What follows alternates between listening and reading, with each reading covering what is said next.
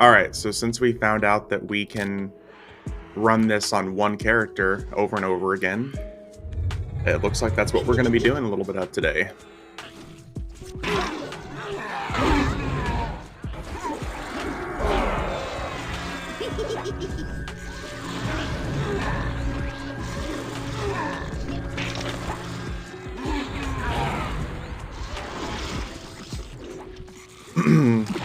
It's amazing. It's actually insane. Especially the fact that it basically just hits limitless enemies in a small area. It is very nice. That is going to be really helpful for some certain content like Solteris. It's going to be super, super helpful.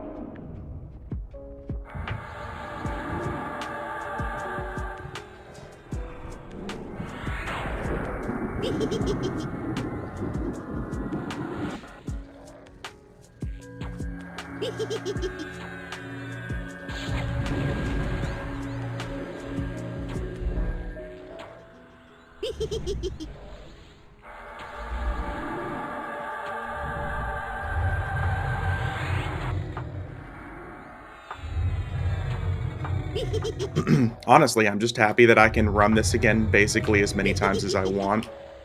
I mean, I have like 12 or 13 characters over level 100 that can probably do this. So we're definitely going to be hitting this quite a bit.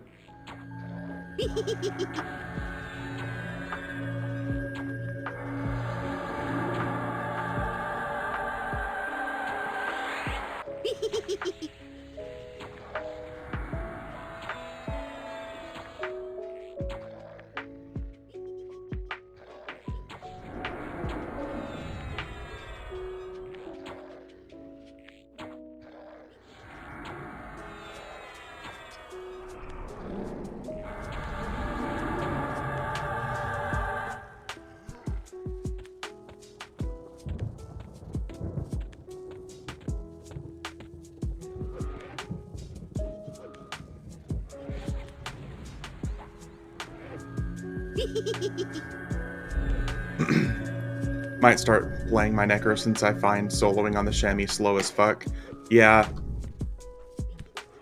The Shamans, I feel like they're such a great support class for groups. I don't know about soloing, how they work, though.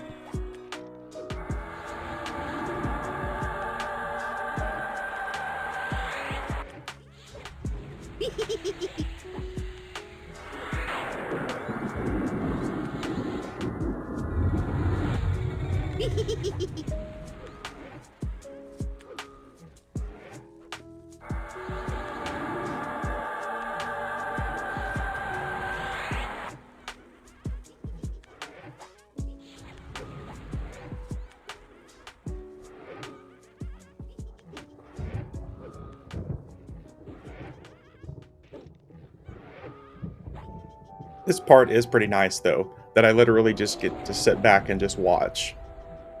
They don't kill the fastest if I'm not dotting, but it's still... it's not really necessary.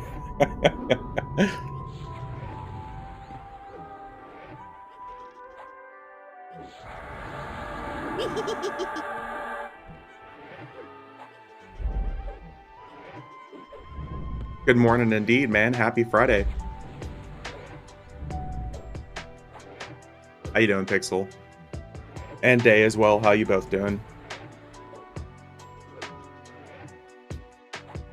Doing what I finally wanted to. I get to sit down, chill out, play some EverQuest, and have some coffee.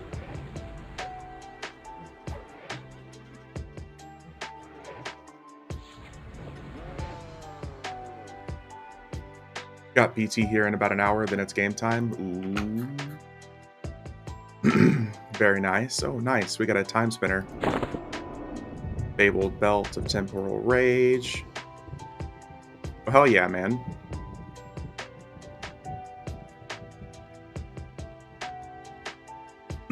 Fingers are crossed that we're finally going to get a couple of items that we've really been wanting from here. Since These guys were kind of dicks yesterday, and they didn't want to drop any cool weapons. I'm hoping we get the fabled dagger weapon from this guy, the Jagged Time Forge Blade. It can happen. I can feel it.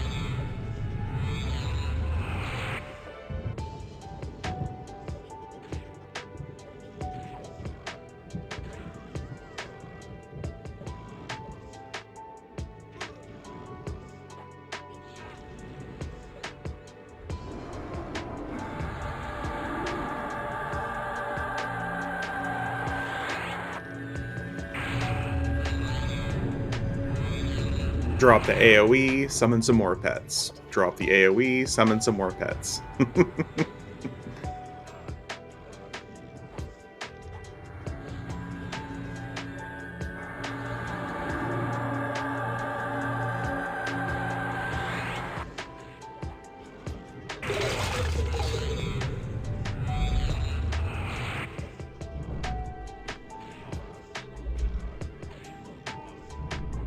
My pets have basically done about 13 million damage, and my AoE's just barely doing anything.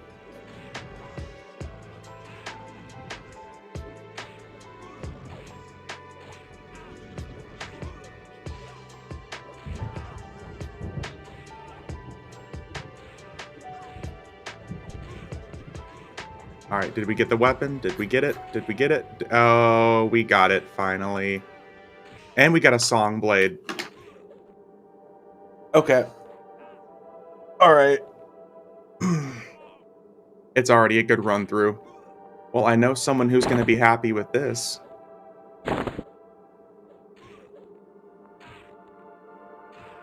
We end up seeing elsewhere in here. We're gonna get them hooked up.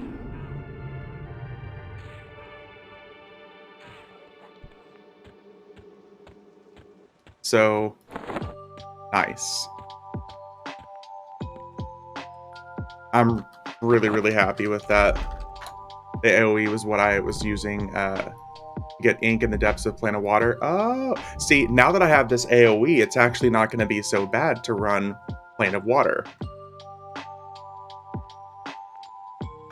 Just drop the AoE and let that do all the damage. I just hate having to like turn and run in really tight spaces. It's really frustrating. And it's in water too, so I have to like zoom into first person. Kind of gross.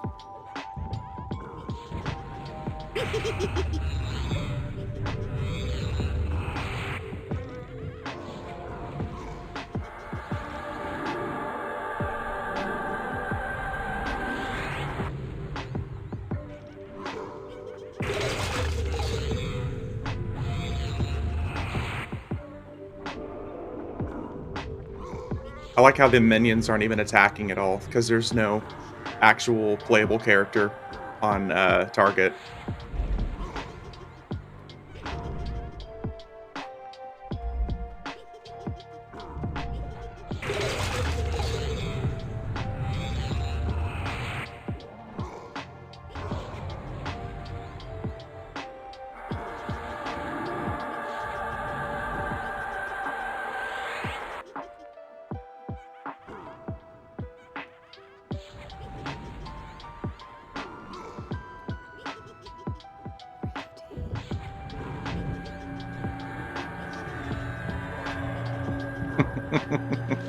Summon some more pets, drop an AoE, Death Piece.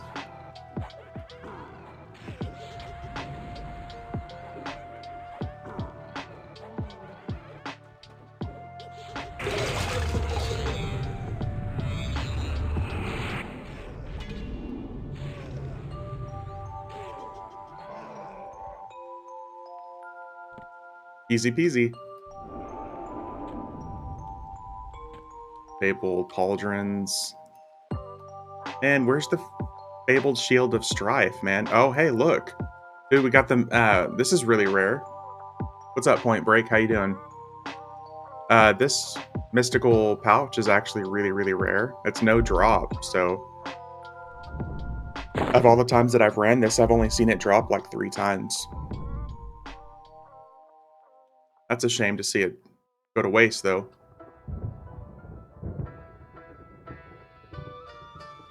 Yep. Yeah, Fabled Planet Time, guys. Getting some really good stuff, some cool weapons, tons of level 75 gear. And now, Fabled Quarm.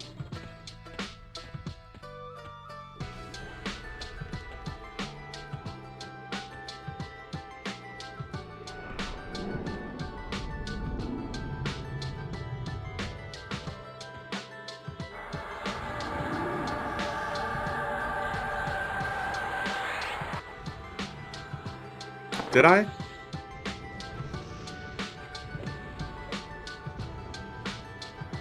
Holy hell, I remember this raid, yeah.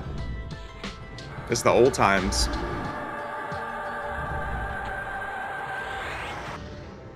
I don't think I got any Swords of Straw.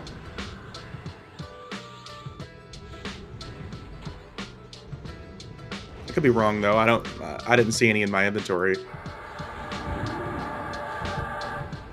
Yeah, this is the fabled version of the old school Planet Time raid. So Quarm, instead of being like level 80 or whatever he was at the time, he's level 90 now. And he drops level 75 gear instead of level 65 gear. These versions of these guys only come through once a year. And it's during the anniversary event.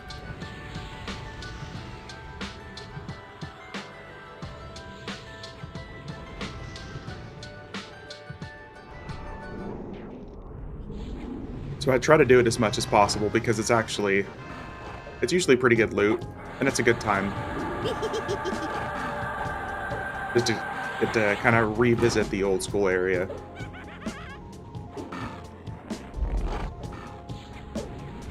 Might go back to live server to down a couple myself. Yep, you got until May 15th or something.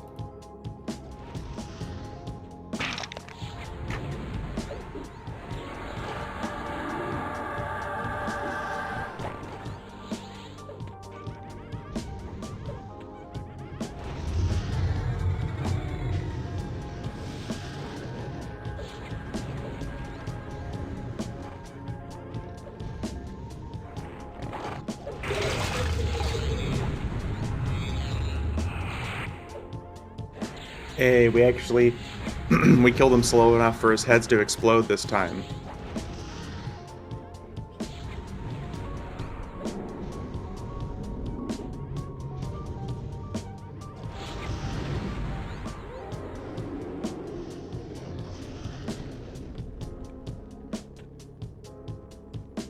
There he goes.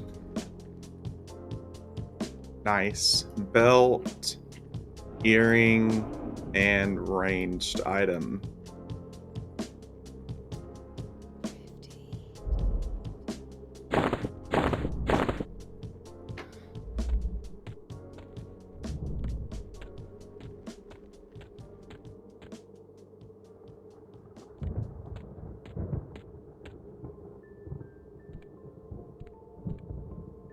Well, that was pretty easy for a necromancer.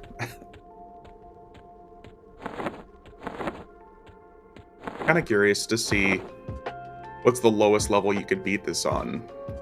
But hey, we got this. So we're definitely going to parcel this over to elsewhere, since he was asking about it earlier.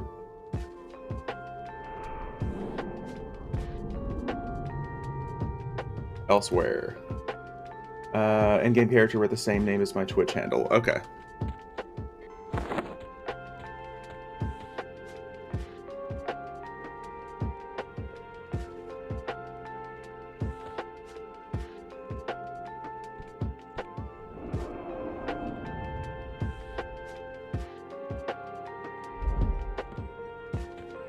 Alright, let's teleport out of here. We're going to parcel this over. And then we're going to run the same thing again, probably on our Shadow Knight.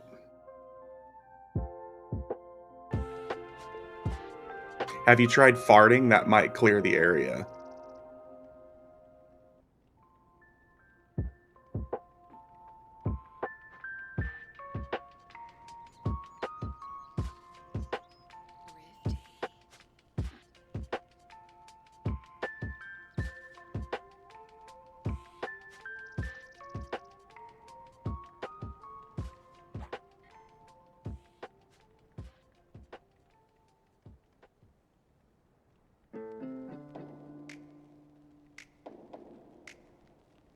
Alright. We're on our warrior now.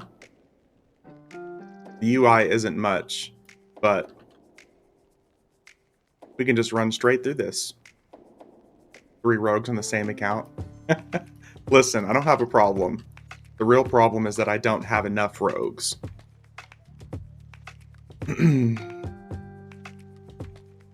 I'll accept no forms of judgment, thank you.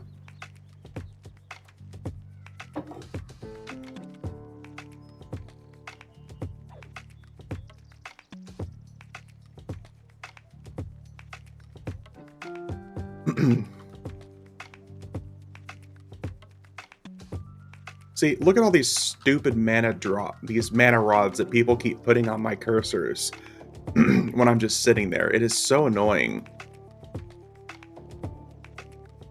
It's actually mega frustrating.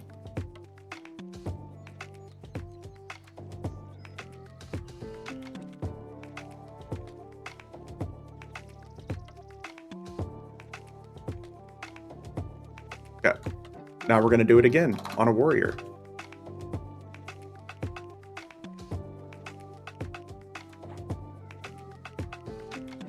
By the way, Pixel, these are the weapons I was talking about getting.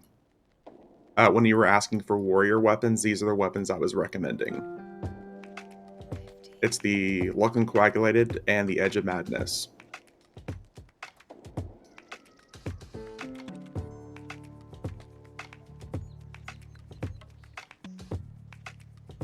Let's make sure. I don't think I have any of these on lockout. Okay, good. No lockout on this character. Let's do it again. Oh man, I'll actually have to do work now and not just let my pet do it.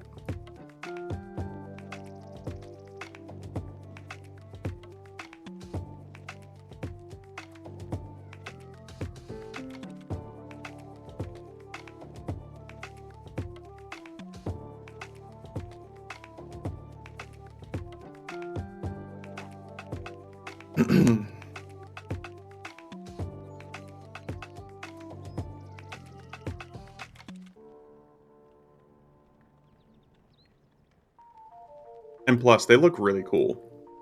Like, look at those weapon effects.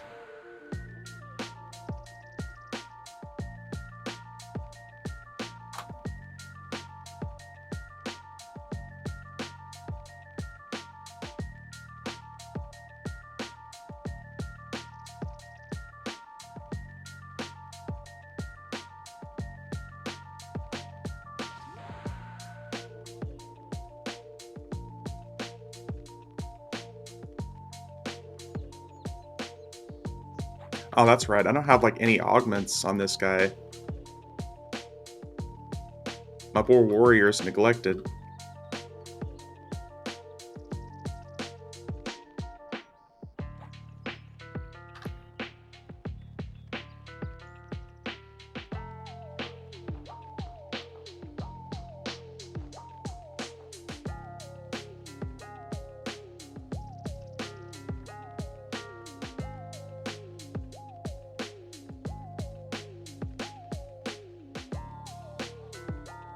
The only sad thing is on this account, I don't have any of those extra illusions.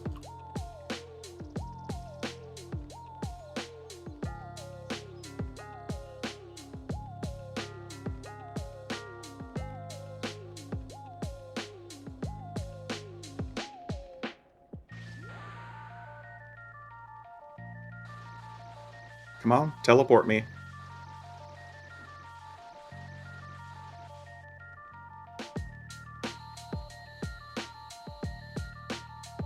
The most annoying thing about this glitch sometimes is we have to get just the right angle.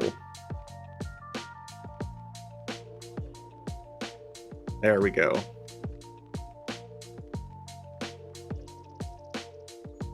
If your character wiggles at all, the glitch might not work and it might not teleport you out.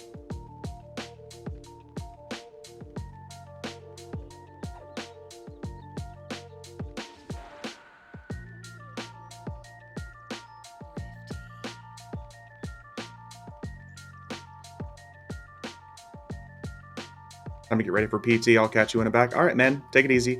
Good luck.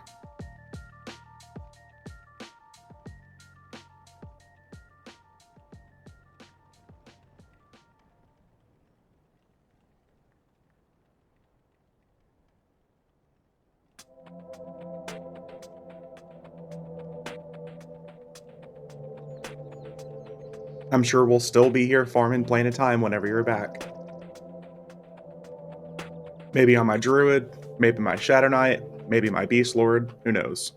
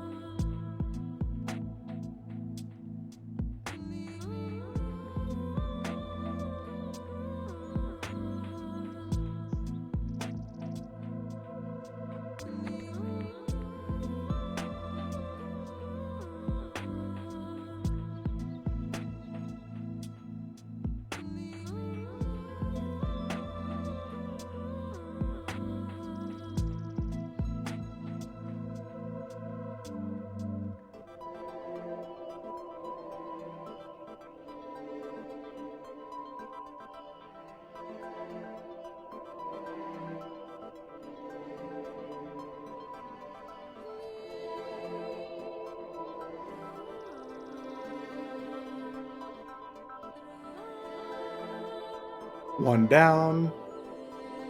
The slowest part of these trials is the first tier 1 and tier 2 stuff. It takes forever to get through this, to get to the fun stuff.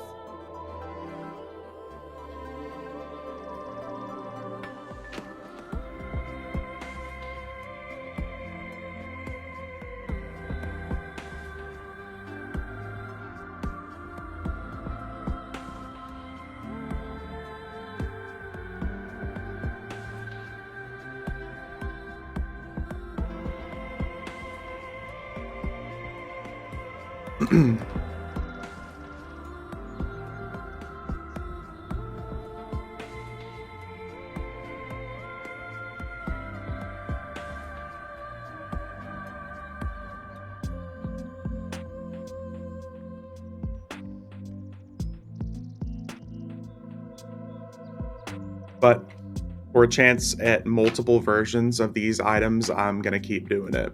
Coffee time? Hell yeah, dude. That's what I'm doing. The same thing here.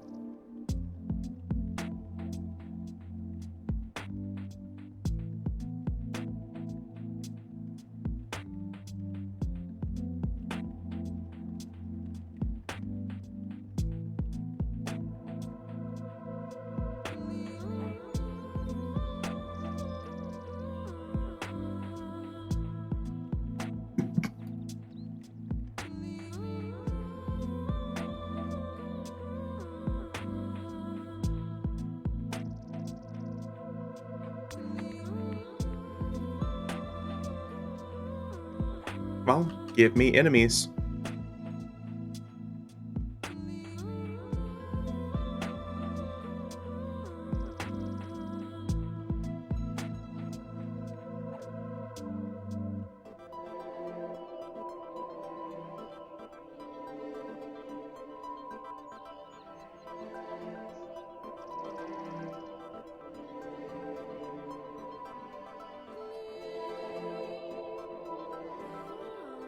Now the big guy.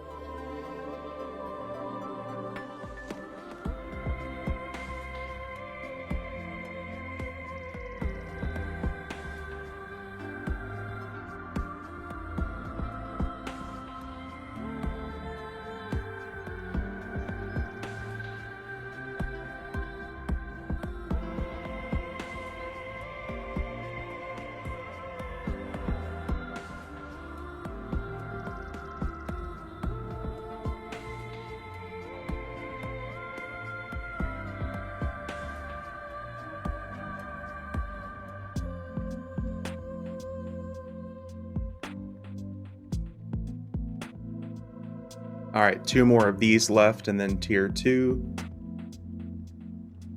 I swear, tier 2 is the hardest part.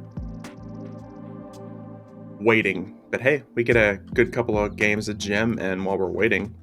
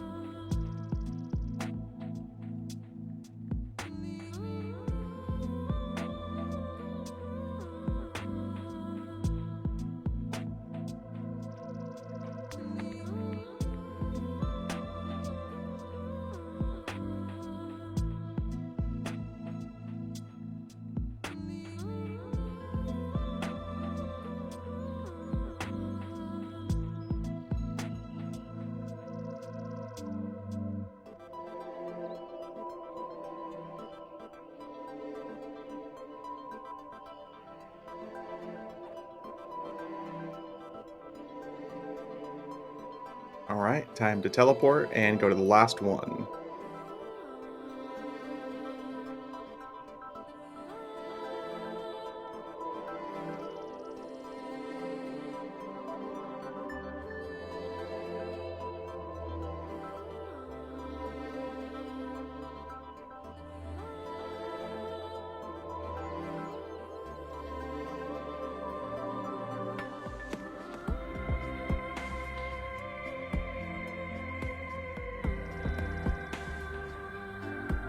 Oh, I hope I don't have a whole lot of fabled stuff on this guy from last year. I didn't even think about checking. Okay, cool. Only 2 fabled items from last year on this guy, so nothing to worry about there. I just don't want to see any of this stuff rot.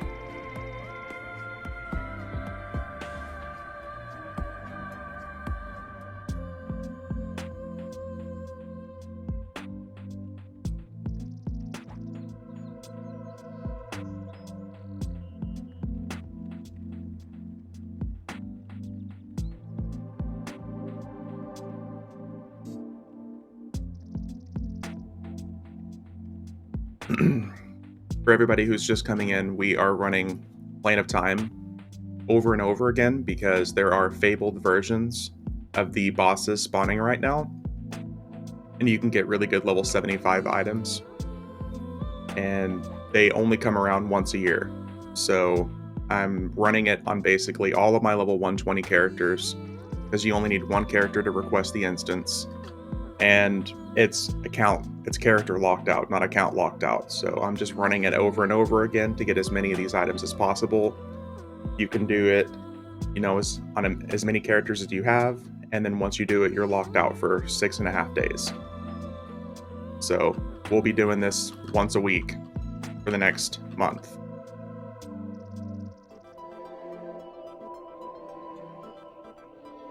A lot of these items, if you don't get and plan to sell, you can use them because they're the best level 75 items you can get in the game.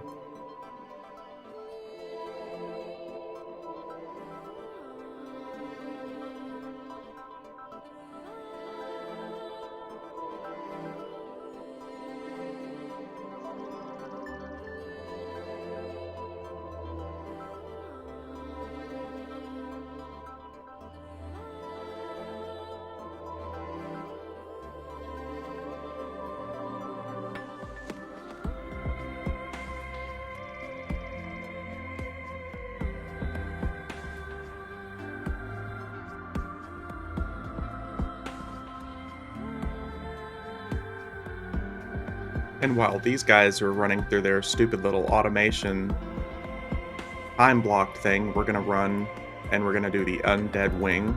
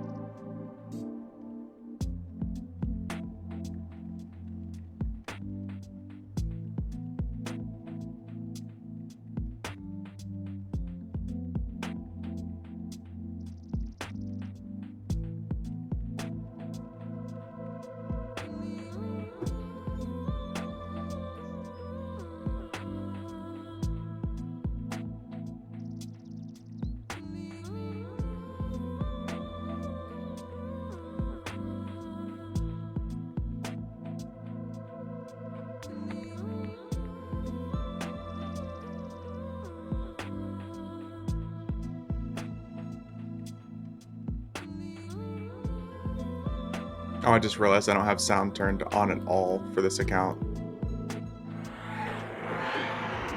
Nice. Let's get you guys some game sound a little bit.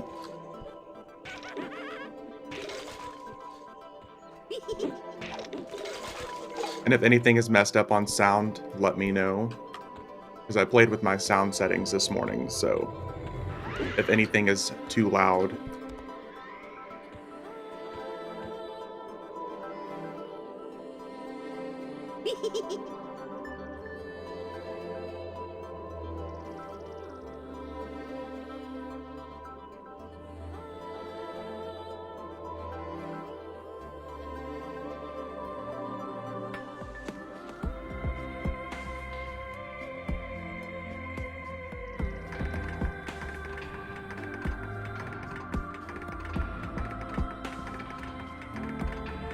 Alright, and fire. So we'll do fire and water, and then we'll do earth and air.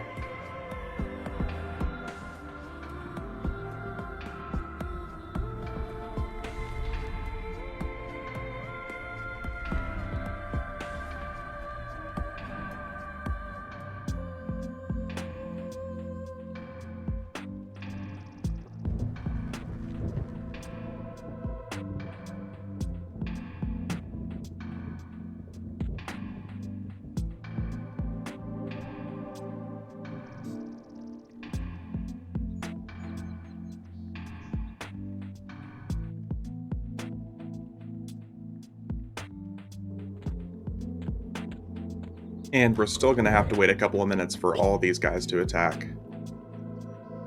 Because it's over like a 10-minute time frame. Off to work, have a good stream and fun camping POT. Alright, have a good one, Point Break. Thanks for stopping by.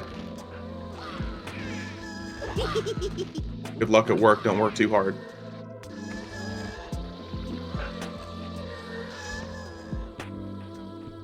And while we wait on these guys to do their automation, we're going to play some gems.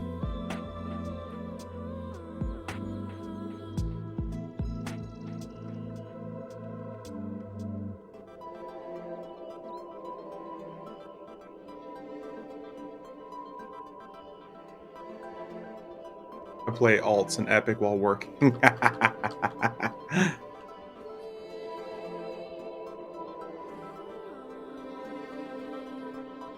Hey, I get it.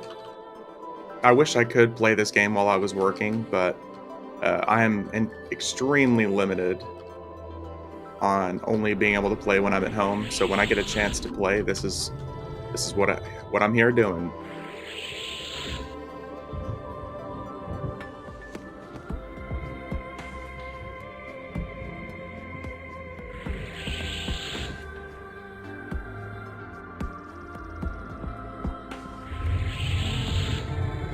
Ah!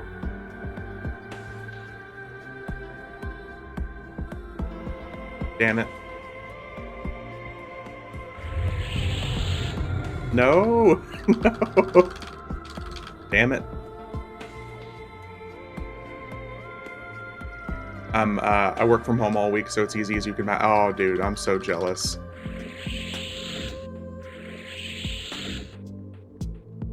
That would be awesome.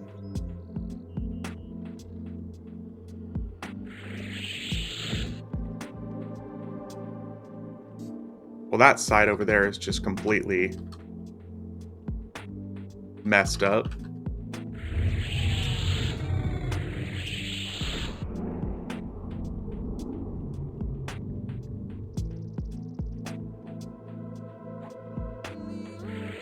Oh, is there some hope? I think there's some hope for that side.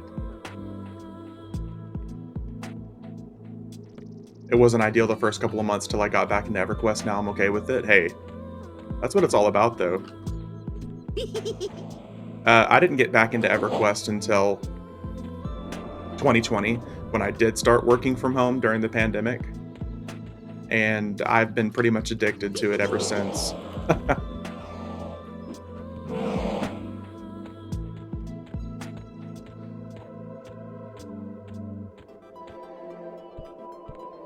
Just a couple more minutes and these guys will actually start doing something too.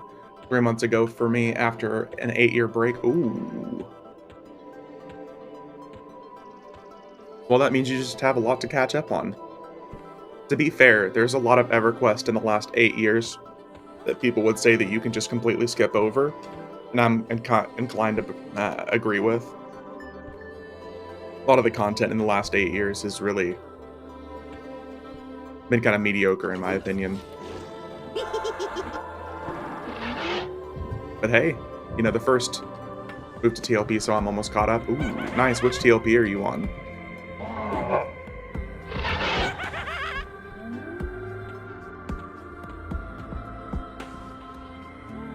So that was water and fire, so we need earth and air.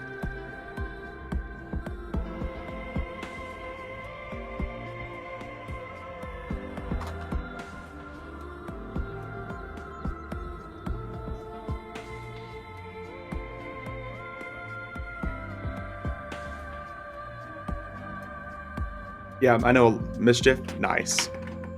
Mischief is the server that just keeps pulling everybody back in. I played on Mischief for a solid 3 months last year. I got my rogue up to level 70. Had a really good time. TSS expansion. Yeah, you guys are about to get the Buried Sea next, I think, in like the next couple of weeks. You guys are going to start to get into some of what I consider to be some of my favorite content. A lot of people quit EverQuest before level 70 and 75 and all that madness, but I think it's like the revolutionary era of EverQuest. Warrior is so slow. Warrior is definitely, well, it's not necessarily the warrior is slow, it's the fact that with Necromancer I just get to lay there and just let my pet do all the work. Yep, 2 weeks, nice. Yeah, you guys are gonna start playing in like some of my favorite EverQuest content. And it, coincidentally enough, it wasn't content I got to experience when it was current. I didn't start playing like the Buried Sea and a lot of that other content until after I came back to EverQuest 15 years later. House of Thul's your favorite? I'm pretty close to agreeing with you, man. House of Thul, I think, is a really good expansion. They brought so much forward. I like the environments, I like the leveling.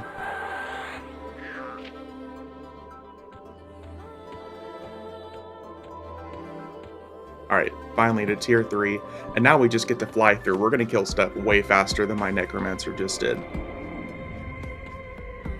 Just the whole tier 1 and tier 2 of this fight sucks. Yeah, House of Thul is a solid expansion, and you guys are gonna be there in the next year.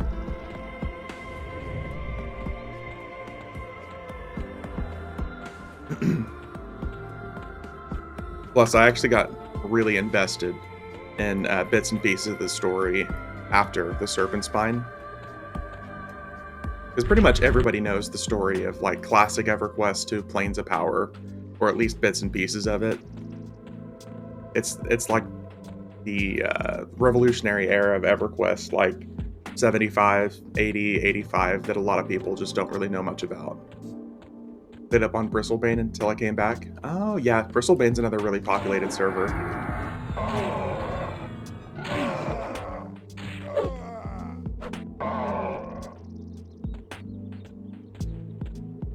106 Pally, 102 Beast. Nice. Yeah, so you were getting up there on the endgame content.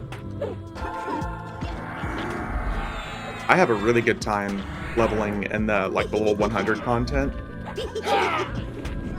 Especially now that the group that I've been playing with on weekends, we just level characters from 1 to 120.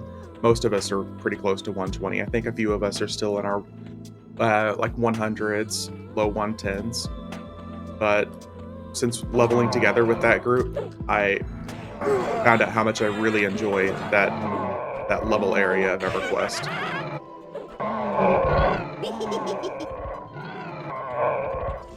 I think the only area of EverQuest that I really truly do not enjoy leveling in is from like level 80 to level 85 and then level 100 to 115.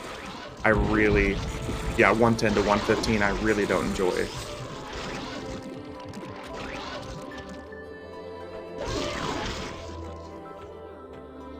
I really wasn't a fan of like the Torment of Alias and Claws of Ishan expansion that they did. But otherwise, I've been pretty okay with it. I've really enjoyed Terror of Lucklin and Night of Shadows recently. That's the two most recent expansions. I feel like they've done a pretty good job on those.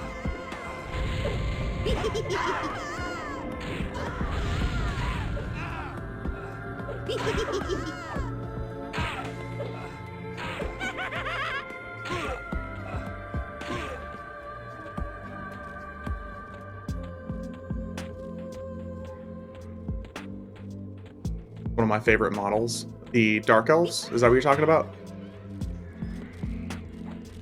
The old school or the new the new stuff? Is that the chicks with the wings? Yeah, the old like what is it? Tower of Frozen Shadow Dark Elves from way back in Valius EverQuest. Yeah, I think those are terrifying.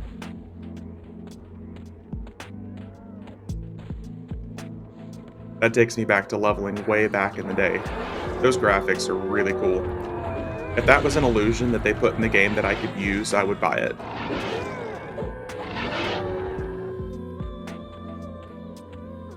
Are we done? Oh, we're already done over here. Okay. That was the only one. She was the boss. Yeah, there was only... Yep. Yeah, if they made that an illusion you could get these days, I'd be so happy.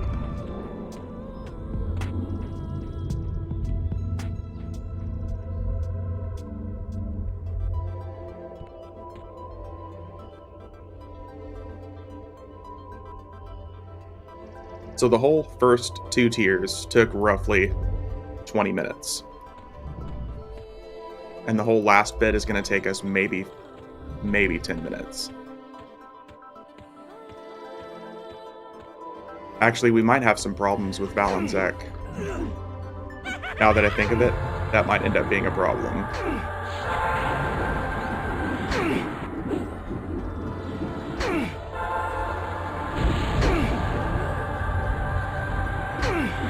Alright, work now. Have a good one. Alright, take it easy, man.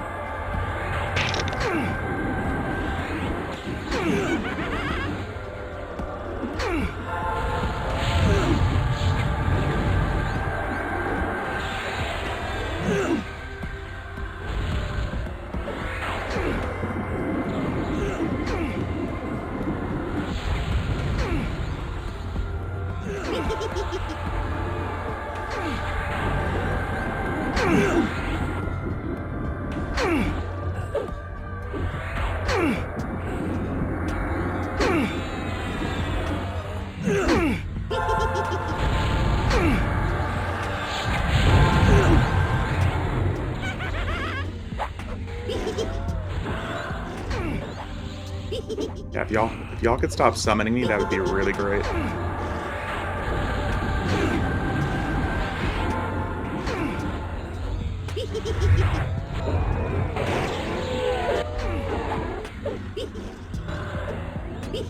Hey, thanks for the follow, Tankies.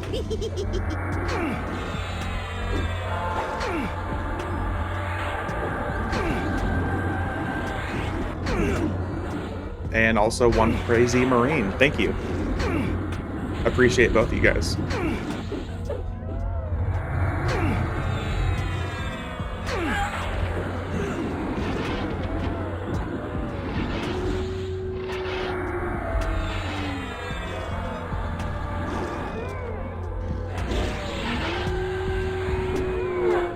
All right, let's see what we got here.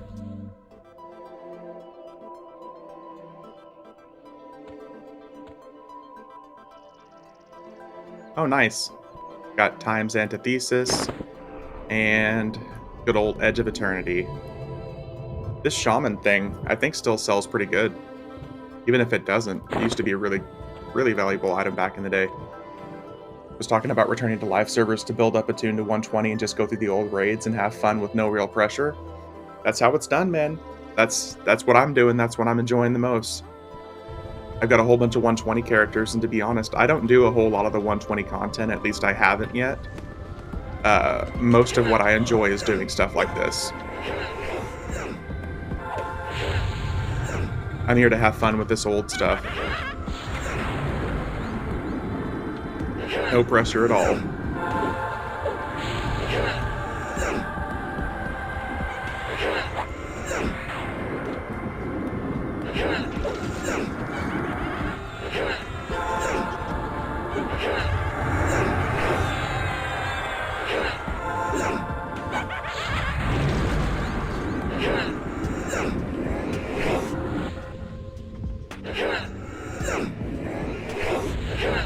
There's no real angle I can get here without making it look like I'm trying to look up her dress. So I'm just gonna focus over here.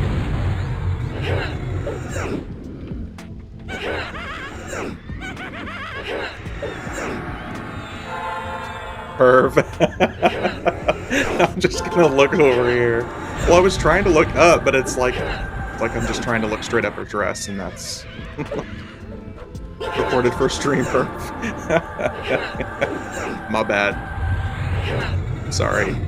I objectified the NPC. That's my bad.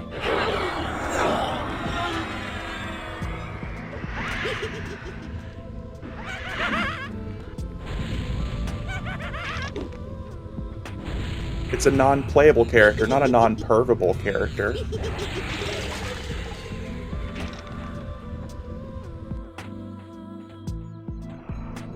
Alright, this guy right here might give us some problems. So...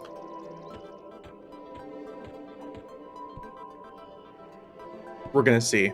Because I might genuinely have to add somebody into this. Because he's gonna slap me and feign death me.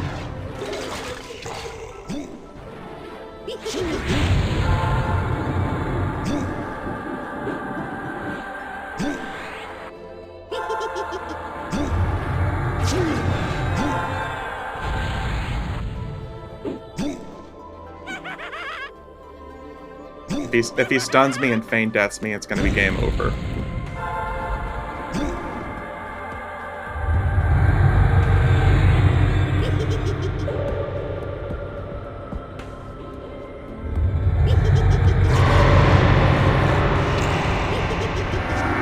There's the stun.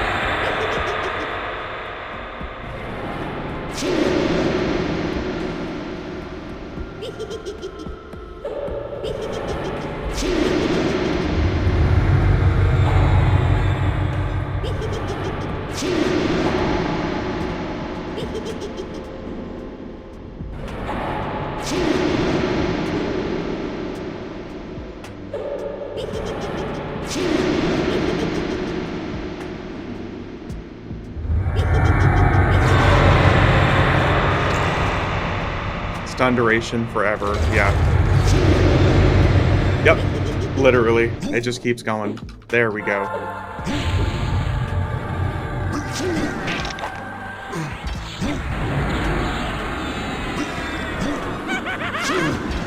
Kill him. Kill him fast.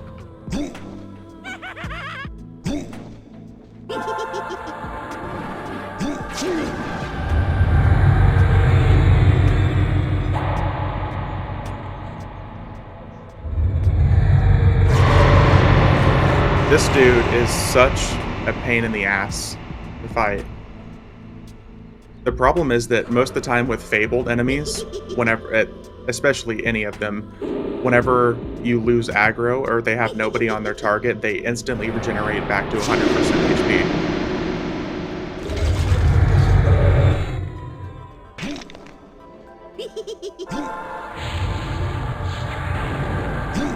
So you have to be really quick at killing this guy, because if you're the only one on his target and he feign deaths you and stuns you, he'll regenerate back to 100% immediately. That went a little bit smoother than I expected. Fabled Helm. Nice.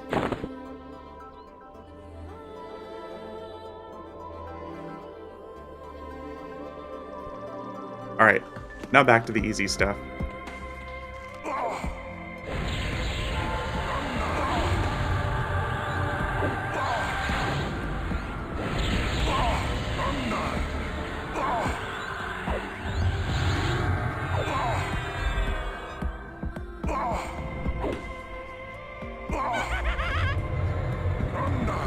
Hey, Elsewhere, check your parcel.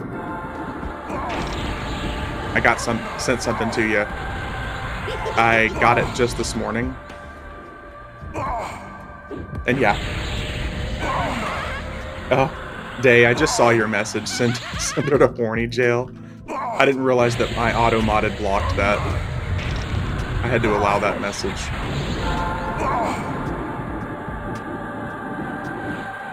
But yeah, Elsewhere, if you check your parcels, I sent you something.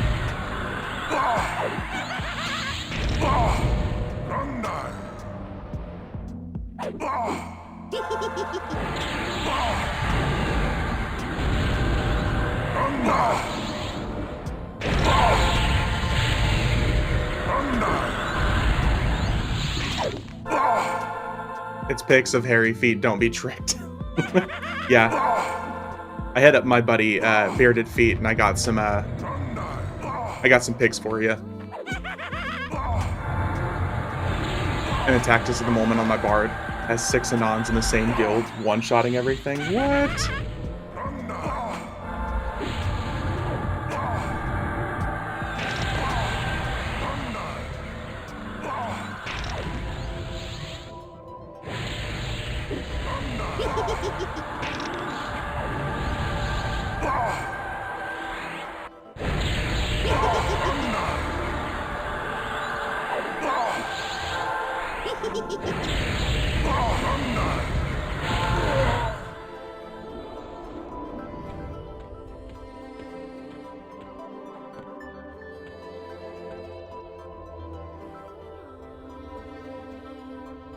Nice. Some of this stuff used to be really sought after. This enchanter clicky back in the day. Mobs don't stay up for more than about 20 seconds, so kind of screws up my hunting plans. That sucks. That's a shame.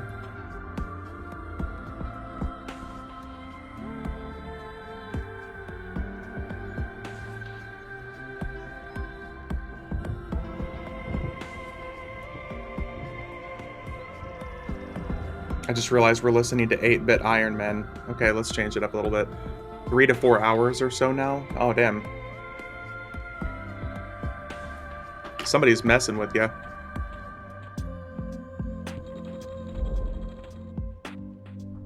Okay, back to the easy stuff.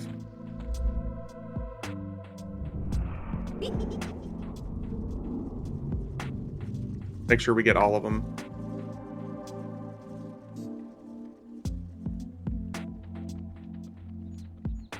General says they think it's for Hunter achievement, but in Planet Tactics? Oh, yeah, they're trying to kill a whole bunch of certain enemies over and over again.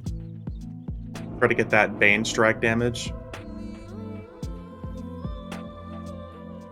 That's a shame, because you have to kill 1,000 of those enemies to get the top Slayer achievement. So, yeah, they're going to be there for a while, man.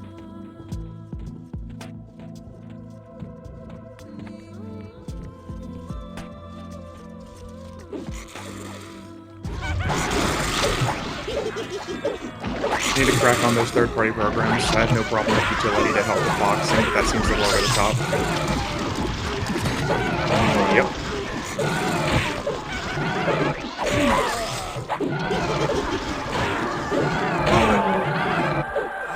Let's turn that down just a little.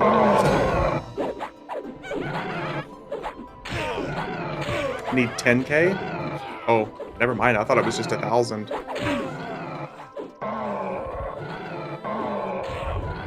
It's because Tactics has a variety of mobs. Yeah. Well, ever since about a year or two ago, when they reduced the actual, like, different variety of enemies, and they greatly broadened what's humanoid, you know, what's undead, stuff like that. That might be why.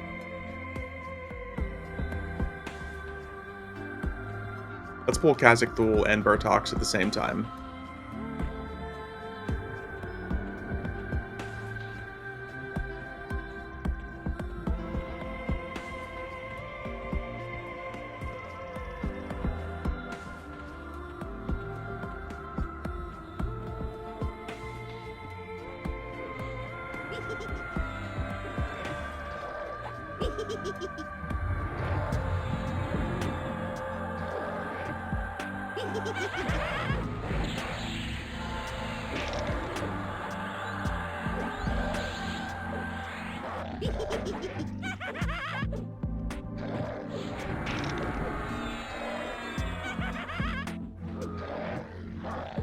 How does a Fabled farm version 2?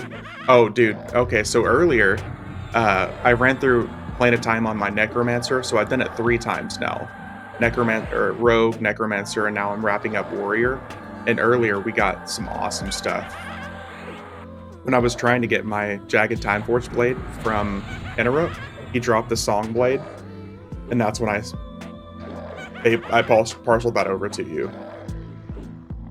I know you had been talking about it, so I sent you that.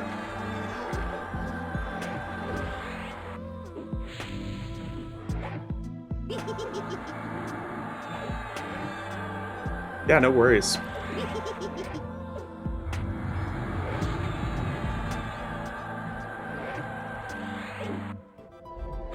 I was like, you know what? Why not? But since I got the Fabled Jagged Time Forge Blade, I figured I would share some of the loot.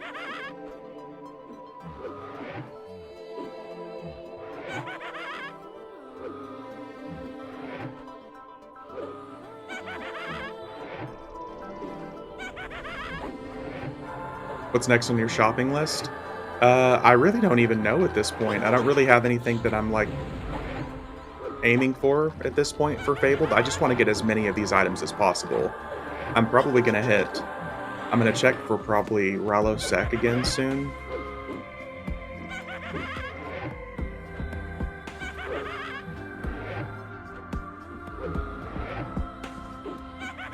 The bags sell is super unimpressive. What do you mean, Vantos? What bags?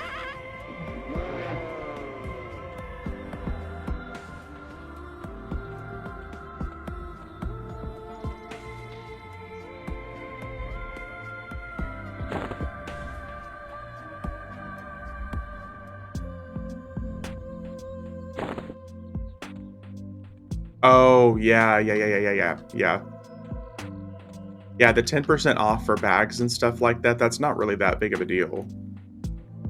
I mean, they can use it to advertise these insanely ridiculous prices, yeah, but 5 36 slot bags. I mean, that's $76 worth of bags, basically. Ugh. I don't know about that. So $76, you get 5 30 slot bags, or 36 slot bags. I mean, that's... I got you elsewhere, no problem. I know you'll end up using it, so I don't mind at all.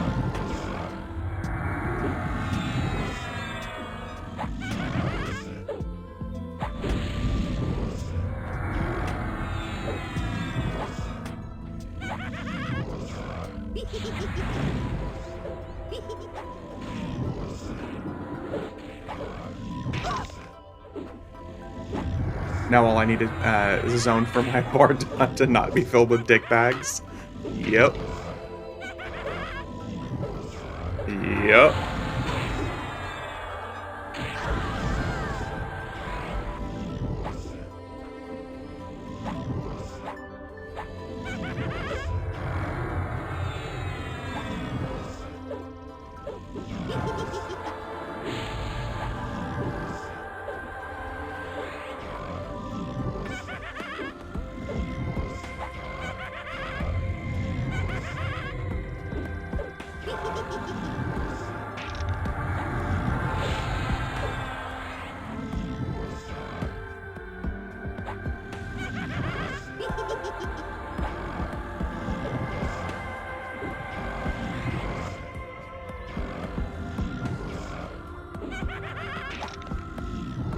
almost free, 16 slot packs and the loyalty vendor is a much better deal.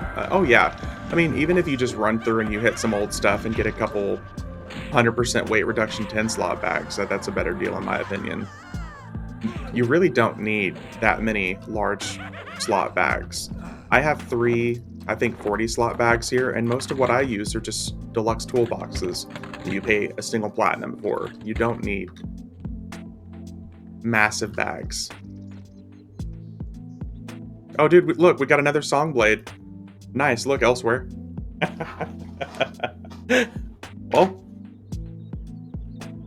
Well, I mean, I'll take it.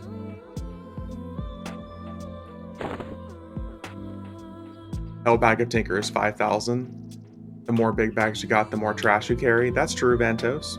Most of the time, I usually do a pretty good job of keeping my rogues bags empty.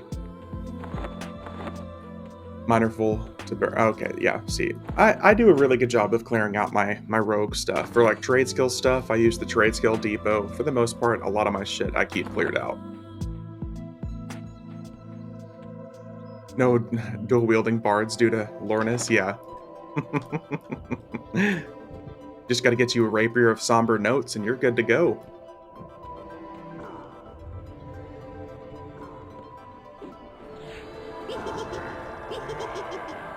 Empty bags mean you haven't been playing. That's also that's a good way of looking at it.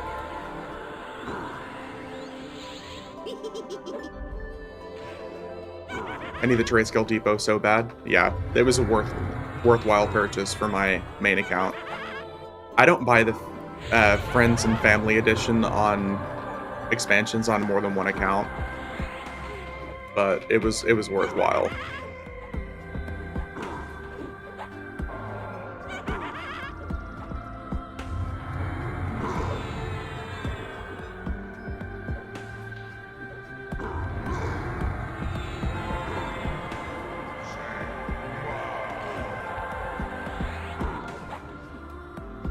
The other weapon is sorted. I have a 40% haste, the life sap 3 proc dagger. Oh, nice. Oh yeah, you're good then. See, Vantos, I don't really have that problem. I've got 2 40 slot bags full of illusions. Then I've got 1 bag that's like miscellaneous no drop stuff with my food and drinks, and the rest of my stuff I don't really need. How they do trade skills and EverQuest is, yeah.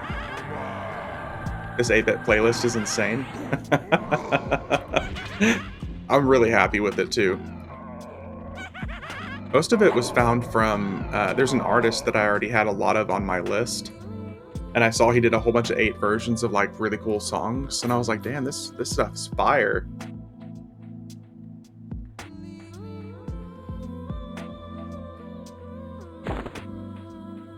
Definitely some cool stuff. Alright, time for Quarm.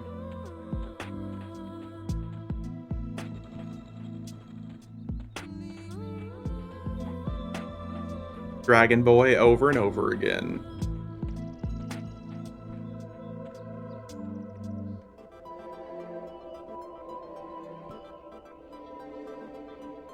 We can do this at least 3 more times.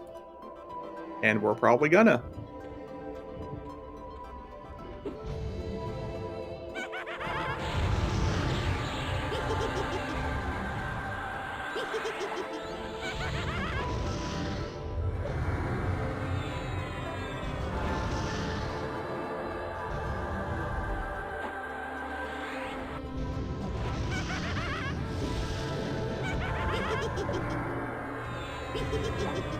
The fact that it's got some Avenged Sevenfold 8-bit as well is cracking me up. I'm like back in high school again.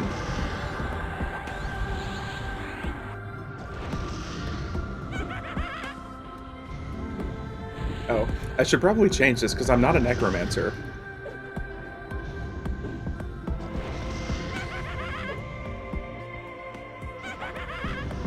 I just realized that it's been saying I'm a necromancer the entire time. Whoops. Playing the opening of Time Solo is a pain in the ass. I don't really think it's bad, personally. It's just really slow because it's time gated, especially the whole tier 2 section. You look like one? That's my skeleton illusion.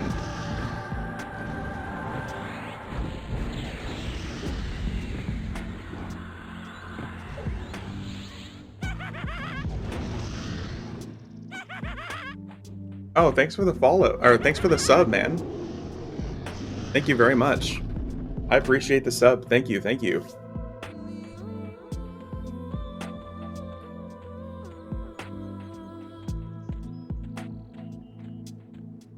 I really appreciate that. That's awesome.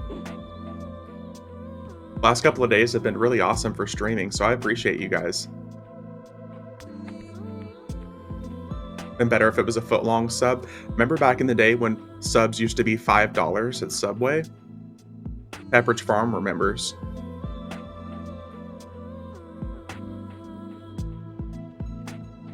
Oh no, one of these is gonna rot. Oh no, we can summon our banker. Banker. Let's see here.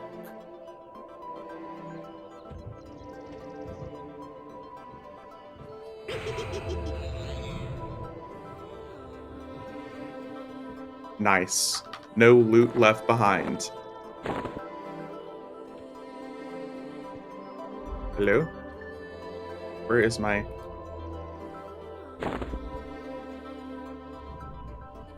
Oh. Stupid click through.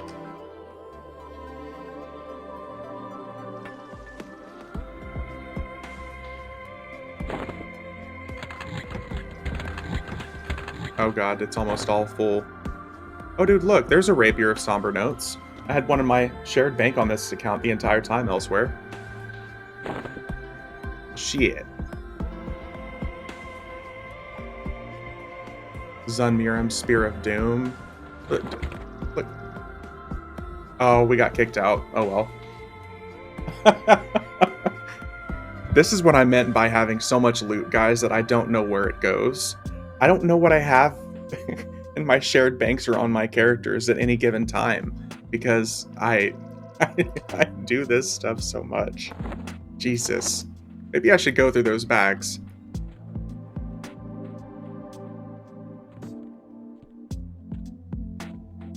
Damn it, let me out. Anyway, we're done with this character anyways. Jesus. We got some pretty good stuff. Let's pull up another account and do it again. We can do Shadow Knight, we can do Beast Lord, we can do Berserker, we can do Druid. I think we're gonna do Beast Lord. I can't fucking believe that. Look at my shared bank and I see all of that loot that's just sitting there. Jesus.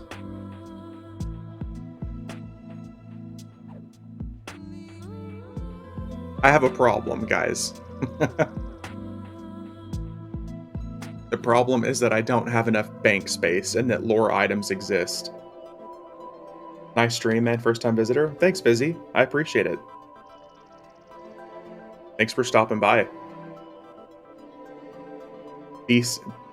Beastility Lord.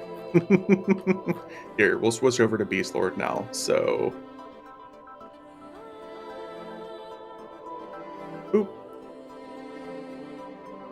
PLB rumblings got me checking things out again. Yeah, Fizzy, that seems to be a thing for a lot of people. You can always mail me a few 70, 75 two-handers over on Vaniki. I don't know about Vaniki, but I can definitely hook you up on some other accounts.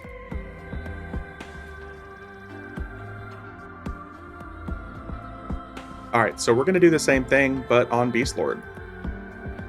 So...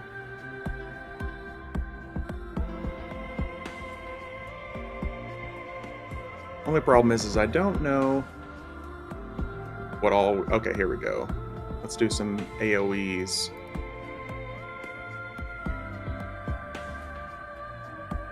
Trying to figure out some weird two-box combo to try. So what are you thinking, Fizzy? I know you're just saying that TLPs was probably going to be something that you're going to be doing, but are Are you going to do like live EverQuest stuff, or because if you're looking at like live EverQuest stuff, then I'm always going to recommend Furion V.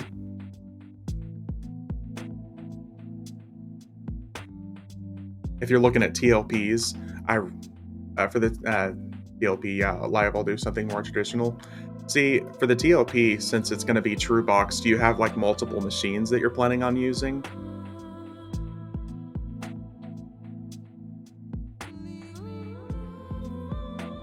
Oh, nice. Okay.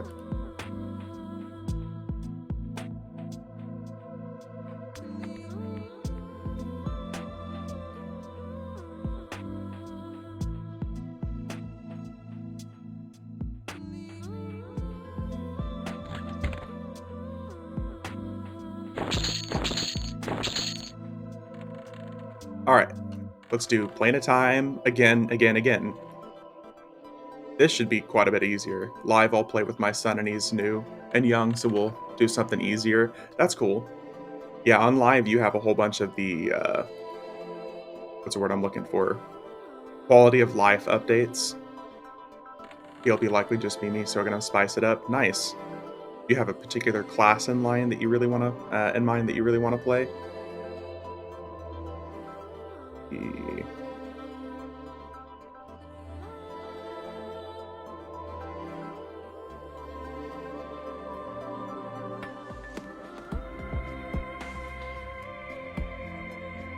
I'm all about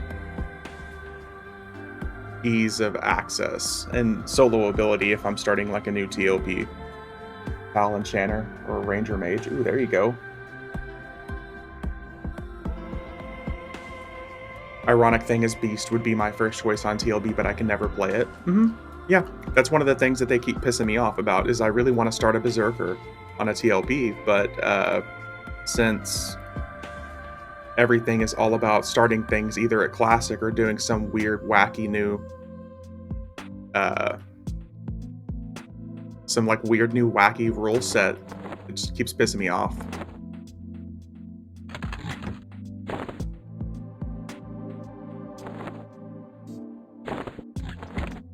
One of these days, I'll start on the new TLP, but I don't know about Oakwind. If they do Oakwind exactly like they've announced, I'm not going to fuck with it.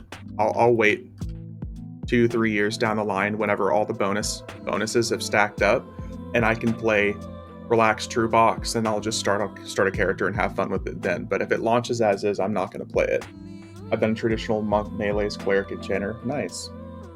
So if you're looking for like duo ability, you could do something magician, druid, magician, shaman, necromancer, druid, necromancer, shaman. They could start. Yeah, I wish Paladins are like pulling teeth on a TLP, as cease and desist work quality of life spells added much later. Oh. If I could start as a Froglock Monk, I'd never play anything else. They have the best animations. They do have some pretty cool animations.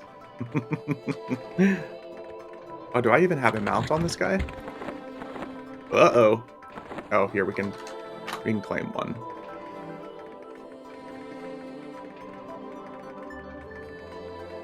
Last few rounds have been caster focused, so I definitely want to melee in and try to avoid the classic shaman and cleric pairing. Yeah. So if you're looking at something that would be like a cool melee pairing, you could... Only problem would be the epics for Beast and Berserkers and Kunar. Yeah. I don't know. Like... I mean, maybe Monk. You could do like Monk Shaman or something, or... Don't need 2 melees, just 1. Because Monks, you can feign death, so you have an automatic get-out-of-jail-free card.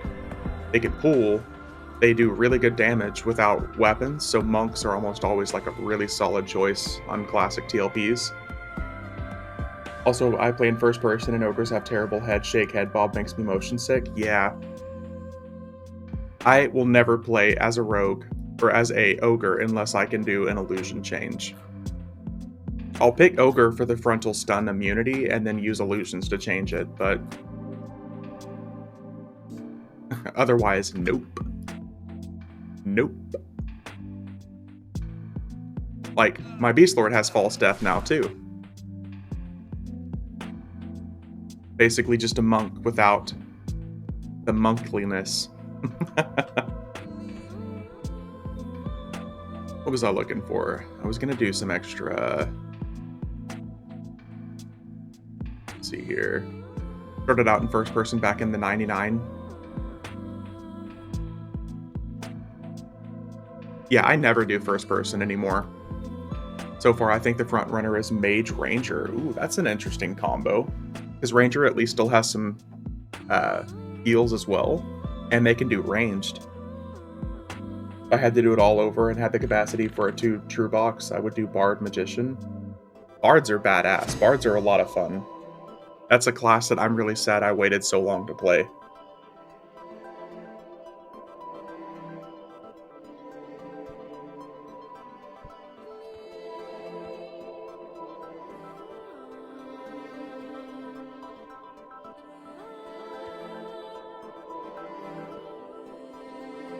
But they always pull, yeah. Well, not our group Bard. We have a Bard that plays with us, and he doesn't pull. To be fair, we kind of let him get away with that, but it's fun. Pulling for a few hours in Brain equals Fried, yeah. That would be a good duo. Bard would just lack melee skills. Bards really don't start actually doing good melee damage until 70s, when they get double and triple attack.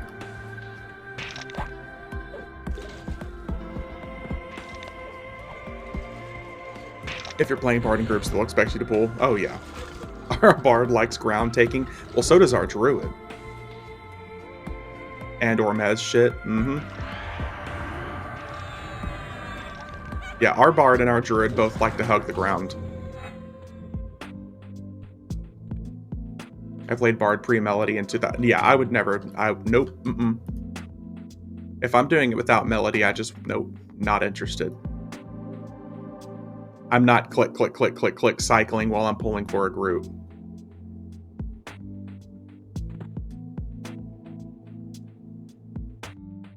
Bard was my first main back in the early thousands. Ooh. I've always been a Druid or a Rogue. It's the constant pulling that wears me down. And I've played a dozen of them over the years. Jesus.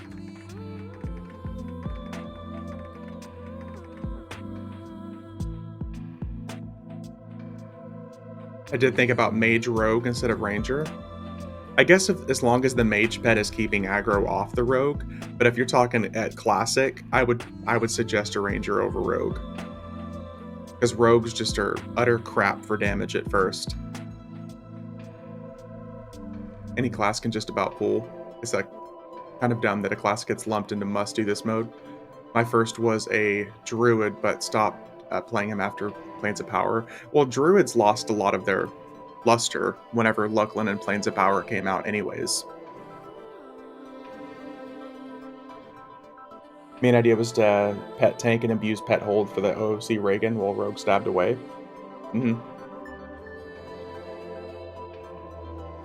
3 bandages to make it through the first few expansions and a high bind wound cap. Yeah.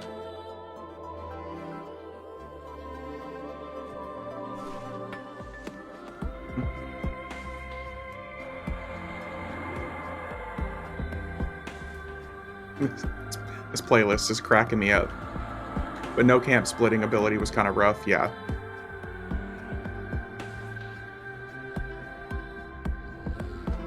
My last TLP start was a Ranger. Literally every group was 5 priest casters. Rangers, yeah. Druids got way better in Planes of Power when we got our complete heals. I felt like Druids actually did round out pretty well because of those abilities that we got and the Resurrect that you get later on. But for me, the Druids, the whole lacking, like suddenly, because all the teleporting and stuff just became useless in Planes of Power.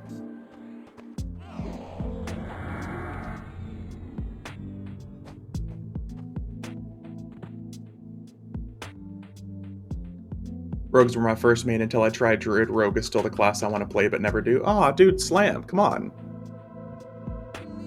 As a Rogue main, I'm offended. Last time I did Melee, I did Druid Paladin, and that was actually pretty legit. The perfect charm break partner. Now that I actually gave Paladins a really good try recently, I've been loving playing a Paladin. I like Druids because I can, not necessarily quad kite, but you can root rot. Depending on the area you go to. Keep in mind, I mainly play TLP now without mercs, and doing stuff solo on a rogue is, yeah, that's true. Well, rogues are great corpse draggers without mercs, you know?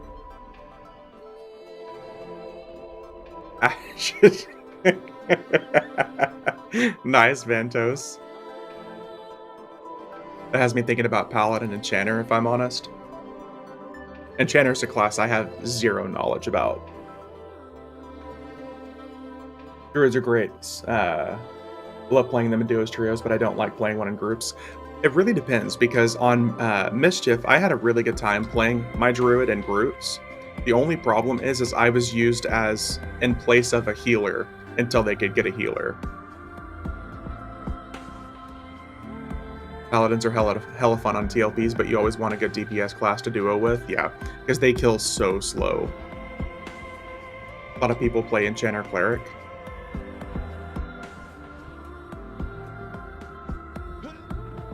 See, ideally, if I could start on a TLP that, number one, started at like Planes of Power or Gates of Discord, I would do a Berserker, a Rogue, and a Beast Lord. I would actually do a trio of those three. Just because stuff would die so fast it wouldn't necessarily need heals, and the Beast Lord could heal when it was needed.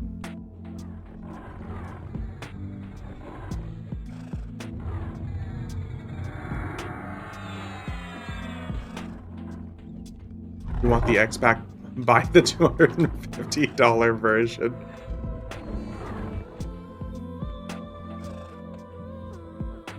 Yeah, whenever they're listing it, heal is needed. Hey. Yeah, they would heal just fine with 5 and 10 damage heals.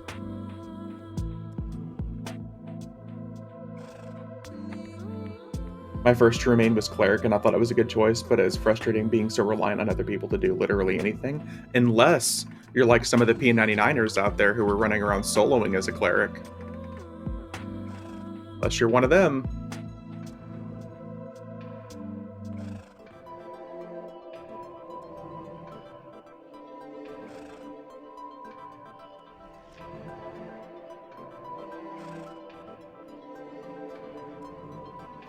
Since you are a rogue main, or the P99 cheats that's 2-boxing a Cleric, yeah. Solid Silver against Undead. What viable classes you see 2-box for a rogue with no mercs?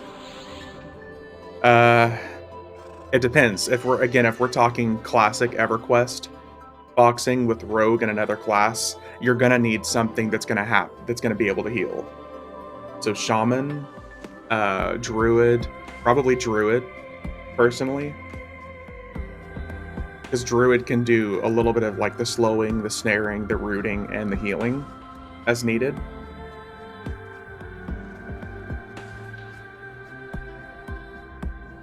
Clerics are pretty easy to solo on. They can destroy an Unrest and lower Guck, yeah. Shaman's pretty good because you'd also get tons of buffs that you can use. Not slowing, I meant snaring, not slowing.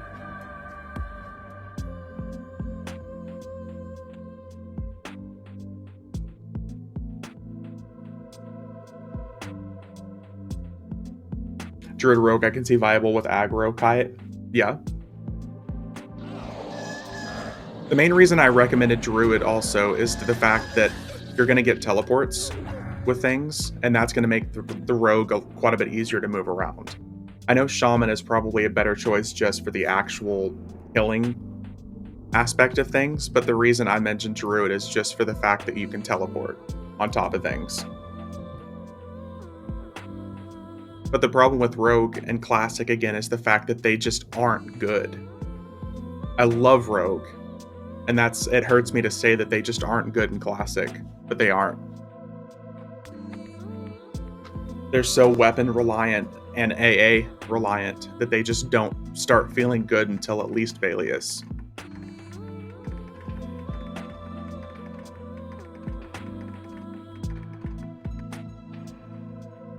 Shaman I can see viable, but same deal. Come pop, if Shaman isn't raid gear, they ain't tanking. So, oh, exactly, yeah. And I really want the Rogue to be in raid gear. Exactly. If the Rogue doesn't have good weapons, it's not worthwhile.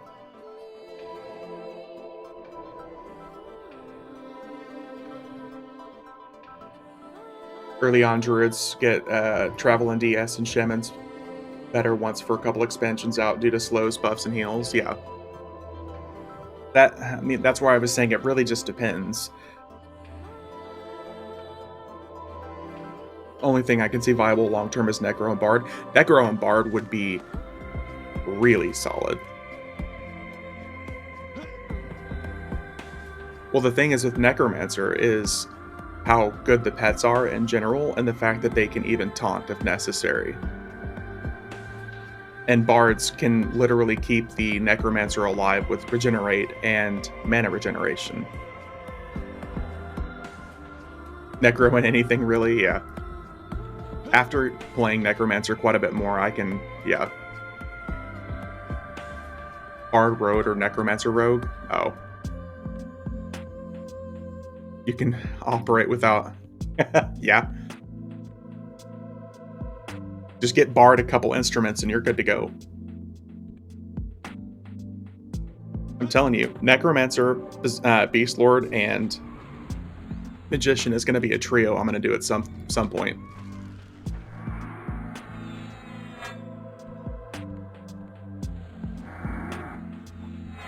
Rogue, I feel like, is one of those that has to be a 3-box to make it actually work, and you're right, especially if we're talking Classic era.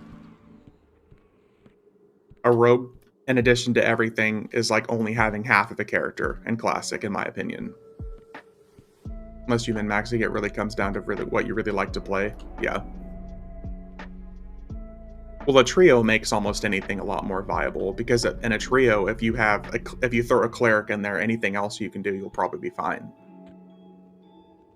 You make just about anything work to pop. But when the summon mobs come in, yeah. Summoning, in my opinion, is still one of the worst mechanics that they ever added to the game, and you can't change my mind. No one's ever going to change my mind about summoning mechanics as a good thing. Rogues are fun in raids, but I play one on Aerodin and never again. LFG is a monster. Yeah. As a rogue, starting on a TLP, one of my least favorite experiences is to start a rogue, go LFG, be LFG for 4 hours, finally find a group, and then they break up as soon as you get there.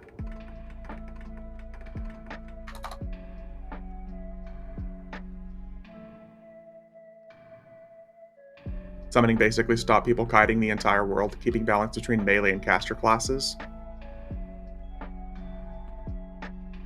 I think Rogue can be competitive in raids and even in Classic. Well, especially if we're talking like once you're already level 50 and you have some gear, but getting to that point is way more difficult. If you're a leveling Rogue and you have a rusty dagger and a splintered club in your offhand, you're SOL. Rogue equals have your own box group or pre-made group of friends, yeah.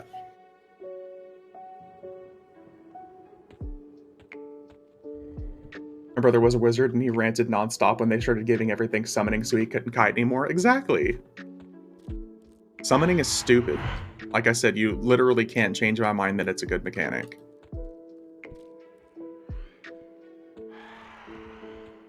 The only thing that should ever be able to summon is like raid bosses, and that makes sense. Warrior with crappy gear equals worse than rogue with crappy gear, makes groups very unhappy. Well, yeah, because you're the staple of the group. You're the actual backbone of the group. And if you can't operate, then yeah.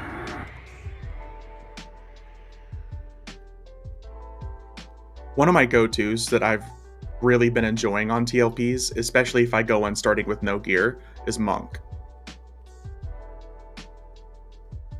Main reason I stopped playing my druid was because of summoning mobs, yep. Summoning is a weird mechanic, like why does this mob even have this type of... Exactly. That's why I said it should only be like raid bosses that even have that mechanic. Raid bosses, absolutely, I get it. My problem with summoning is every monster that says the same thing, you will not evade me. Why is this dog why is this big dog saying this? Yeah, it's real. Random NPC that can't speak English says you will not evade me. Monk Mage was the idea too, same deal with Divine Wound Cap and Pet. Yep. And with monks, like I said, you can feign death. You don't need good weapons at all. And monks will just be beastly. And you have Mend.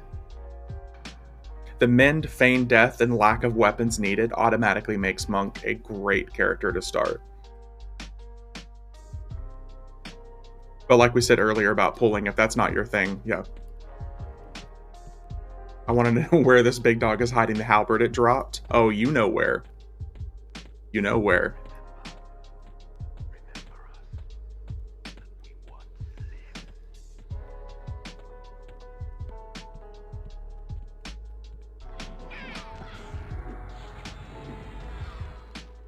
Alright, now my favorite part of this encounter is gems, while we wait.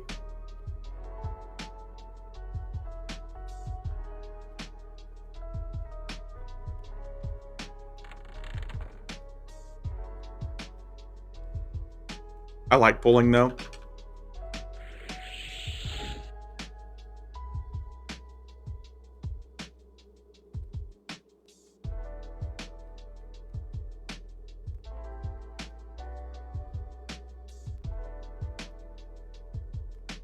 Gems is still a thing. It is indeed, it's still a thing. For me, it's a thing with encounters like this when I'm waiting on something.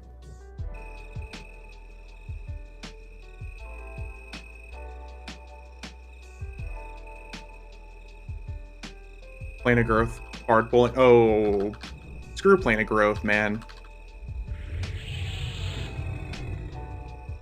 No, no, damn it, they're going too fast. Dude, Plane of Growth is so annoying. I really want to kill Fabled Tunair, but due to the fact that... Oh, you son of a bitch. What? I play gems like once a year, and it does shit like this to me.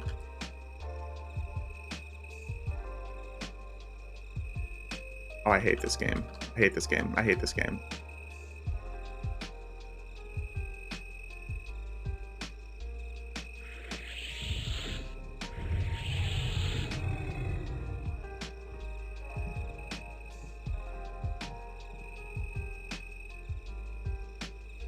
Alright, let's take out some of these stacks.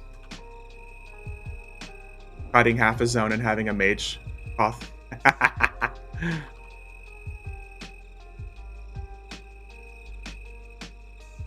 Well, this is looking like a complete and utter mess. Using Shadow Step song for the extra time might buy. The fact that that song exists still cracks me up, that you can just use it to teleport around.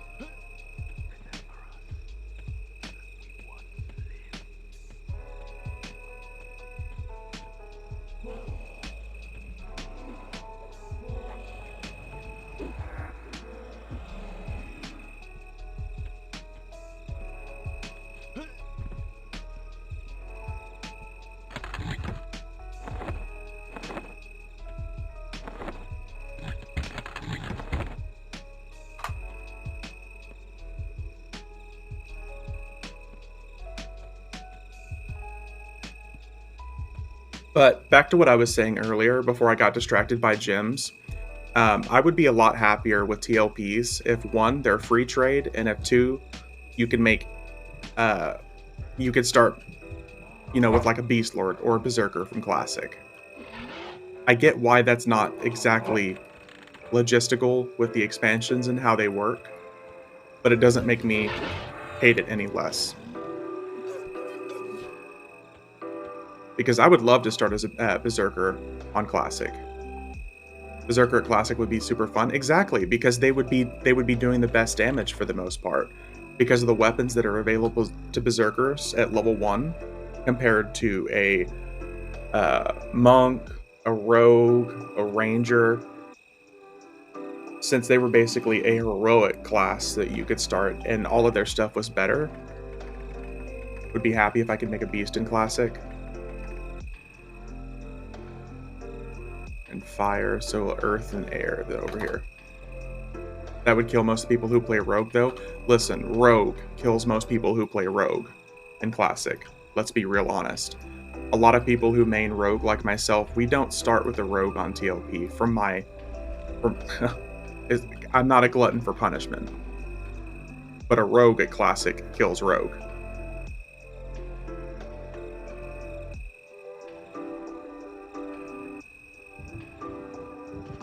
It would be cooler if they could implement something that made rogues better in Classic, and then maybe took that away.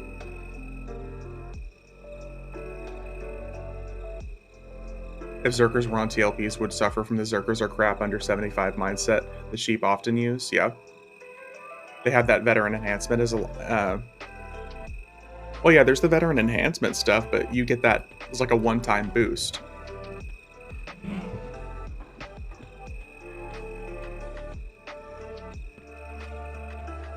Make that available to rogues.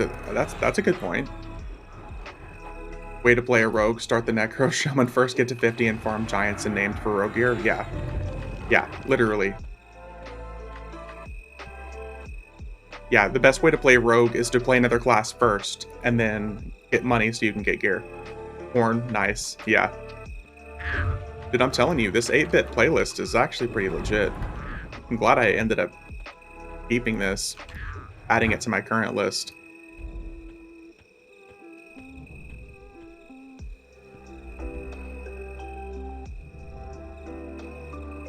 No droppable weapons for... well, if it's not on a free trade server, yeah.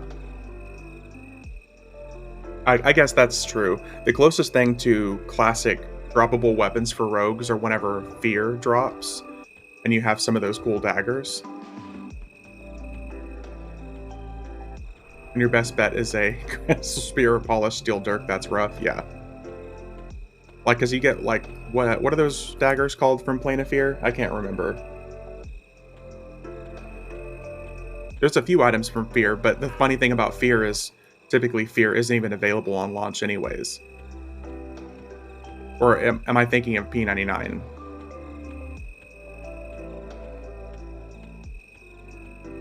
Hate and Fear can get you starter weapons, but yeah, no drop. Yeah.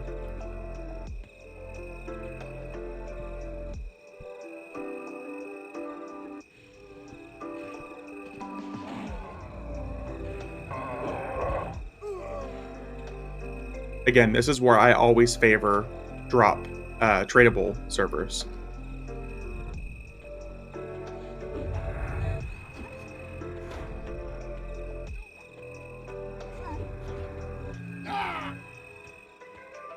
My thing is like, if tradable servers is the only way that it can fix certain class problems, then there's already a problem with the game.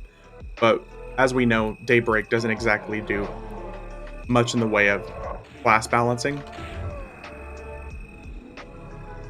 I'd be more agreeable to Oakland if they made the no drag tag heirloom instead. See, that would be cool.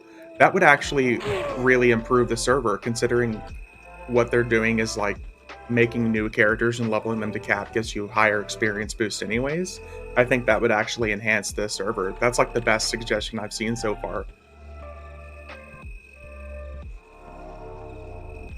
If heirloom was a thing instead, that would actually really lean into the whole Oakwind thing that they've done. Because leveling a second character, getting higher experience rates on that character, and you could move the heirloom items over, that's a really good idea.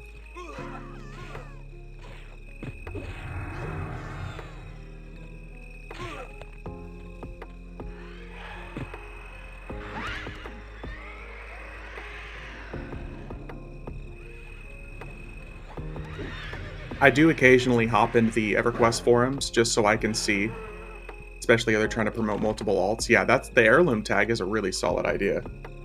I'd murder someone if I main a rogue and get Yell Dagger went to like a wizard for an alt. So just like how EverQuest always was back in the day. People are like, I need it for an alt. Doesn't matter if you need it right now. Sorry.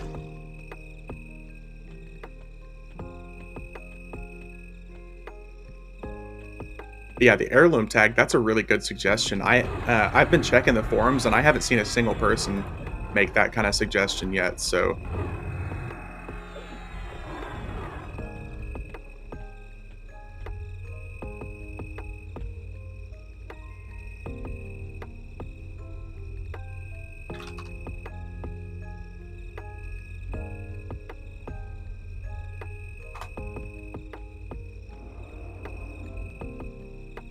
heirloom, that's actually a pretty solid idea. There's 275 plus post-its in one of them. Yeah. Free trade makes need on everything standard. The mindset is everyone should have a 1 in 6 chance to drop. Well, I mean, only if it's like Mischief, where on Mischief, a lot of people were pretty nice about it that I met in groups, because everybody rolled need on everything, but the expectation is due to the double rare spawns, you were gonna see another one. So that only matters if it's like double rare spawns, or the fact that it's chaos loot, that anything can drop loot from anything. If you don't have like the double rare loot and the chaos stuff and the chaos loot going on, then yeah, free trade does make it a little bit more meh.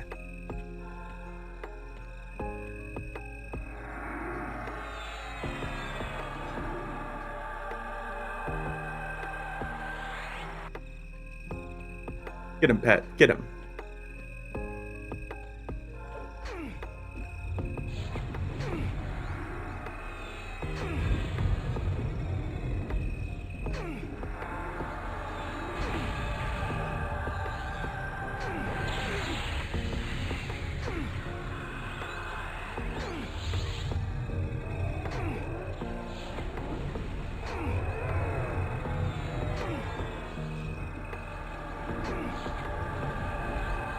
When the intellect caster rolled need on a melee weapon they couldn't use and our melees didn't have magic weapons to harm ghosts. See, that's stupidity in that case. That's just utter stupidity. I like the other mechanics of Oakwind. FTE, I'm about. I very much like the idea of population being spread, more groups. Yeah. So I think it's the FTE that a lot of people have the problem with, at least from my understanding, Fizzy. I don't think I've seen anybody really express a problem with the from my understanding, I haven't really seen many people express a negative opinion about the bonuses. It's been the FTE that's been a problem.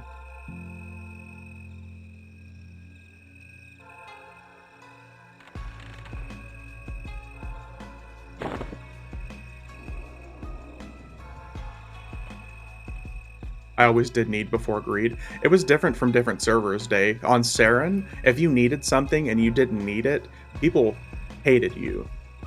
You were like shunned, and people made a point of expressing that you were shunned. But on servers like Mischief, where it's no drop, it's double loot, chaos loot, if you don't need, you're never going to get anything. But I'm not confident the FTE will fix no power level in a meaningful enough way.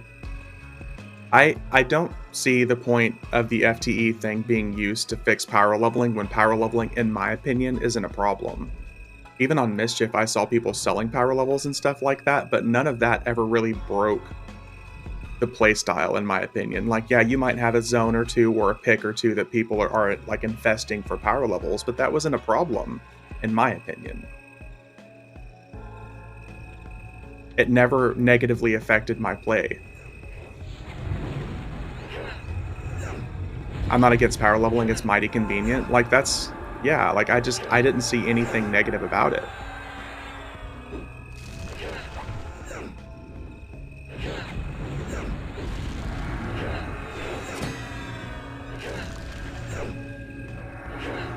Locking down zones is a problem, which FTE is only going to make worse. It's not going to fix it, it's only going to make worse, I think. I do think it brings a ton of chrono to the game, and item pricing and stuff gets affected. It does get affected, but I think it affects it positively because the more chrono that Daybreak is selling, the more stuff that we get.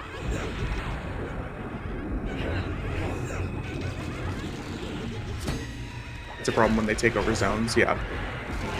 Well, that's another reason why picks and things like that exist. I know that there are a lot of problems that it causes, but I think it solves more problems than it causes. Because the more chrono and stuff that's brought into Daybreak, the more stuff that we get. They bounce to picks while repops? I guess so.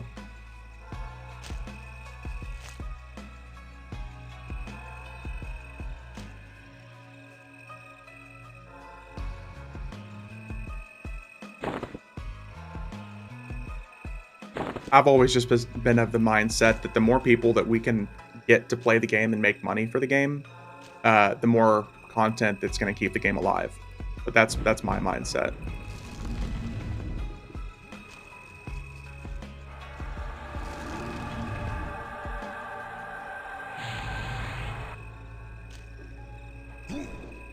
Yeah, the fact that they're being asshats about it, that's definitely a problem too. There's no denying how many people are asshats about it.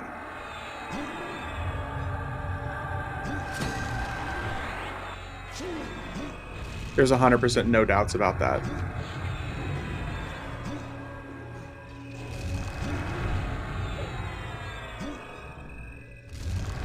I'm willing to bet that chrono for power leveling will be offset by experience potions purchases for alts.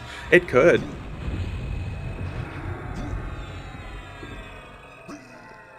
Oh, that was incredibly easy with pets.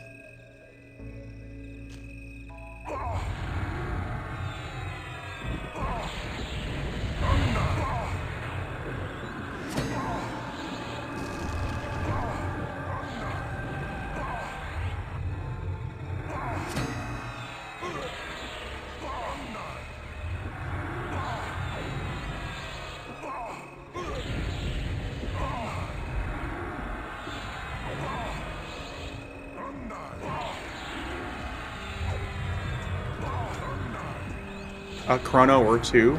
Oh no. That is one thing for sure, that people don't just charge a single chrono or two.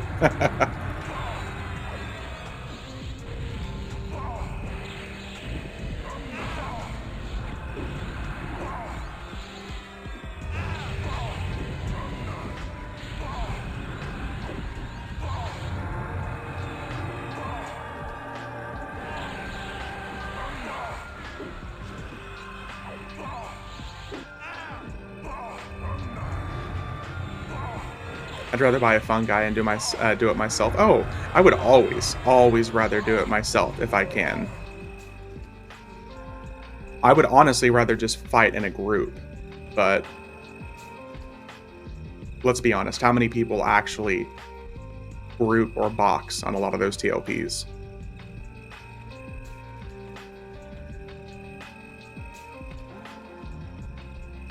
True box or not. I've honestly thought about doable druid. There you go. That's another reason why I always like to play as a druid. Ixar monk with fungi? Hell yeah. Infinite regeneration forever.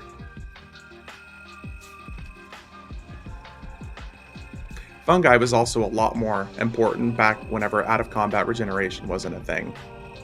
I refused the guck or nothing mindset. Oh, no.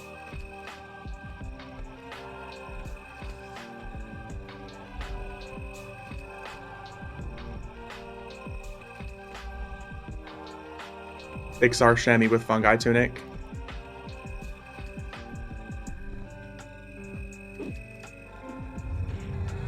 Thanks for the follow, blinded. CT superior to upper guck IMO. Oh, Kazakh Thule. See, that's another really fun zone. I always miss out on the leveling experience.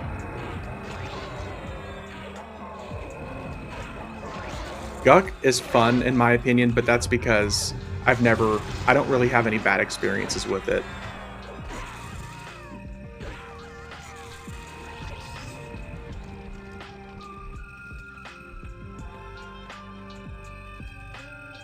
Ocean of Tears goblins as a melee is so bad. Oh, dude, Ocean of Tears in general is so bad. It's so hard to navigate. I don't have any fond memories of Ocean of Tears. I have fond memories of traveling through it, fond, quote unquote, traveling through it and the boat leaving me in the middle of the water and dying. Quote unquote, fond.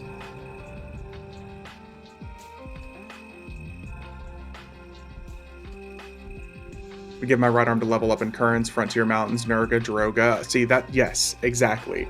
Exactly. Kerns, all of those awesome dungeons that you don't get until Kunark, and most of the time you're not playing a character. You're not leveling a character. I would be so happy to level up in Kerns.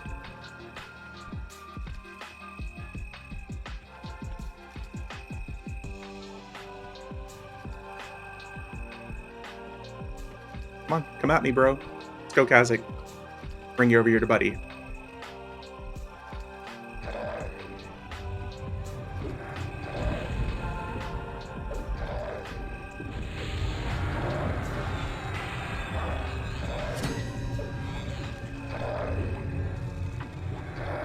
Avac Island is one of my hidden TLP spots. I'm much more... I think one of my fondest spots to level in during Classic EverQuest is Oasis, or what used to be Oasis. Like the Crocs and stuff like that, where Lockjaw spawns. That's one of my fondest spots.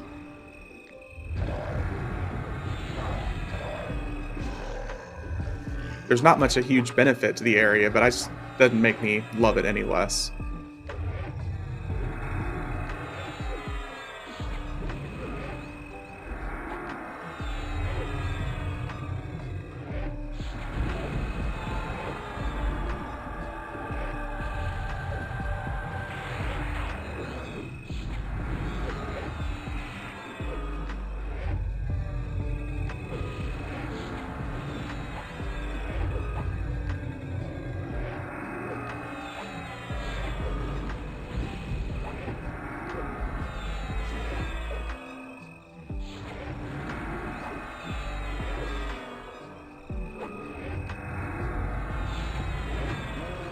You take that back elsewhere. You take that back right now.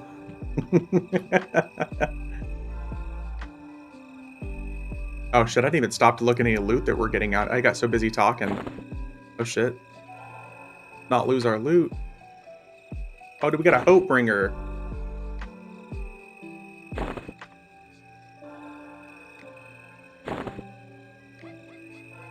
You take that back right now. I love the Karanas. I love the Karanas. Like farming, what's his name? Is it Quillmane? Or the Pegasus? It's the Pegasus. I can't remember what his name is, but farming the Pegasus in Karana for the levitation cloak back in the day was such a fun time.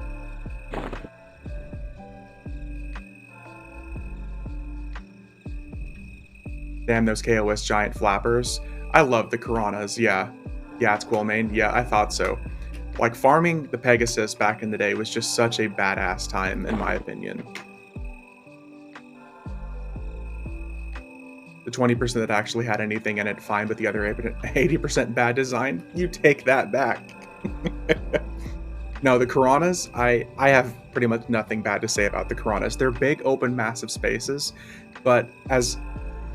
not necessarily a classic Andy, but if someone says EverQuest to me back in the day, some of my fondest memories were of the Karanas. They are kind of big open spaces, but the fact that they are so big and there's so many different camps and things in them was awesome, in my opinion, because they were also kind of underutilized. Karanas could have been exactly the same at 30% of the size, but it was the fact that they were so big that made them so cool, in my opinion, because you could literally be in one of the Karanas, and you could have a zone full of 40 people, and you would never see anybody else. Somebody's showing show EQ. Yeah, I mean, there are people who did that. That's a thing, too. Quillmane can be a pain. Yeah. Druid's Playground. Yeah, I loved it. Walking for 5 minutes without a mob is not good gameplay. That's, to be fair, elsewhere, we're talking The Piranhas were one of the first massive open world zones in an MMO. I mean, you had Ultima Online, which was a thing as well, but they're some of the first designed open world maps. So yeah, they definitely could have been better, but they were so cool.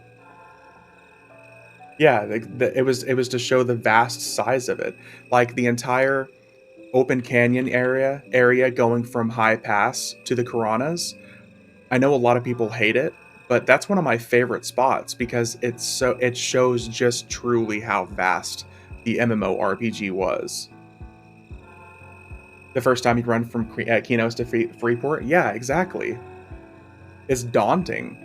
I have a recording of me doing that on a druid at level 1 or level 4, I think, on P99, running in the dark from Kinos to Freeport, and it was a blast.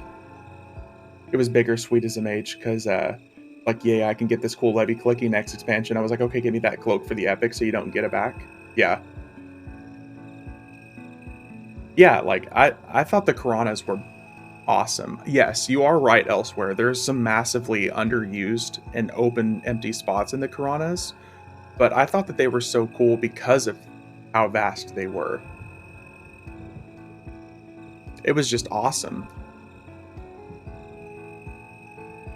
Now, in current day MMO, absolutely not good game design. Not good game design at all. But in classic EverQuest, back in the day when that was just the sheer massive size of those zones. Now every MMORPG, they want every space taken out. Yeah. They want literally everything taken out.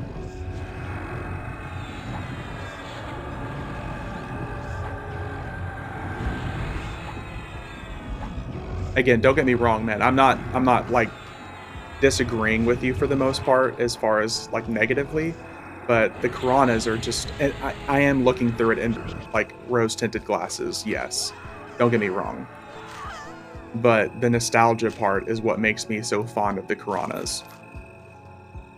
A high pass ramp in the East Piranha still feels far more vast than the Piranha to me. Yeah, because it's like half the zone.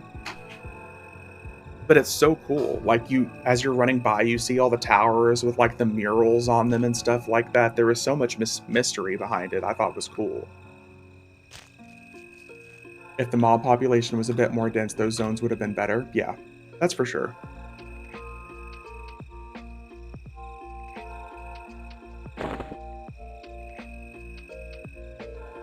There's definitely some of those spots that could have been better, that maybe they could have like repopulated some of those areas and added some enemies to it. But you get tons of zones that are kind of tributes to them, as I like to think, because if you think of like Direwind Cliffs and the Serpent Spine, a whole huge chunk of that zone is a big winding cliff area just like Piranha, which I thought was cool because you get to see bits and pieces that are kind of like call-outs to it. GPUs at the time would have issues, yeah. Since we're on that topic, Gorge is amazing. Yeah. Some of those zones are they're just so awesome to think about just due to the sheer size of them and perspective. Especially if you think at that time when a lot of people were coming from video games, like, what were popular games at the time? I mean, 1999, 2000s or so, so lots of single-player games. If you think, like, I'll explain it from my perspective. At that time, I came from games like Duke Nukem, Mech Warrior, yeah, Meridian 59. A lot of it, nice call out. A lot of those games that you came from perspective-wise were like small single-player games. So going from those small single-player areas and video games to these massive zones that were like the Piranhas and East Common Lands and Row, they were awesome. It was daunting because it was like, holy shit, this zone is massive and I could die anywhere in it and never find my corpse again. First time getting blind, did you freak out and turn your PC off because you thought your computer disconnected? I know I'm the minority when it comes to Piranhas, but I thought they were just bad design, each to their own, I guess. 100% elsewhere. Yeah, I totally get it. The Piranhas, a lot of people dislike the Piranhas, and I 100% see why. but I have pretty much nothing but fond memories of the Piranhas because of how I looked at it when I was a kid. Only online game I played before EverQuest was Warcraft 2. I don't disagree with you elsewhere. Yeah. Like I said elsewhere, there's going to be a lot of people that agree with you that think that the Piranhas are just bad design, and I get it. Because these days especially, they are. But as a kid back in the day, those zones were so awesome to me. I do think it's a nice change of pace, though, to not be stationary in a dungeon, though. Yeah. I liked it because at the time I was playing a druid. And I liked being able to teleport and run around, and you could slow, you could snare, you could kill stuff. People don't take into account they were designed. Yeah. Yeah. Of how they were designed back in the day. Getting around was supposed to take a long time. Oh, and it did. It took so long.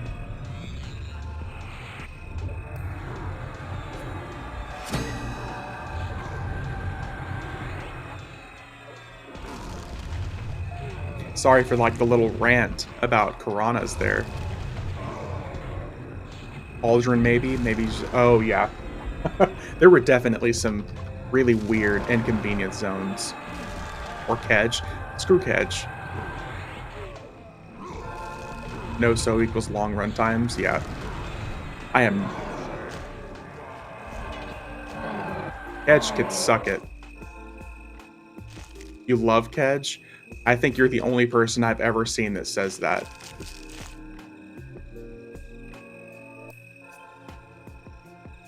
So we got a Shield of Strife and a Dark Blade of the Warlord, but we only got a Fabled Pauldrons. Damn it.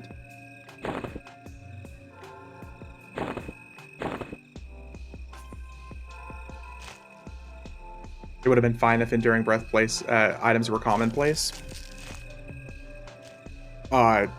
Screw Kedge.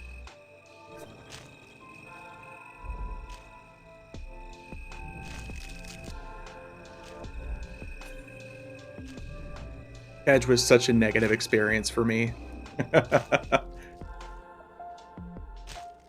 Any SOD or underfoot two-hander that can be duoed around level 71.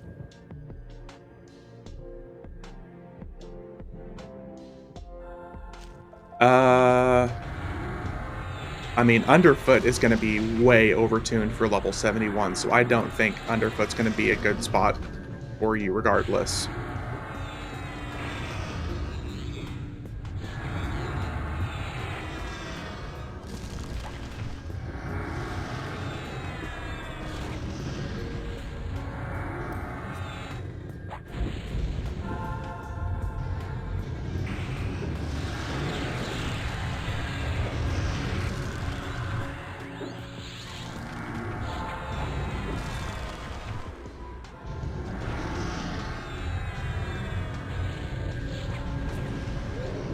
Slambits, a website that I use to check for stuff like that. It's called raidloot.com, I'm pretty sure is what it is. Let me just double check to make sure. Raidloot.com. You can input like the level range or items and like slot, class items and stuff like that. And it narrows everything down that's available to you for your class at that level. So if you use Raid Loot, that should kind of give you a general idea for places you can go. And it even tells you like what's the best as far as like HP. Nothing but better and Bizarre. That's much better than Elegant Defiant. Ooh. What two-hander are you looking for? What class, I should say.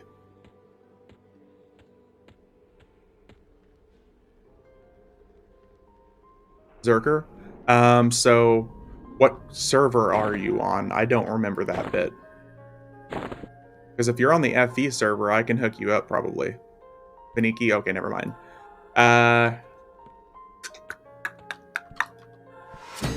Epic 2.0. Yeah, you could just go get the Epic 2.0 real quick. Just a real quick stop, man. Just go grab that real quick and you'll be fine. Have fun doing that. That's pretty good. Have fun duoing that. Yeah, just let us know the results.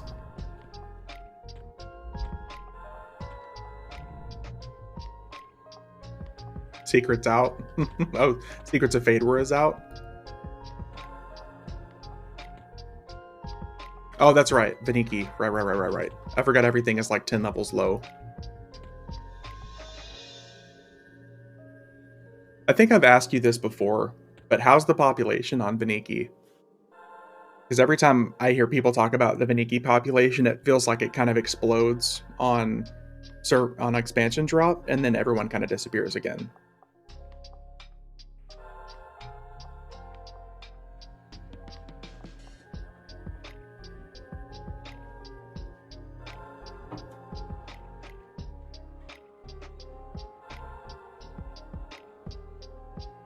All right, let's run Plane of Time one more time.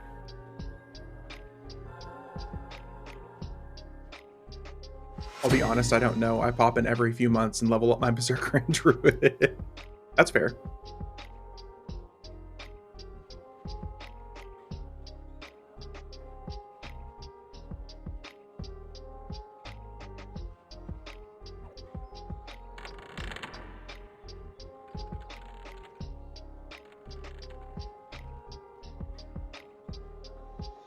Mostly dead for a server only out less than a year.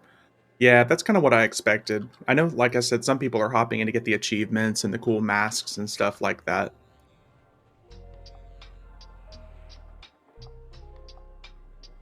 All right, now we are going to switch over to my Shadow Knight.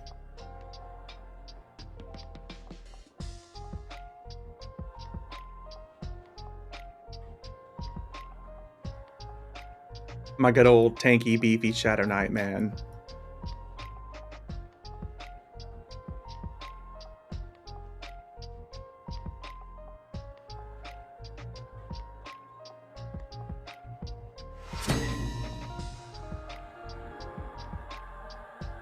Rename my SK to Spike.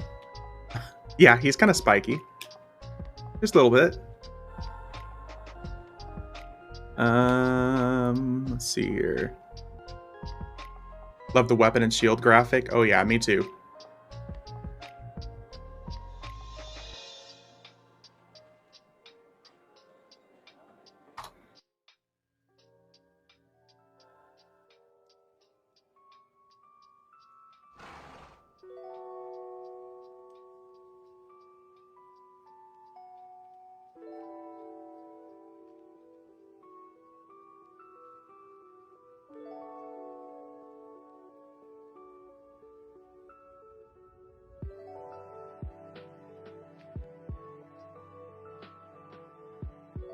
So this is what, our 5th run through of Plane of Time today?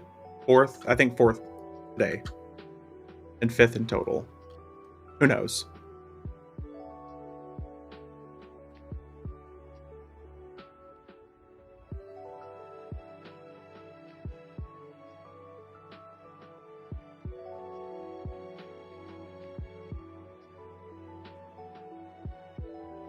What? I'm here to beat shit up. I'm here for the loots, bruh. Like I said, I'm going to be doing this every week. An AOC account flagged. Not for Plane of Time. The best part about Plane of Time is that it's only a character locked. Fat loots. Indeed.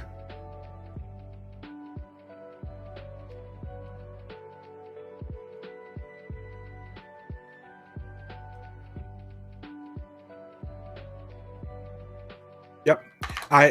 Dantos, for reference, I only figured it out yesterday. I did this for a full month last year, and I never noticed that it was only character locked. I thought account lockouts were account wide. I thought AOCs were always account wide. And another change that they made recently is the fact that you only need one player to request the instance now. Some of these instances only require one person. Yeah, for Oakland, I think I'd replace No Trade with Heirloom and make AOC lockouts character specific instead of account. Yep. They used to be on TLP's No Idea for Live. Yeah, they added these all to live in September of 21.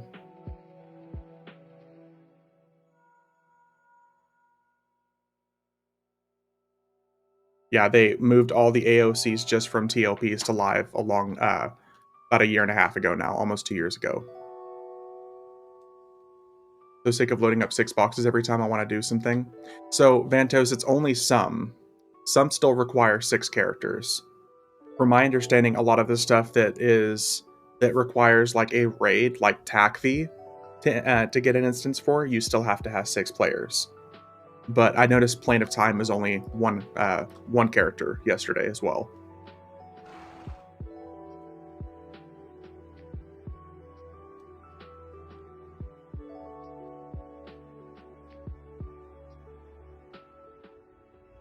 So we're definitely going to be having some fun.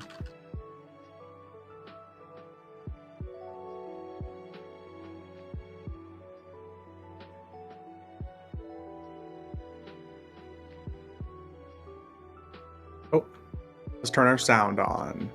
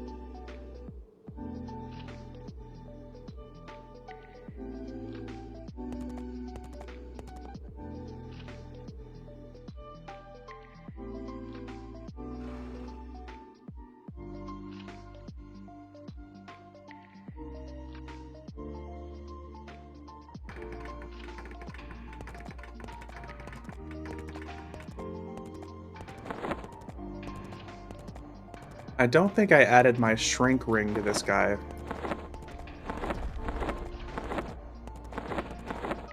Whoops.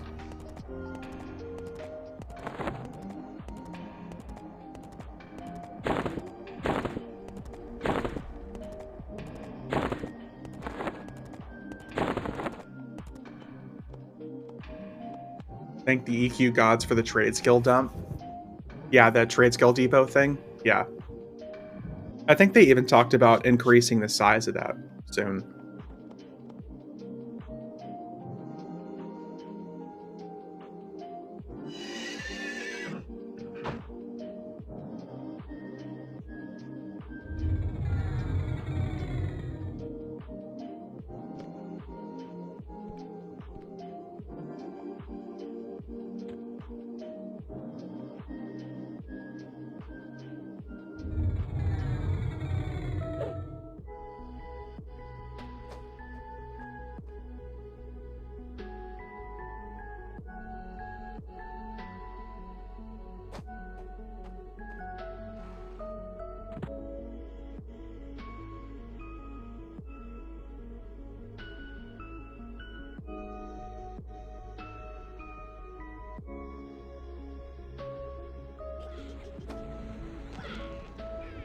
Get him, pet. Get him. My bags are a horror show. You know what helps with that? Just delete the bag. Just delete the bag and start over.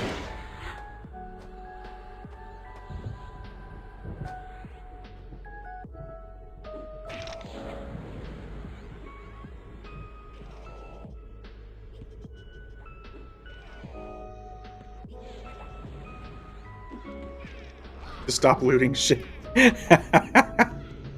I mean, that'll help too.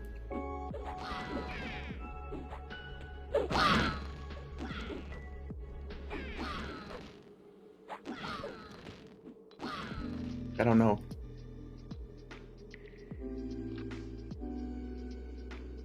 There we go.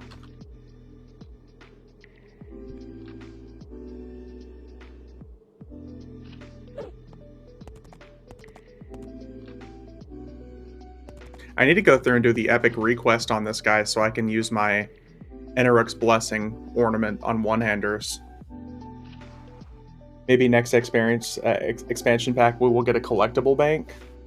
Dude, how about just twice the bank size?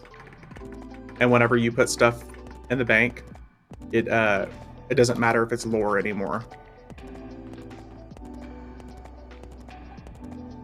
Back from getting my ass beat. Well, that sounds like a good time. Did he at least take you out for a drink? Hey. I'm just messing with you, Pixel. How you feeling?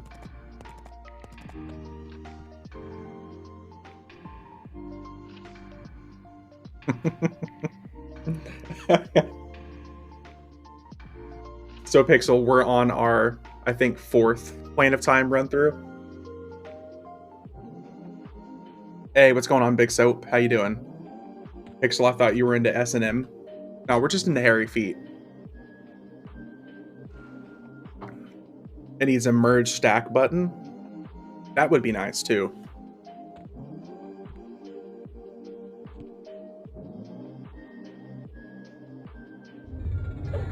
That'd be really cool.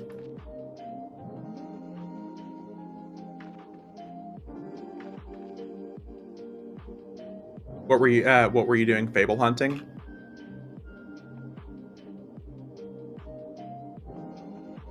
Oh no. So when I started PT, I was only able to bend 90 degrees. The insured today, and I can now get to 115 degrees. Nice, dude. Improvement. He is taking orders for delivery just like Amazon. Perhaps his next character should be called Amazon Void. There we go. For the right price, all things are possible. If you want any of the Fabled loot, just for the low, low price of $350.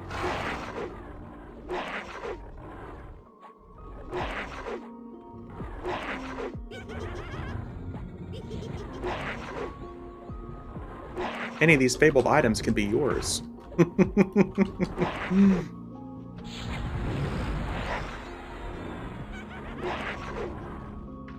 I can offer 2 silver, 4 copper, and a rusty dagger. Oh man, with an offer like that.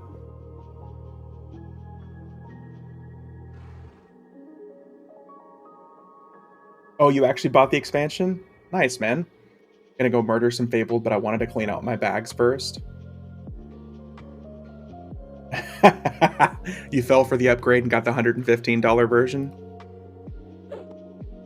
Just let the addiction happen, man. Just let it happen. I was one of those people that said, man, I will never buy one of those expensive versions of the game until I saw all the pre-order bonuses for Night of Shadows, and then I bought the Family and Friends edition, and it has more than paid for itself for me. Between all the extra tradable stuff that you get for it, it's more than made its money back for me. Corporate thanks you? Yes. Yes. Corporate does indeed thank you. The low, low price of your soul. Just swipe the credit card. What could possibly go wrong?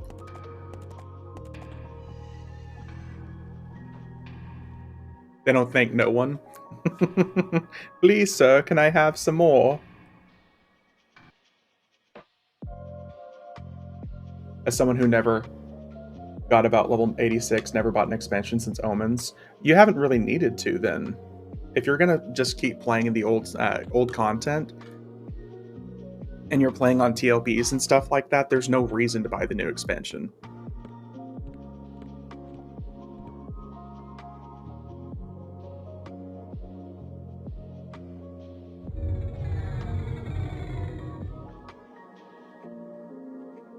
We'll never see the content. Yeah, if you're never gonna see it, there's no reason to.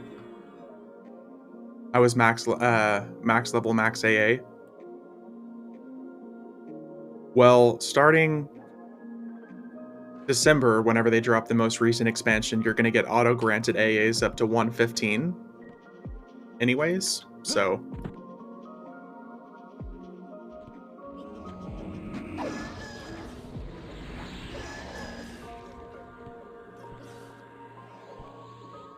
Get him, pet. Get him.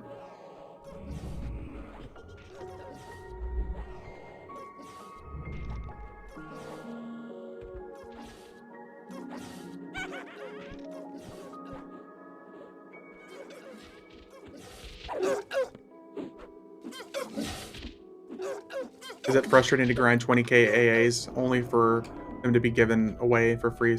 Okay, so elsewhere, it really depends. So they only auto-grant AAs, they only increase the auto-grant, I think, every 3 expansions. So if you're talking like 3 years worth of expansions, you know what I mean? So it's really not that bad, in my opinion. It feels worthwhile, especially someone who plays so many different alts and characters. I appreciate it when they give the AAs away, because I don't want to have to grind another 55,000 AAs on a new character. For reference, Shadow Knights now can get up to 72,000 AAs, I think, and Shamans get like 73,000 AAs. So if someone told me that I had to grind those manually as opposed to being auto-granted 30 or 40,000, 55k chump change, yeah, you would know of all people, Malik. Cost another 5k or so for trade skills, yeah. So if someone told me I had to grind all those manually each time I wanted to level up a character, I probably wouldn't do it again. But that's, again, my perspective. But would it feel, would it feel good to basically have them take all of that away from us every 6 months or so? Yeah, if it was like 6 months or so, I would be kind of upset about it. But if we're talking 3 years worth of expansions behind, it's not that big of a deal for me. Because my rogue is just about max AAs now, and he's got like 51,000, I think.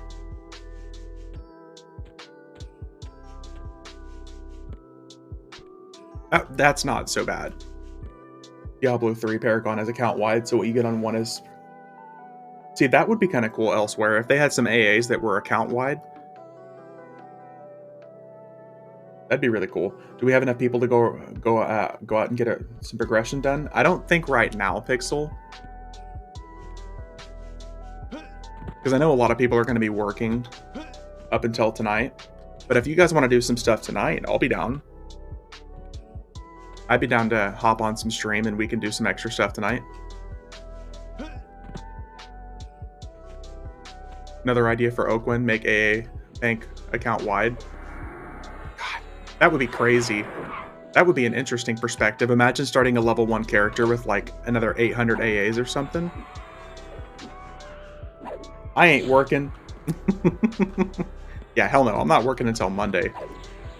I'm doing some trade skill stuff. We're working right now. So you're saying you're getting paid to play EverQuest. That's what I'm hearing.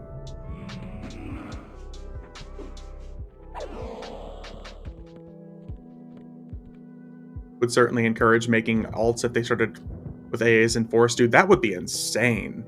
Imagine starting a level 1 character with all those AAs. It'd be nice to grind A's on any character I want. Dude, that would be badass. Imagine starting with a level 1 character with all the HP and AC and augment buffs and everything like that.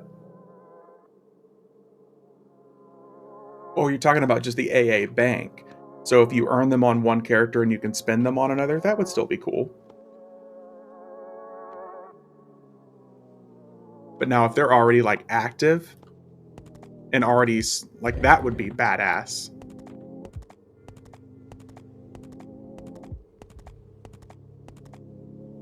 Can't see them letting activatables be used at level 1, but the passives, yeah. Still gotta have level requirements and stuff, so it's not super overpowered. Okay, so that's a little bit more understandable then. It would also help a lot of people who are trying to level like tanks and healers, because I don't know if any of you guys know what it's like to try to level a tank on a TLP like Mischief right now. You have to have the AAs to be invited to a group. Or at least that's what it was when I was playing last year. Just like that. Just with that was in my bags. My trade skill bank is at 145 out of what, 490? I think you have a problem.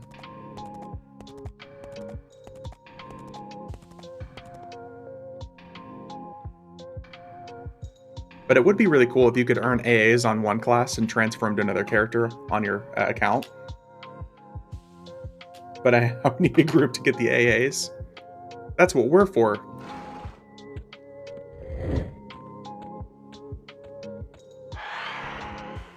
Dave, do you think you're going to be able to join us this weekend, man?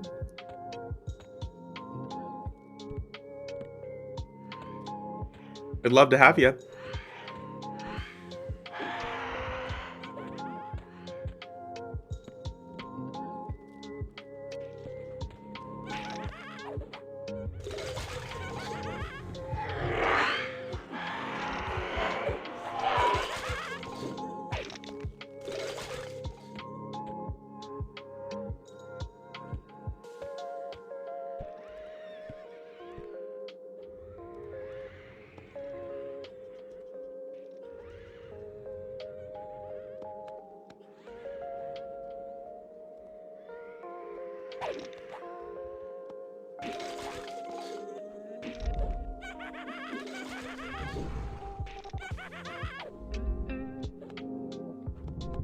I'm so happy our group has stuck together for so long. Yeah, I've been really happy with it too. EQ version of you need 10 years of experience to get into this intro level job. Yeah.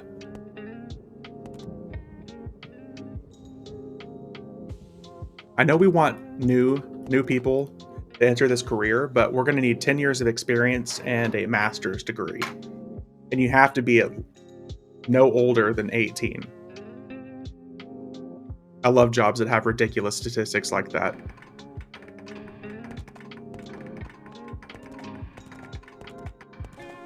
Hoping to? Hell yeah, Ben. Like I said, we'd love to have you. I think we're going to start working on some of the progression stuff for TOL, for Terror of Luckland. I think that's what we had talked about doing. I might be wrong, though. Fuck my bags. I remember one designer being turned down for a position because he didn't have 5 years of experience of a certain program. Little did they know he made the program. And it only been released 3 years ago. Imagine that. Please have bachelor's degree for this minimum wage job. As someone who has been going through the process of looking for people to hire for my job, it has actually been kind of hilarious to see the stuff that a lot of jobs require to even be considered.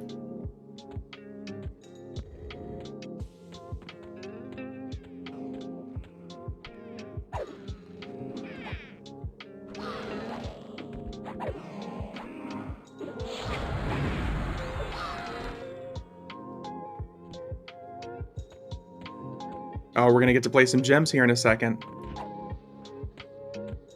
Especially for those entry-level positions, yeah. So I know we're just going to need you to sit here and type the same word over and over again for this job, but I'm going to need to see a master's degree, and I want you to be an expert in Excel, even though no one's ever trained you. Man, waiting on this job to call me back is frustrating. That's really unfortunate, Day. That's one of the hardest parts about waiting on jobs is for the callback, especially if it's like a multi-interview process. I don't have a degree, worked my way up from peon to middle management. Me too, buddy. Something I might end up regretting later, but it's been entertaining to say the least. If I end up getting this promotion like I've been promised, then at least I won't be middle management anymore. I'll be upper management. It's a government job, so it takes a while. Ooh, yeah. You're Canadian, right? Didn't you say, Day? You're in Canada?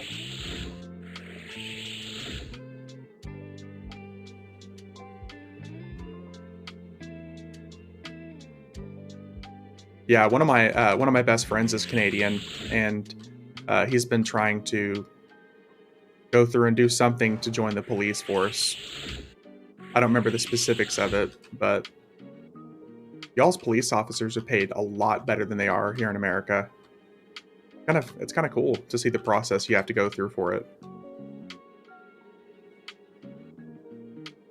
I have an associate who's been at my company for 11 years now. Anything high leadership management, which is trying to, yeah. The job for our local transportation authority. Oh, that's cool. Oh, I did not mean to fuck that up.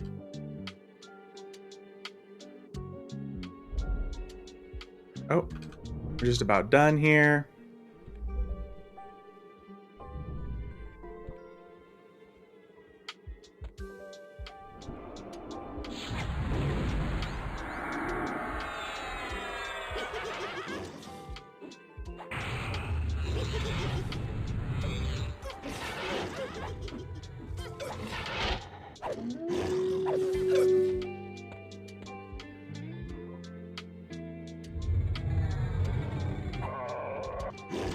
I can't drink the management Kool-Aid well enough.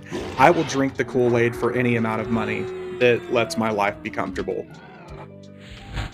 If there's something I can shill for, it's a job that gives me a comfortable life.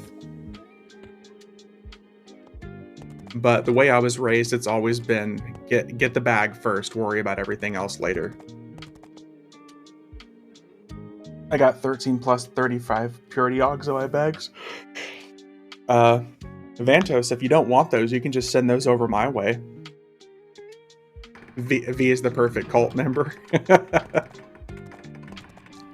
Not the perfect cult member, the perfect cult leader. Come on, give me some credit. One of us. Dude, I'm telling you, especially for this position that I'm currently trying to get right now, I have to be like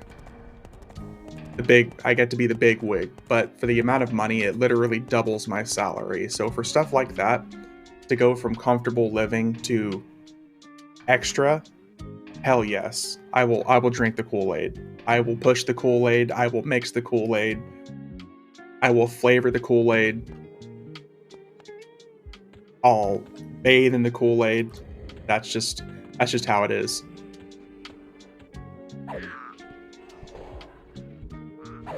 I grew up in the kind of lifestyle where my family most of the time couldn't find the money to pay for a monthly subscription to games like EverQuest, and that's back when I think it was like $10. So to be able to do that whenever I want is just the kind of lifestyle I'm into pushing. My bags make me want to start another alt rather than fixing them. That's kind of what I do, Vantos. I usually just kind of take my items and I just move them over to another character, and I'm like, that's a problem for tomorrow me.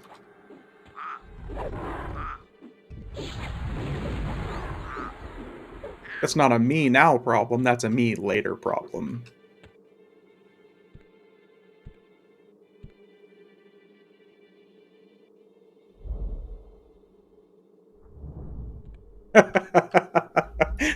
Problem for tomorrow me, you are the Kool-Aid, sir. Yep. To me, it's about not having to worry about if something breaks and how you... figuring out how you're going to fix it. That's exactly it, dude.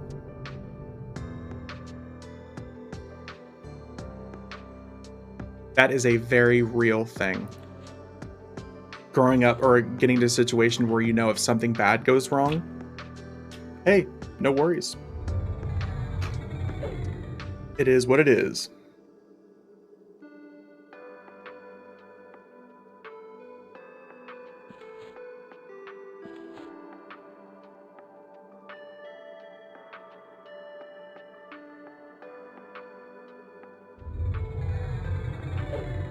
Praying that you can get through the month without your car breaking down, that's a very real thing.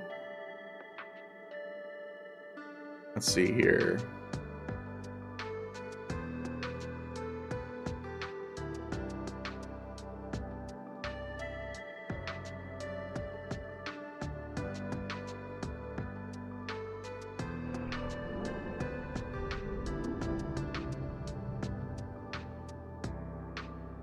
That moment when you forget what your spell was and where it was. Damn it.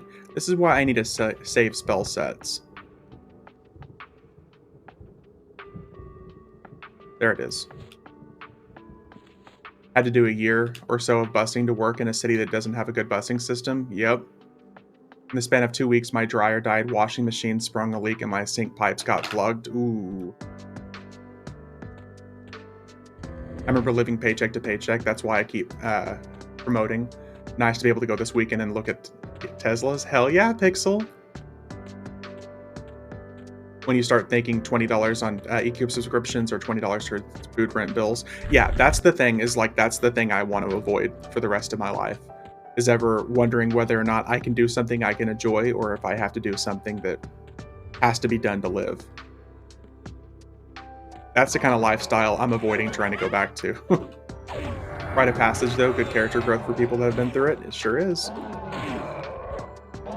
And it's funny because it's like, I guess, kind of personal, but my parents constantly wonder when I'm going to have kids. But I see the struggle they had when I was a kid, and I will not go through that. So I'm just never going to have kids.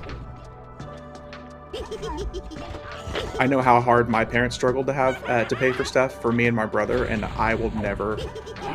Nope. No way, no how. I am way too selfish with my enjoyments in life. I know some people don't have a choice and shit happens, but thankfully that'll never be me. As far as kids, rather. Struggling in bills, there's unavoidable shit. There's a big difference between earning your money and being born into it. What do you mean? You weren't given a small loan of $1 million, Pixel? Come on. Comes later and later to make your way to. I don't know anybody who wasn't given a small loan of $1 million. That's just chump change.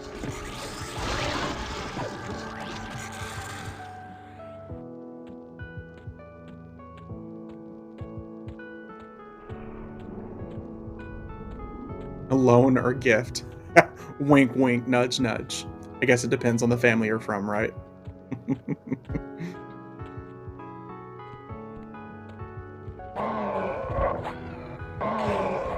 I had my moments of struggle, but I feel pretty fortunate. Agreed. The first truck I ever drove. The first truck I ever drove was like a '69 Ford truck, this big old white truck. And the furthest it could get me was from my parents' house to the Wendy's that I worked at down the street. And we're talking a quarter mile. And anything further than that, it would start like shaking and causing all tons of problems. The second car I drove was like an '89 Isuzu Trooper. And that thing would die on the highway. You didn't grow up with the Monopoly lifestyle? It's my birthday. I will take $2 million, please.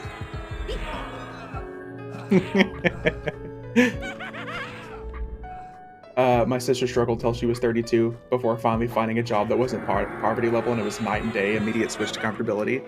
Yep.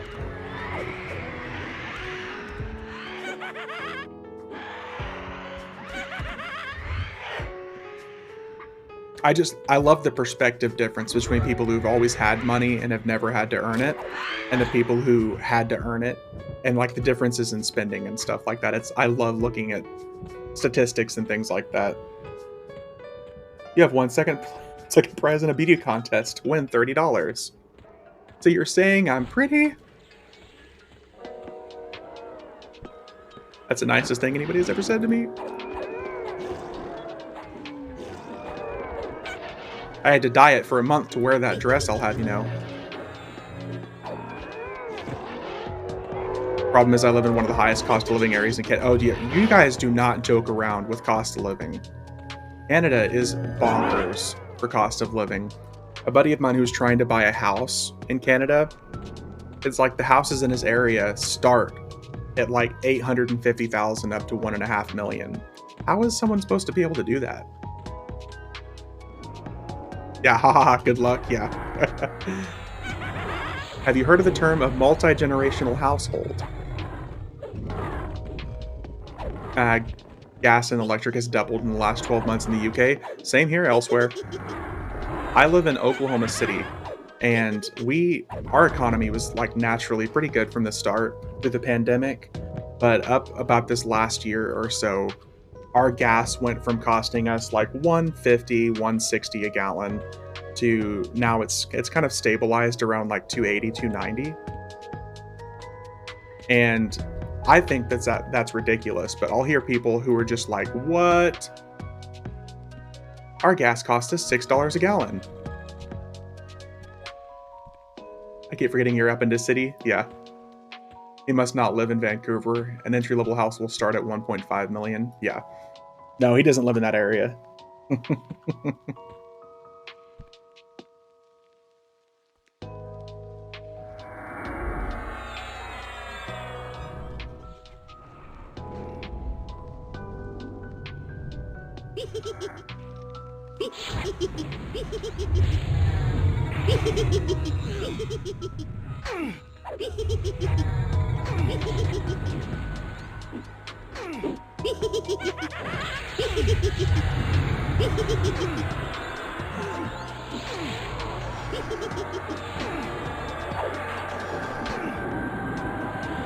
Our gas is 1.8. Yeah, when I was talking to my buddy recently, I did the math on that. I think it comes down to,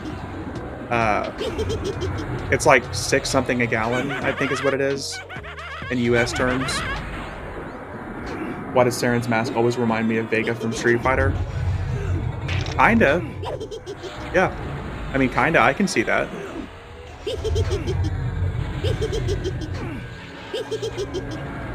So yeah, your gas is a little over 2.5 times the cost of my gas here. But y'all's minimum wage is also twice ours, so.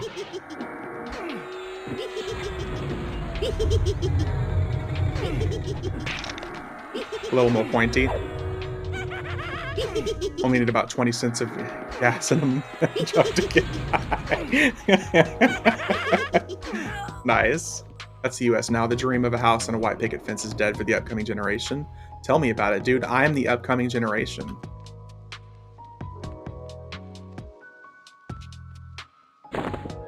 It's me. I'm that generation.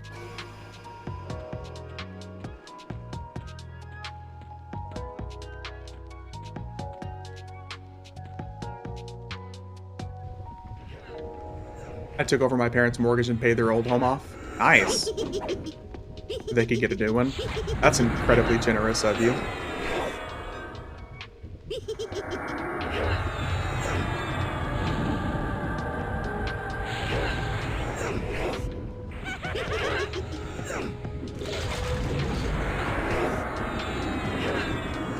If I didn't have that, I wouldn't be in a house. So basically, you paid it off so they could move somewhere else and you could take the home? Is that what you're saying?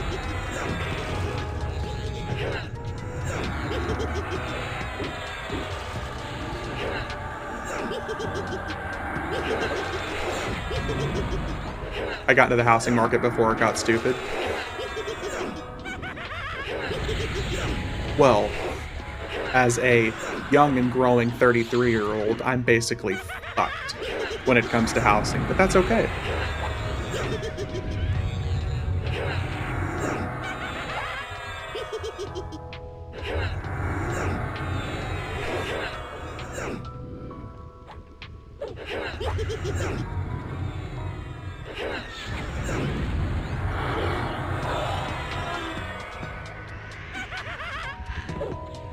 And the idea is they'll pay off the new home, and when they pass this and I have 2 homes to do with whatever, that's legit. That inheritance like that, I don't think Sis and I would get home. Holy shit, just did the math, and 1.89 liter is $7.15 dollars a gallon. Yeah, Pixel, it's insane. Oh, we got the Shadow Knight cudgel. Nice.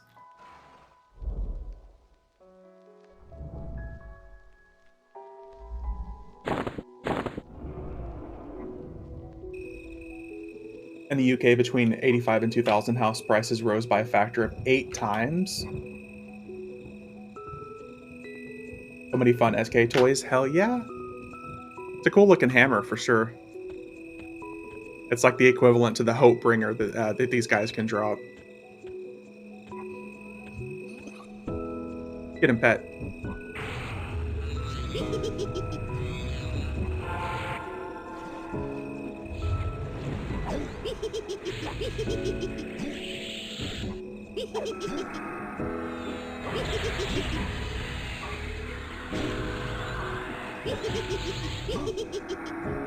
Let's harm touch him for a casual 10 million damage. There we go.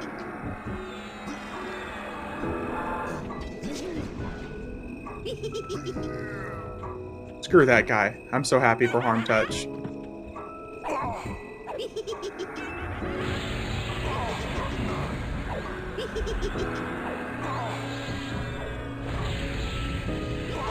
No one does the old man missions anymore. People do still love those old man missions. Are you talking about where the old man guy in the bar in the tavern in Plane of Knowledge, where you play as like a level 50 character and you go through and kill like Nagavan and Fox? Is that what you're talking about?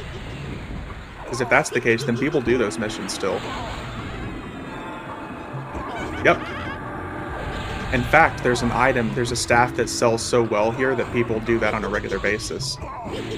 There's the redone staff of Forbidden Rites that you can get that gives you a 2-second 90% resurrection with a no recast time on it. The Nagi and Vox version of the raids, yep. There's an item that's so usable from that people still run it regularly. It's an insanely good staff, but you have to run it and go all the way up to kill Nagavan and Vox.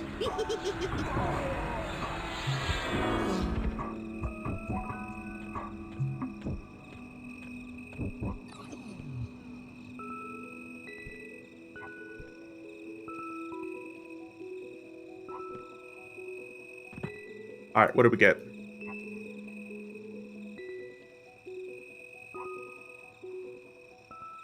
Another fabled bow.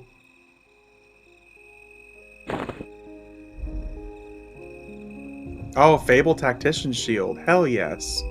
This is one of my favorite shield graphics in the game. I'm really glad we got one of those to drop. And we got a Hopebringer. Nice, we got the Paladin and the Shadow Knight weapon this run through.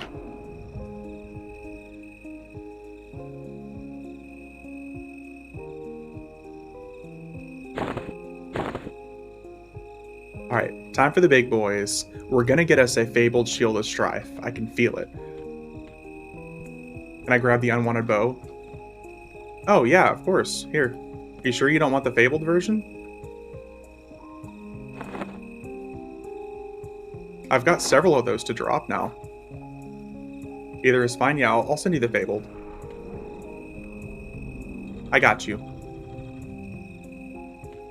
Because the bows are definitely something I'm never going to use.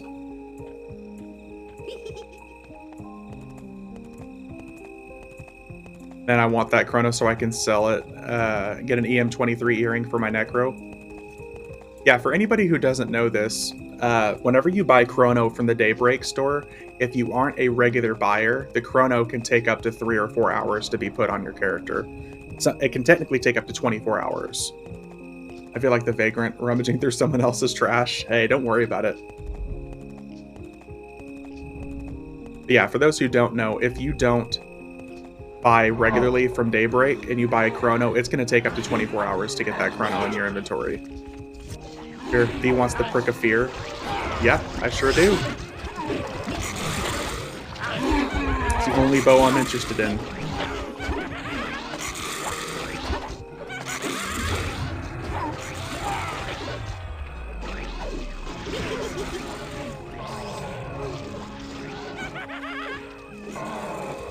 That Prick of Fear is hilarious. The Prick of Fear and, oh, he's pulling his little drum out are going to be two of the favorite things from our group so far. Greatest bow ever.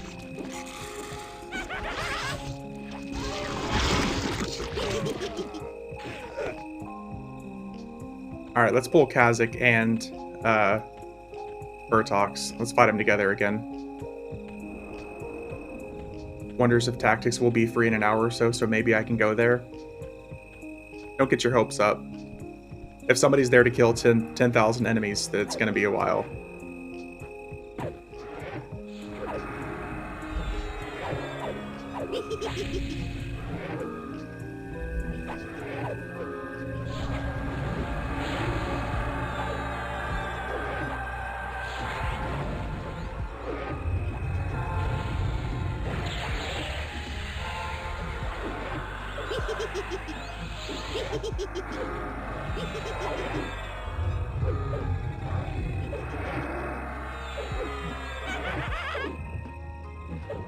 I only had 8 unused dogs.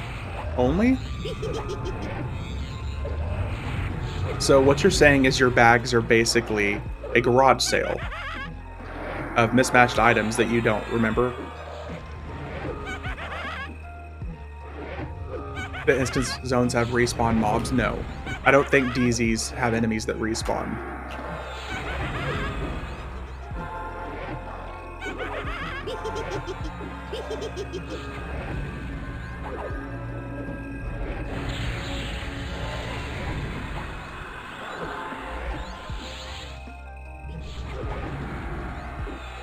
"24 of the 35 plus purity Oggs.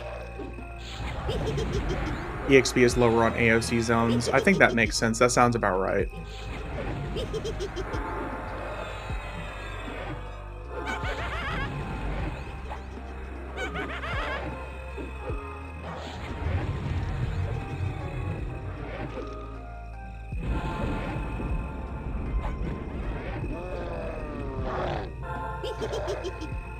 $148 stacks of trade skill items. You really do have a problem.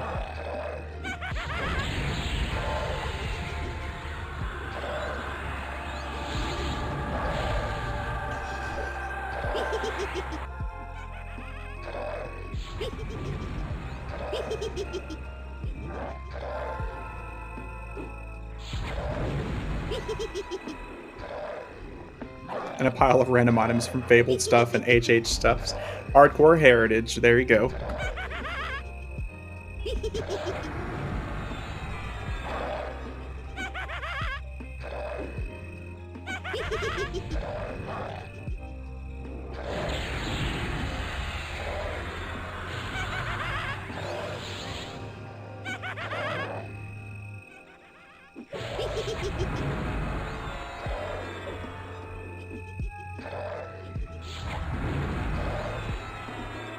Had a giggle at work the other day when someone typoed previous into pervious.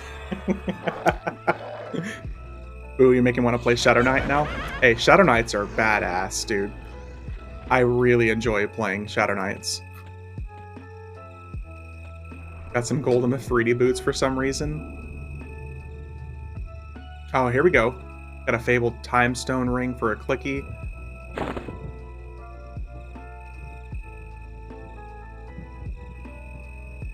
Fabled Veil of the Inferno. These guys love to drop invisible items. Oh, one of the Minion of Darkness items as well from back in the day. Or sorry, Minion of Eternity, I should say. Alright, let's see if we can get us another Songblade of the Eternal. Let's get a streak of 3. We got 2 in a row earlier. Let's see if we can get a third.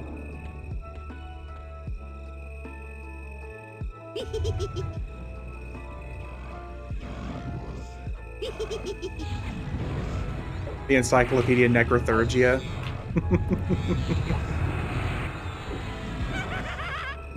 That did, like, jack all for your pet. I think some of the first buffs back in the day really weren't good. It wasn't until in the last few years I feel like they really leaned into Enhanced Minion.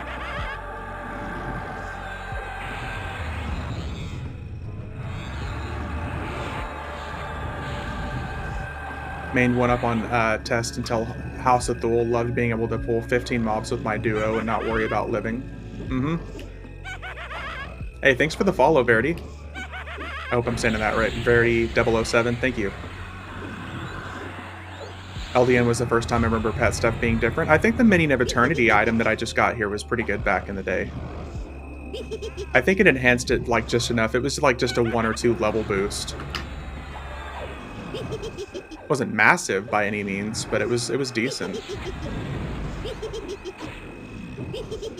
The naming convention was all over the place before the EM, yeah. Now, literally with Enhanced Minion, it's like all the way up to Enhanced Minion 31. So you know that each time gives you like a marginal increase.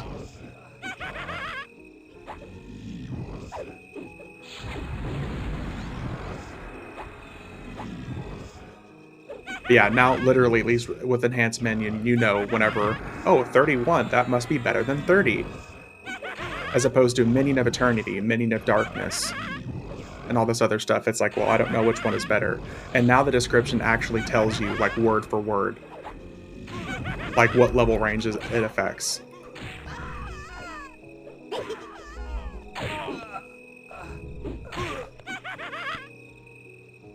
Ah, damn it, we broke the streak. No weapons. No song blade. If me and my buddy and a few alts clear the start of time together and then leave and pick it up solo, the opening part will still be done. If the lockout is still active, yeah. So, because you see how like the start, these guys right here, these all have an 11-hour lockout. So as long as that is still active and you go into it solo, then yes, I believe with those guys still being done, they'll all still be dead and you should be able to hop straight to tier 3. And then tier 3 is whenever everything switches from 11-hour lockouts to 5-day 11-hour lockouts. So like example, a lot of the stuff I did on my rogue yesterday, I'll be able to go through and do all that again next Wednesday night, I guess. Yeah, I'm pretty sure that's how it works. So it should still, this started stuff should all still be dead.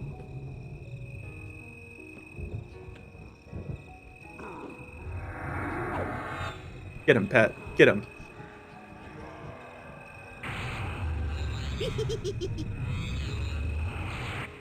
I'm kind of curious if my pet could solo the fabled version of him.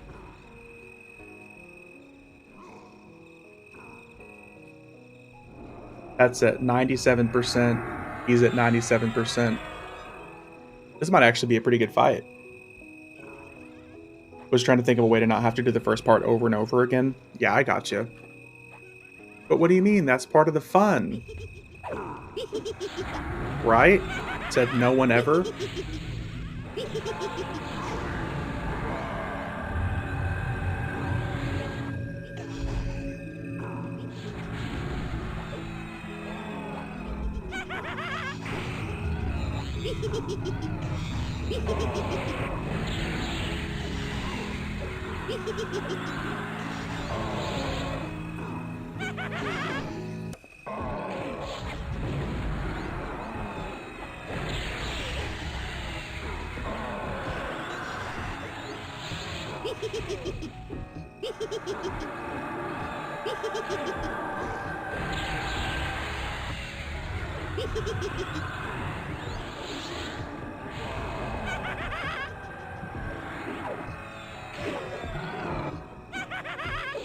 Sounds like them guys busting a nut.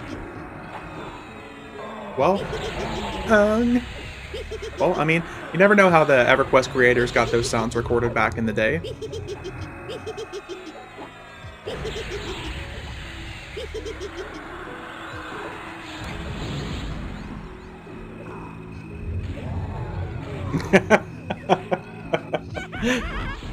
And as we all know, EverQuest, the developers of EverQuest can't do anything wrong.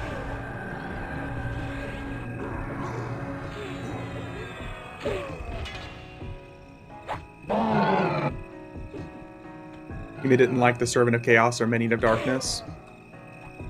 Apart from the Karanas. Hey, you take that back. Let me spiral into a rant again about the Karanas.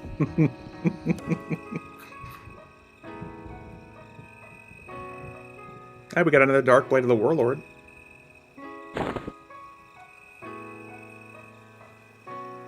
And Fabled Mask of the Berserker. Nice. I think I just found V's trigger word. The Karanas.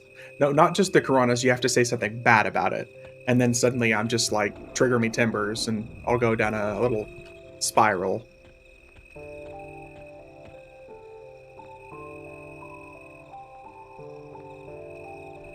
And I got a house in my bags. Alright, Quarm, one more time.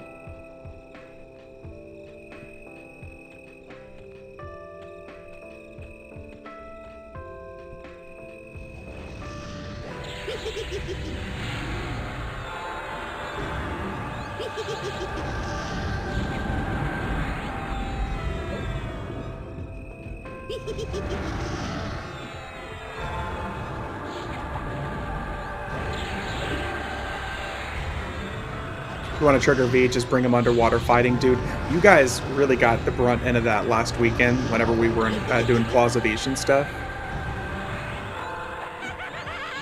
You guys really got to experience the full brunt end of that, how much I hate underwater fighting.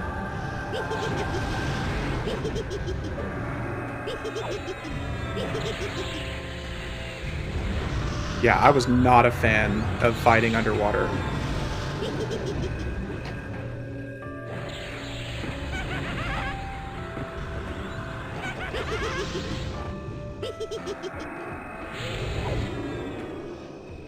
It is awful. Even in like all the way up to Clausivation, we're talking 2018, 2019 EverQuest, and they still never did anything to improve underwater fighting. So rename Catch Keep to Catch Piranha and you have it all. Oh man. Way worse than pulling up in classic ladders. Oh shit, we got one of these. Nice.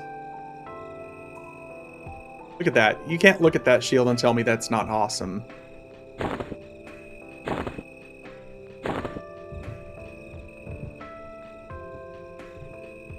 That shield is awesome. I don't even care that it's not fabled. We're gonna grab it. Look at all this wasted loot.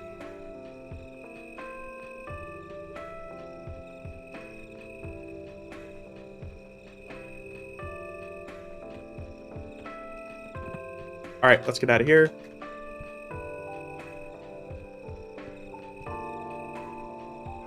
Drunkard Stein. Alright, Elsewhere, I'm gonna parcel that bow over to you real quick.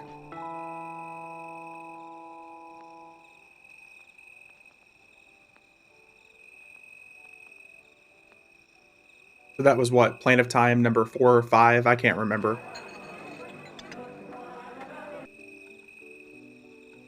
Despite liking the Karanas, how dare you? Seen a couple fabled Kunart Dragon kill messages. Must be a couple people playing on Beniki tonight. Yep. Yeah, fabled Coronair, Talendor, Severus. Let's see here. What are we looking for? Bow. You want it on the same character elsewhere?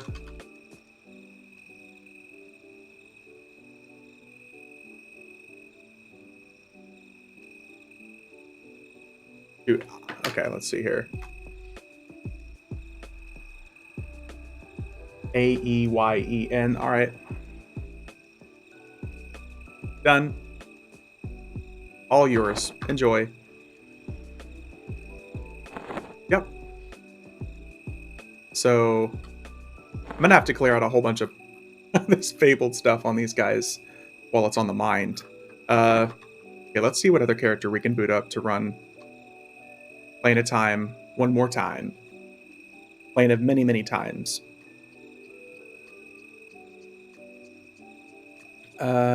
Let's see. Garage sale at V's house. You got it. Do I want to do Monk now? Do I want to do...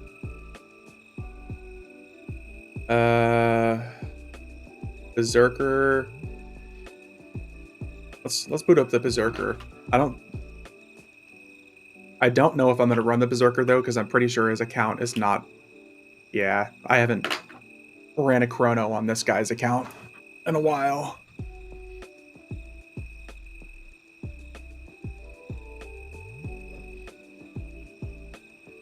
What the hell? We'll do it.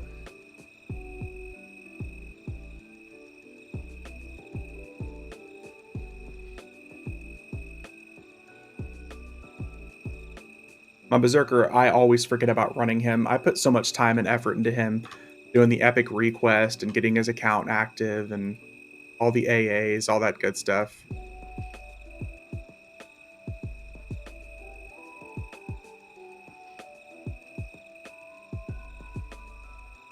Let's see here.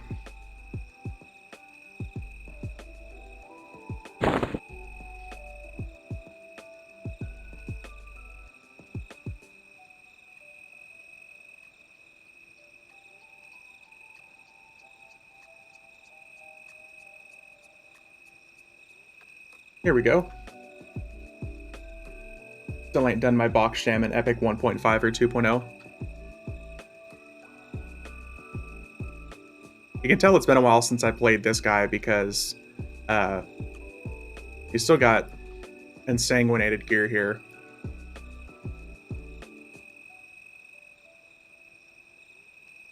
But look at that sweet, sweet axe. Can't tell me that axe isn't awesome.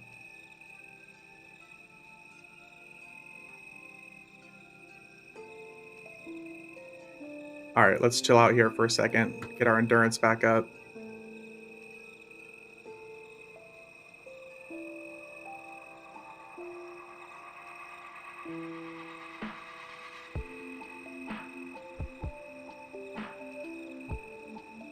Is that armor and ornament? Yeah, this is the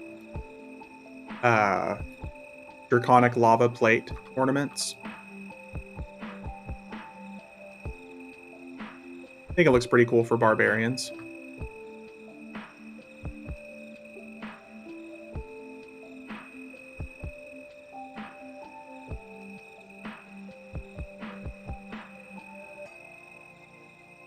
Oh, we're almost... We need food and drink.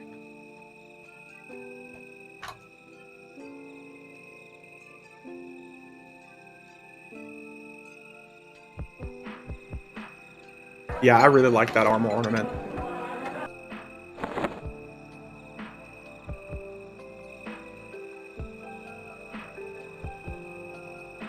I can tell it's been a minute since I played this guy as well. He doesn't have any food or drink on him either.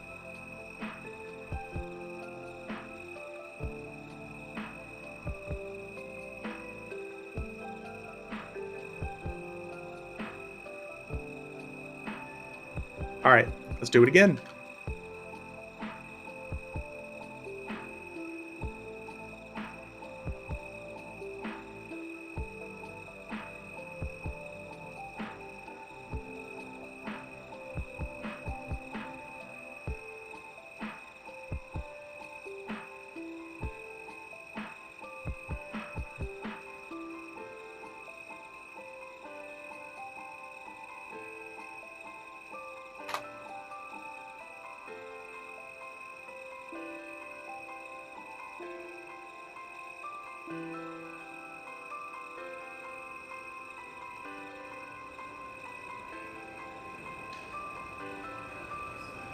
The snowbound armor for the rogue is that chain. Yeah, the rogue stuff is chain, but with the ornaments, plate and chain share. So you can make chain look like plate and plate look like chain, and the leather and silk share as well. So you can make leather look like silk and silk look like leather for ornaments.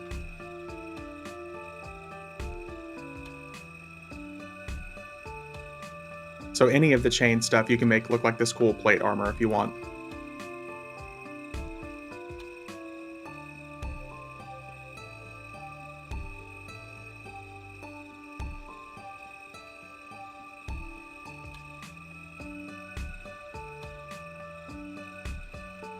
Yep, for when I buy the Draconic form. Oh, you're gonna go for the lava stuff?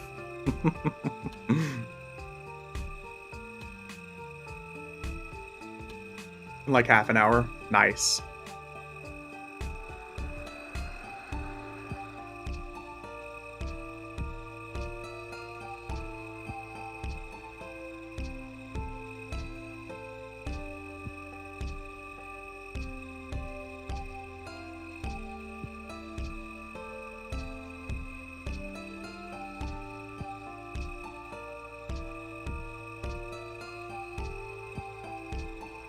Here we are again.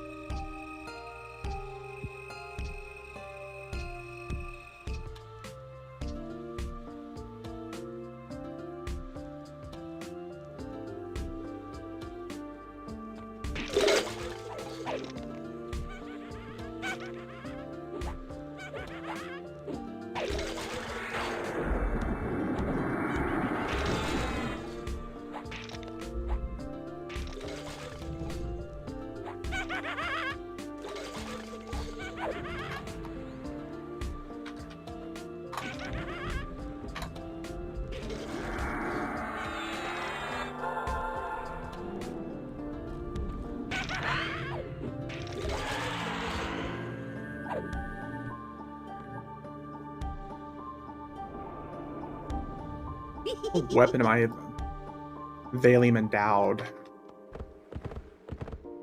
I need to upgrade the gear on this guy at some point, if I ever plan to play him again.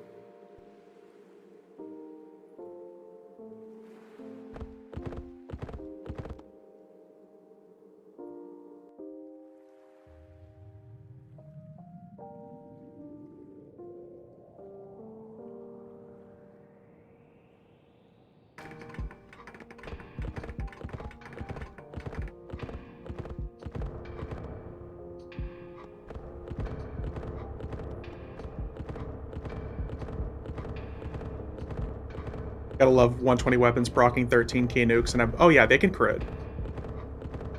That's like the whole point of a lot of melee abilities these days, especially for rogues, is the fact that those things can proc, they can double proc, they can crit. You can get lucky critical strikes with them. The damage, like the magic damage on those weapons are almost just as useful as the damage themselves. That's why my rogue can so easily solo like Syrah and Saru and stuff like that whenever we don't have Bane damage.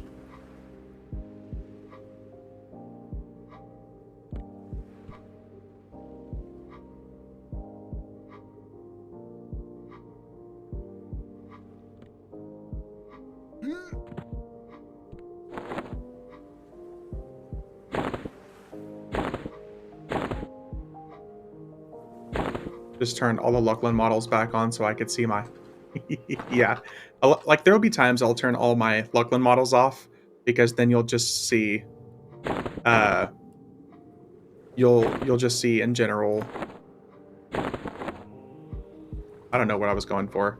Yeah, sometimes I'll turn the Lucklin graphics off just so I can see what characters look like without all the updated armor these days.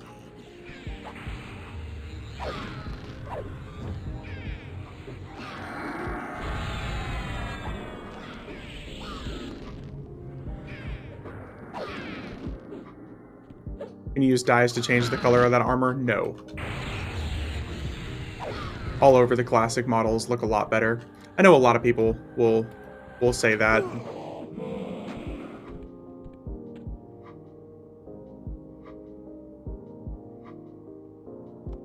I'm much more of the mindset, I like the modern updates, personally. I know it's shameful, but I prefer the updated graphics a lot better.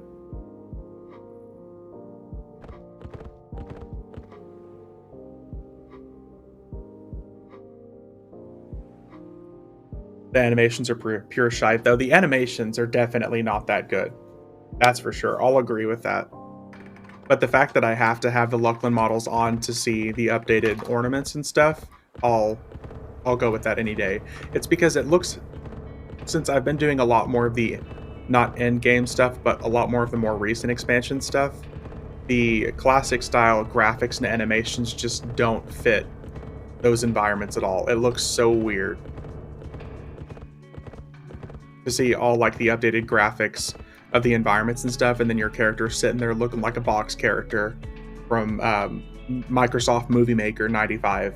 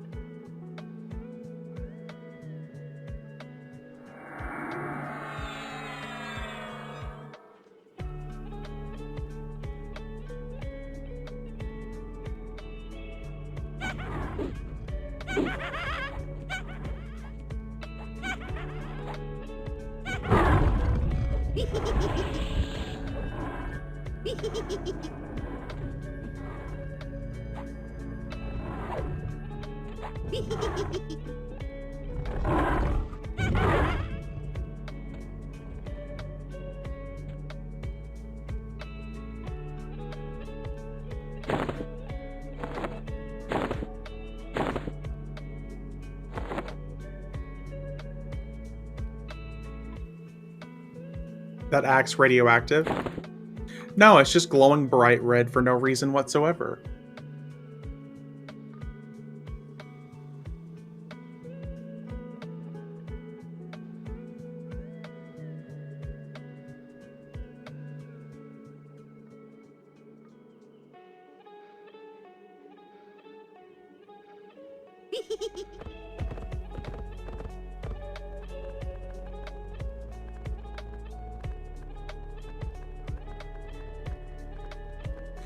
Let me in.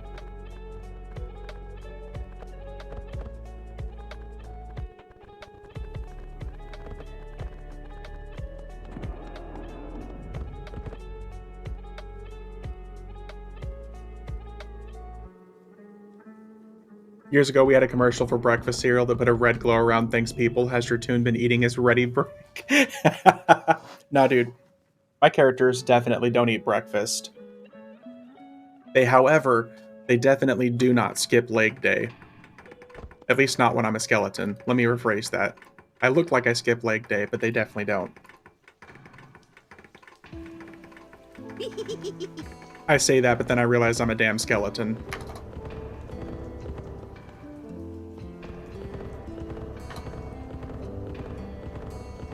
Sorry, my character's on a diet. He can have diet water with no ice. Skipped everything but the day of it, yeah.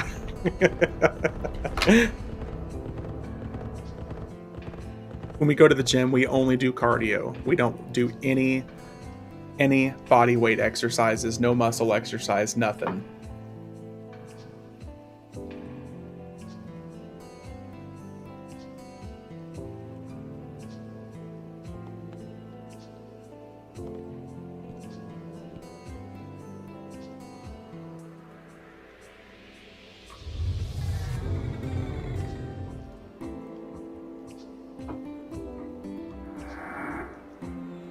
At least he can't be called fat or overweight. That's true.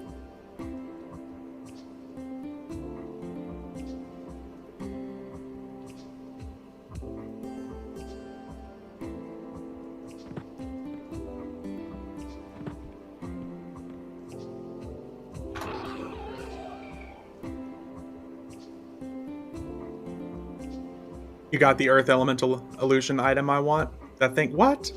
What? No, this thing is like super common. There's the Fabled version that's out right now as well, so you have twice the chance to get it. You can get the Fabled version and the non-Fabled version. Killed about 40 of the named having. Oh. No Fabled on my server? Oh, okay. Yeah. Okay, so then yeah, it'll be a little bit more rare. The Earth Elemental, I will put on every single one of my characters. I don't care if it's caster, melee class, I always gotta have the Earth Elemental. And the Amulet of Necropotence for the skeleton clicky. Always gotta have that.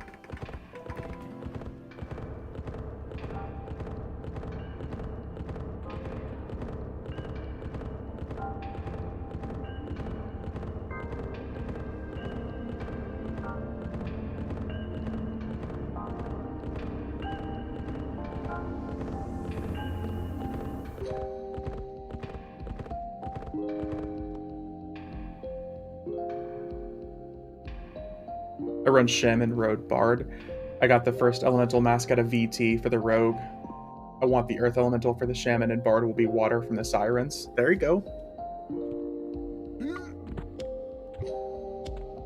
So for Rogues, the only Elemental mask I can think of that we don't get is Air.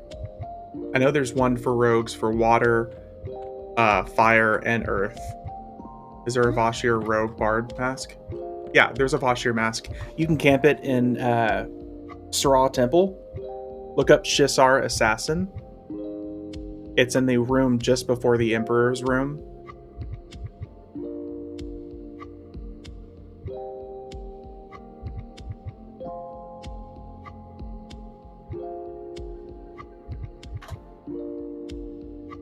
But yeah, the Shisar Assassin can drop the what level trio would be required. Oh, my rogue soloed it back in the day at 65. It's not a hard camp.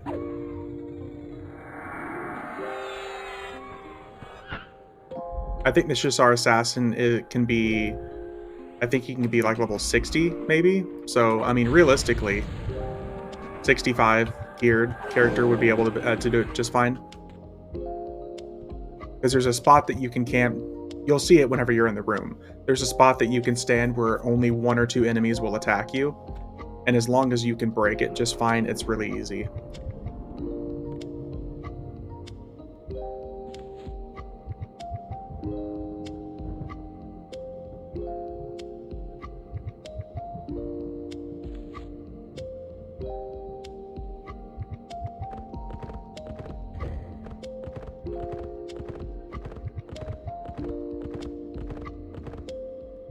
This is definitely going to be the last time run through for the day.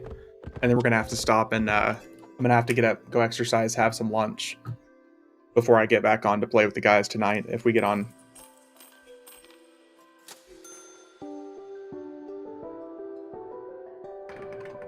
But I'm happy, you know, 5 or 6 run-throughs of Planet Time. You get the Fabled Road Dagger? We did. We got the dagger once so far. Out of like 5 runs, we've got 1 of those daggers. Minority opinion, but I really like the Vashir model, especially in plate. I think the Vashir model looks pretty good. I think the new one looks better than the old one. The new Vashir as opposed to like the old Kara graphics. No one invited me to play Vantos. I mean, if you want to join Vantos, if you have a 120 character, I'm sure we'll have space. Because we almost always end up using 1 or 2 mercenaries whenever we're playing.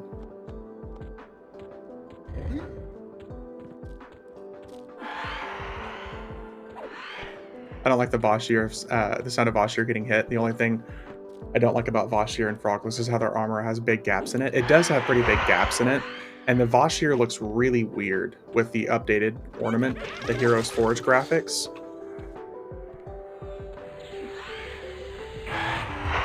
Some of the Heroes Forge armor looks better.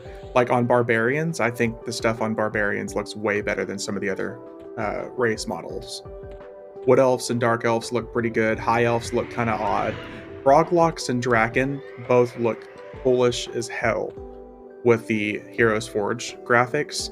Drakens literally look like, with the Heroes Forge, they look like they're inflated like a balloon. They look like balloon animal characters. Because some of the spots have like tiny little joint figures, and then like the biceps and the chest and some of the other like the leg pieces just look massively overinflated. And Froglocks just look ridiculous in Heroes Forge armor.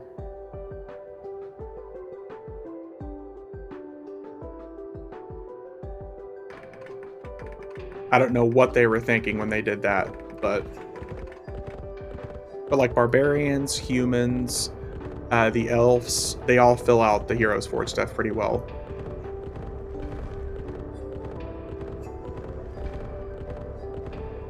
That's a good point, Blood Rains, yeah. Frogs also have significant head bob in first person for those who suffer motion sickness like that. Yeah, Froglocks, that wouldn't surprise me. But I agree, Blood. You can definitely tell the stuff is designed with humans in mind, and the rest of it just get what they get. I really wish they had done better with Drakens on heroic armor. That's why any of my characters that are actually the Draken race, I just don't use Heroes Forge armor on them. It just looks ridiculous.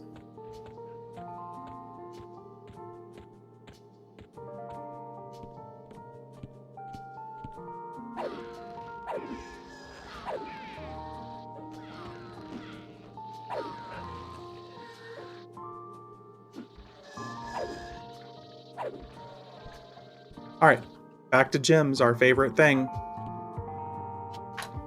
While we're waiting.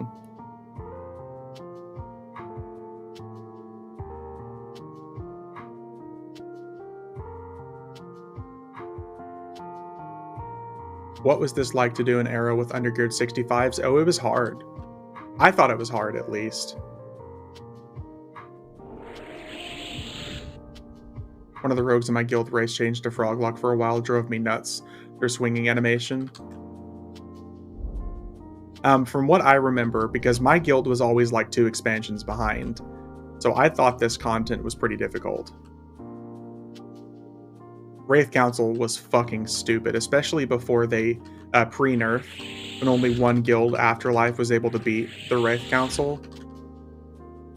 It was no joke back in the day.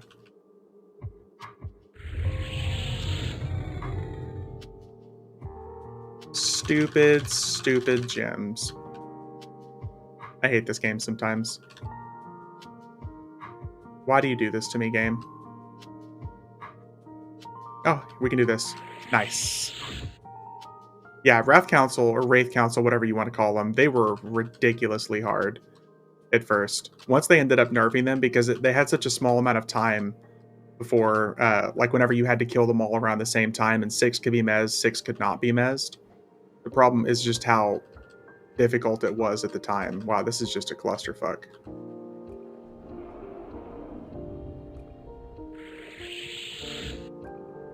But playing a time itself, it was still pretty hard, in my opinion. I have no idea what I'm doing now. We're gonna start over. Zek Brothers are the hardest in time, followed by Any and Ralos.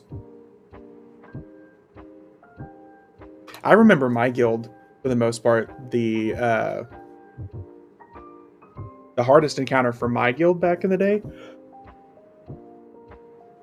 was Ralos Zek, for sure. I don't remember the Zek brothers giving us too much problem back in the day. If you go with full 72, it's really not that bad. Yeah, if you do it with less people, for sure.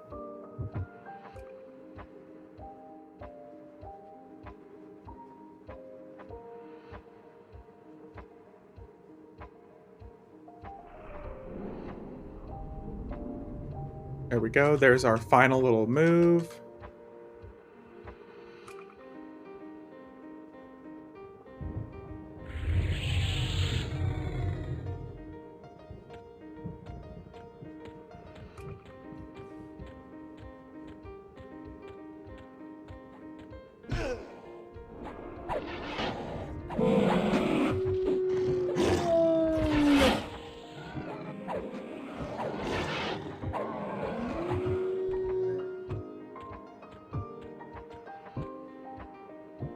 All right. So, Earth and Air. Can imagine how 50s and non-stat gear did fear, especially with that UI at the time. They did it and they died a lot, to answer your question. They did it and they died a lot. But that was also the era of time where a lot of people, for most zones, they had at least two sets of corpses. You had one corpse that was just outside the zone, and you had another corpse that was in the zone if you ended up dying, so you could be rezzed to and from areas, and you could use that as a form of transport.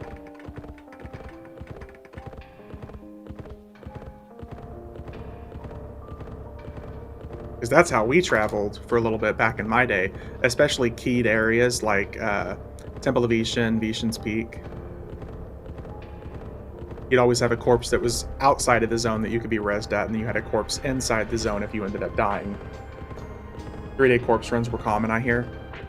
It was common for guilds to call in other guilds to help break fear wipes. That didn't surprise me. I have a feeling back in day the communities were a little bit more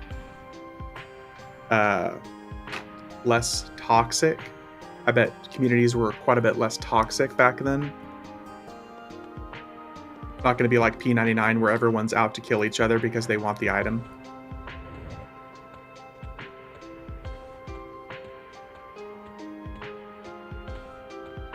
Remember having to go rescue a guild that wiped trying to break hate once? Oh, dude, Plane of Hate also. Horrible, horrible times. All those houses. Death had more consequences than lost experience back then, yeah. I lost gear on corpses. Oh yeah, especially lower level characters.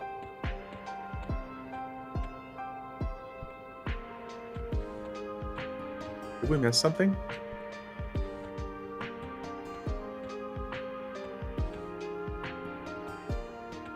We missed something somewhere.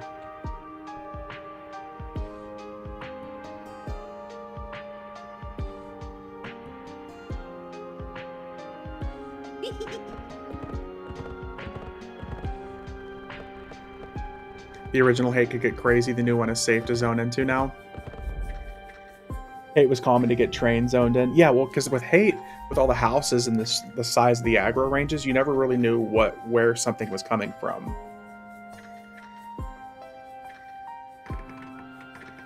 I don't know if we've done the undead wing yet. I don't remember.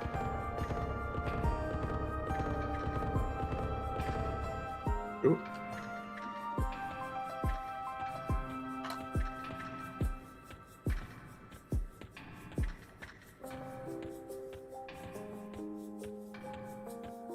No, so we've done undead. We missed something somewhere.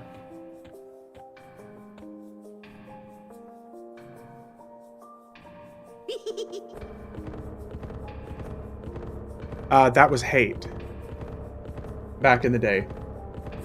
The Spectral Tower, because the instance for... the instance that you can get for Plane of Hate now is... it's an Agent of Change just outside those Spectre Towers.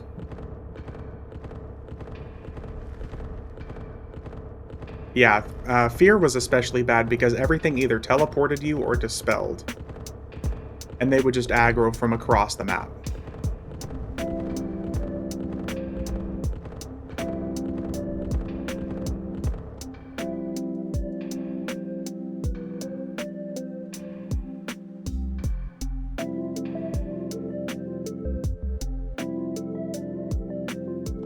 Alright, let's see if we missed something here.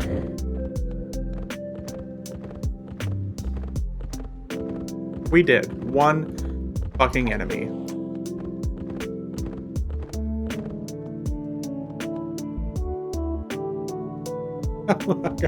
All that for one enemy. Not which... Okay, Sky is always going to be the worst, in my opinion. I have nothing good to say about Sky. I think I went on a rant about that last weekend when I was gaming with some of the guys. Sky, there's nothing recoverable about that zone.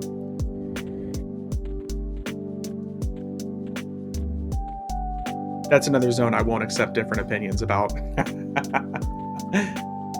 Sorry.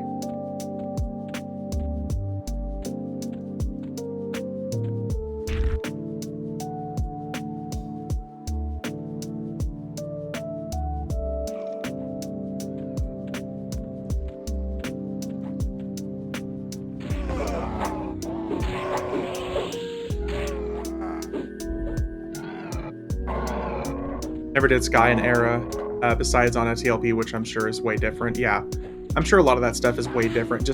But whole islands of enemies that can death touch and stuff like that is just so stupid. I did like how that if you fell off, that like you would land, I think, in Freeport. I thought that was cool.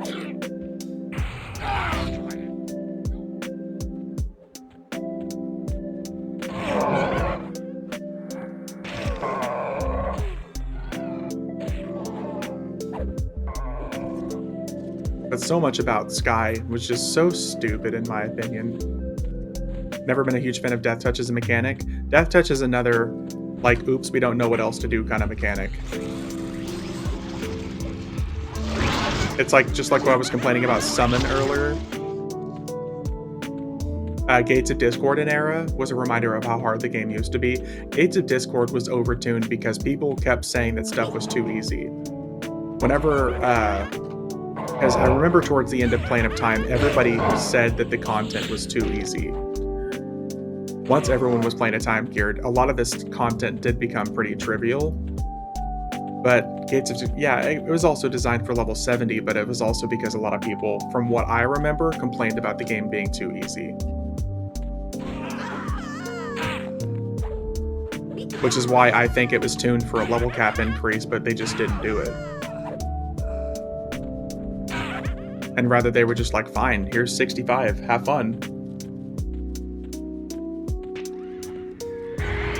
Which is funny to think about, because if they had raised the level cap to 70 with Gates of Discord, we would have gone Gates of Discord, Omens of War, Depths of Dark Hollow, and Prophecy of Ro all before getting a level cap increase.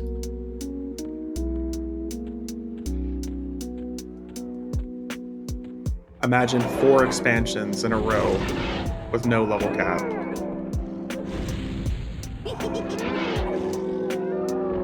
Already, people don't like the fact that it was 3 expansions long before you got a level cap increase.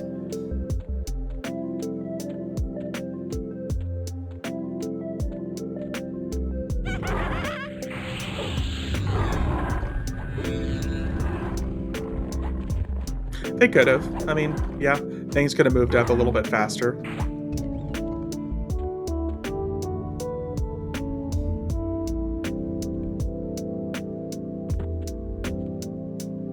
You always discount LDON and Legacy Keisha.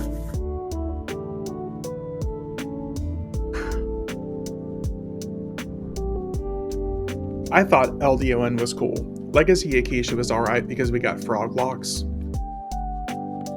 But that was in the era of big expansion, tiny expansion dropping in the same year.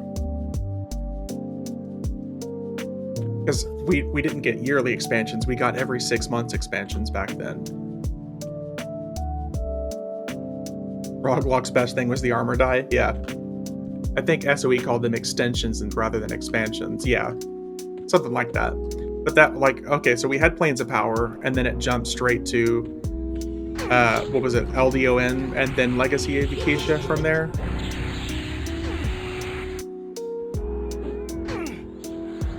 Oh, did we just get blinded?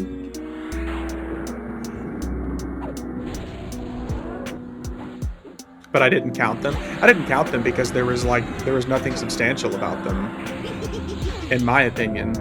Because, like, there wasn't even necessarily an extension of raid content for them. Like, Legacy Acacia had some raid content, and LDON had some raid content, but they were all meant to be, like, group spreading.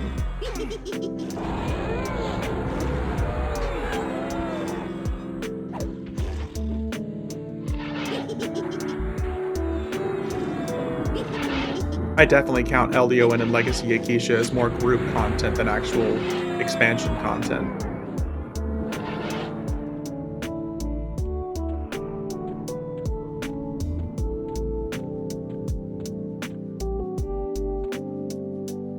LOI had some really great group content, and quests for things like Temperance were a big one. Yeah, like, I'm not saying they were bad, but they were definitely group content. That's another reason why I always kind of skip over them.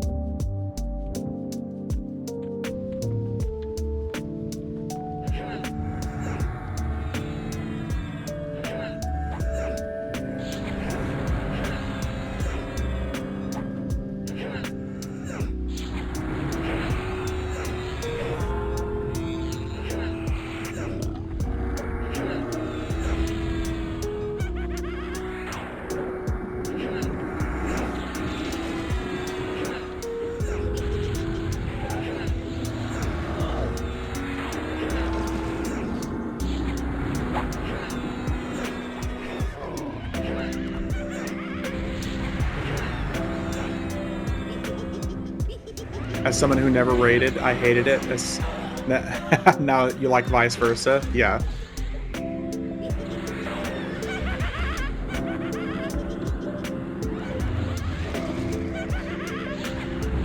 I like LDON raids, but the loot wasn't worth it. I liked LDON because of the fact that they were expansions into content that we had missed. Like, we got Deepest Guck, we got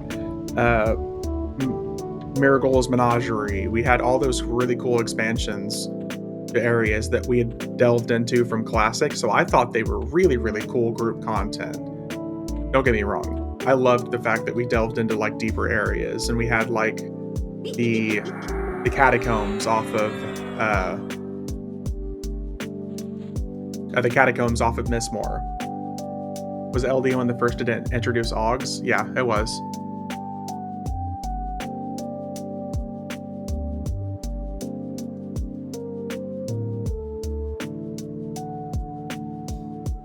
I liked instant stuff too. Dragons and Norath was good. That's another expansion I really liked too.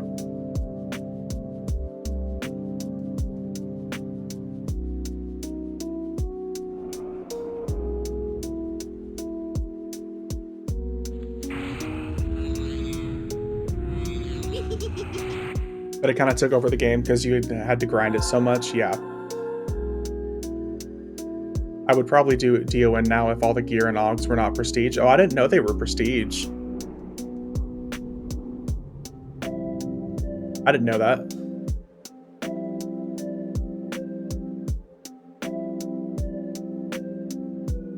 All the AUGs are for certain. That's good to know. I didn't know that.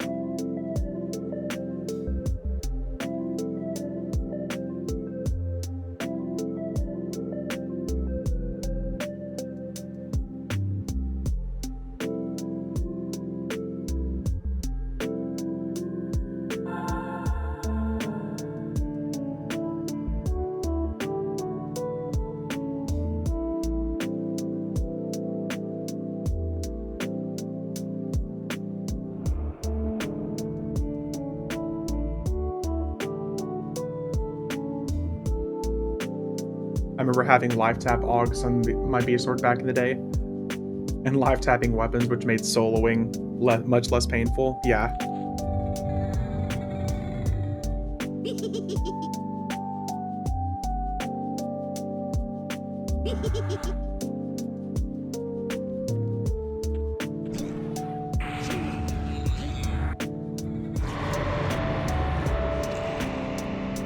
Oh, and the stun. We got stunned right off the bat against this guy. That's a shame.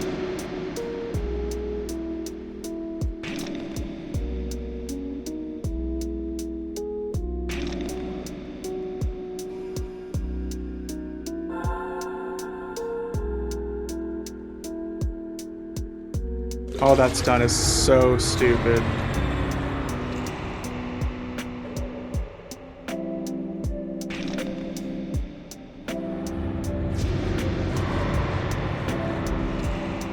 I think the number was 42 instances to get a piece. But if you think about how many times you ran an instance, though, back in the day for experience and stuff, that was worthwhile. Could be Hitchhiker's Guide screwing with me. I love being stunned for over a minute.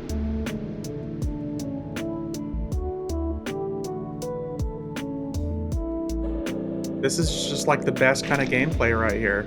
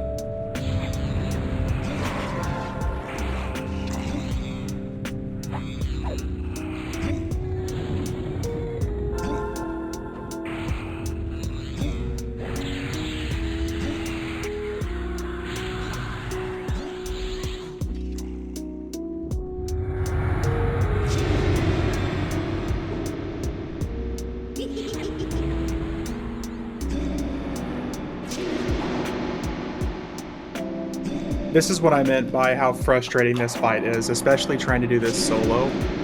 With the pet, it's really not so bad, because he's still taking damage when I'm stunned.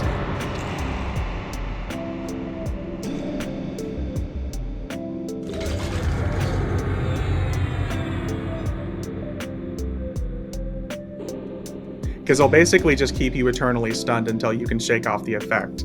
You'll get stunned, feign death, and stunned, feign death, and stunned, feign death. And then he'll just keep on doing it. And the fact that he can even still do it to like a level 120 is what's so annoying about it.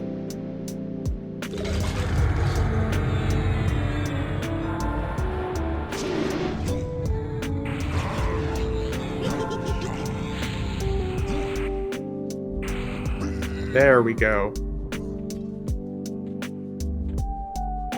Sheesh. Having a Greycon stun lock you seems very strange, yeah.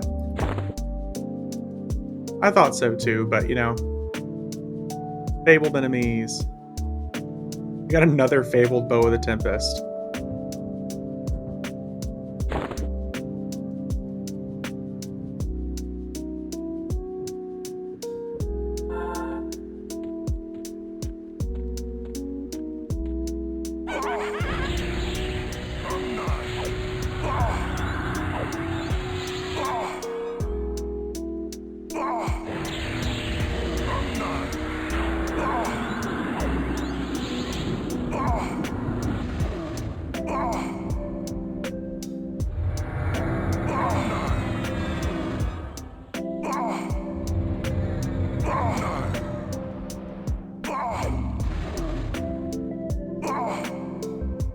Damage.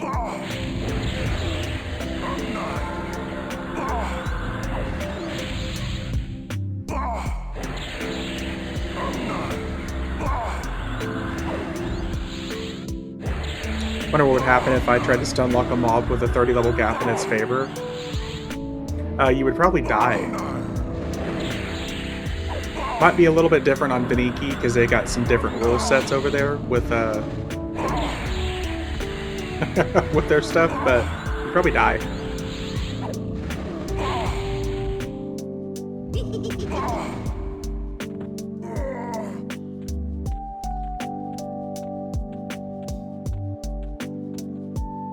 Oh, another Fabled Tactician field. Nice. Alright. So any bets on whether or not I'm going to get my dagger this time? Maybe, kind of, sort of, I hope.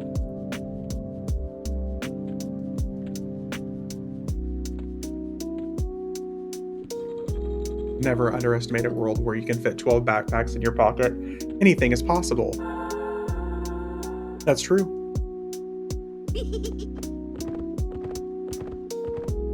An EverQuest where anything is possible.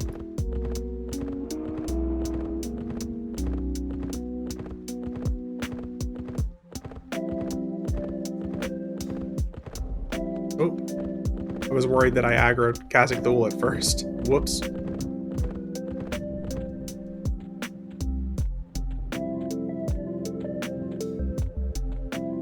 Choo-choo train.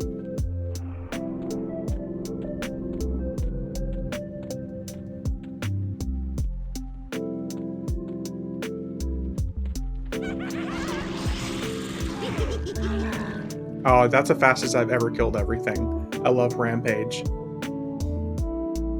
It's all a clip of level 1 taking a Velius boss, admittedly with lots of outside healing, but it was funny as hell. Well, elsewhere, funny that you should mention that because I'm getting stuff together to run a group of level 1 monks, 6 level monks, 6 level 1 monks, and we're going to take them up against Nagafen, and I bet we're going to be able to kill it. Because at level 1 monks can dual wield. I'll level 1 a tutorial with 2300 HP and FE this week. Yeah, well, because you can leave the tutorial and come back.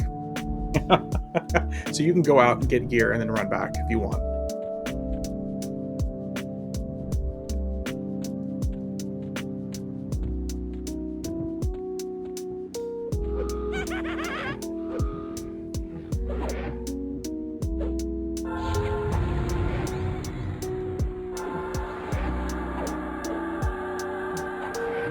How the hell do you control 6 melees? I find it difficult to control 3.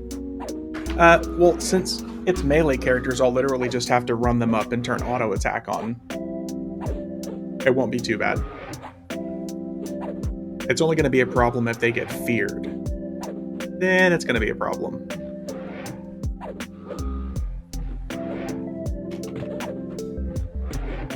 But I'm not going to think about the consequences. I'm only going to think about the possible reward.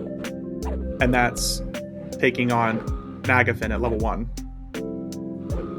When I follow half the time, my alts run in big circles. So elsewhere, that also comes down to what is your clip plane and your background FPS set to. If your actor clip plane and your background FPS are set real low, then yes, they'll start to run in circles around you because the game can't follow something it can't see in the background. You run the tank through the mob so it turns now on the melee attack behind the mob, hit a macro and assist the tank and turns in, yeah. Sound, particles, and everything are turned off minimum. Okay, so that's why. If all of this stuff, the actor clip plane and everything, if all of this is set to minimum, then that's why your characters start to run in circles on auto follow. Because the game can't see, it literally can't see anything in front of it. So it doesn't know what it's trying to follow. EverQuest is very stupid.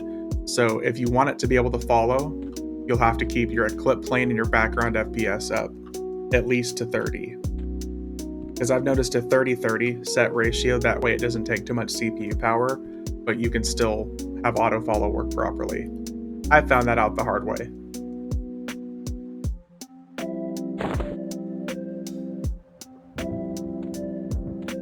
Alright, let's see what Interrupt gives us. God, I feel like I've been here a couple of times today for some reason.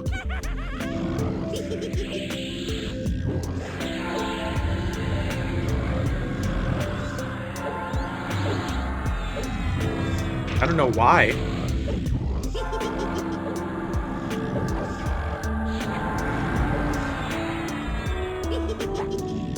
You should have your own chair with your name on it in this zone. Yeah. That background FPS thing drives me nuts. Click off the game and I can see it all stuttering. And yeah. That's what happens if you have the background FPS stuff set to a minimum.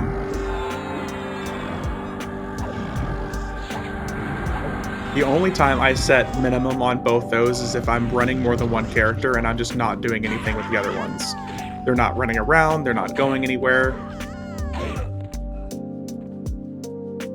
That way they're actually taking nothing from my PC. Seriously? No dagger again.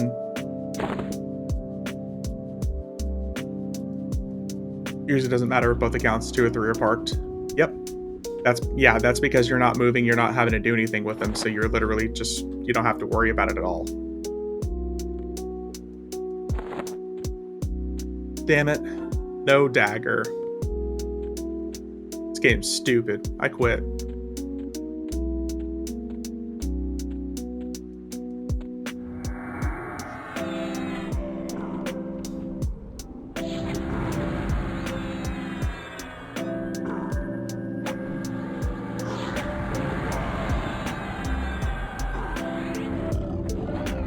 If you quit, can I have your stuff? As usual. Yeah, so if you're quitting, so what are you going to do with all that stuff by chance?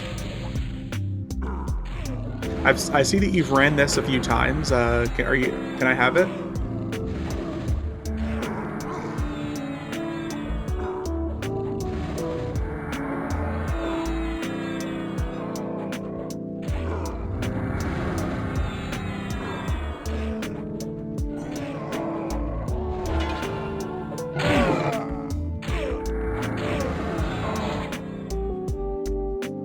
Fabled shield, maybe? Yes! We finally got a fabled shield. Wasn't that the meme back in the day whenever someone threatened to quit? Can I have your stuff? Pretty much. I mean, if it's just gonna go to waste, can I have it? So out of 5 or 6 runs of Planet Time so far, we've gotten 1 fabled Jagged Time Forge Blade and 1 fabled Shield of Strife. No drop has a lot to answer for.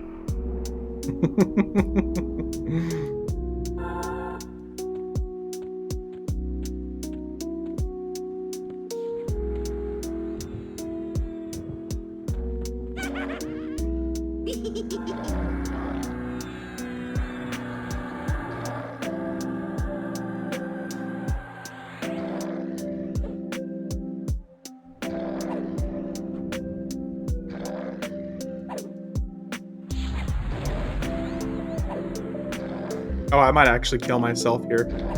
Whoops.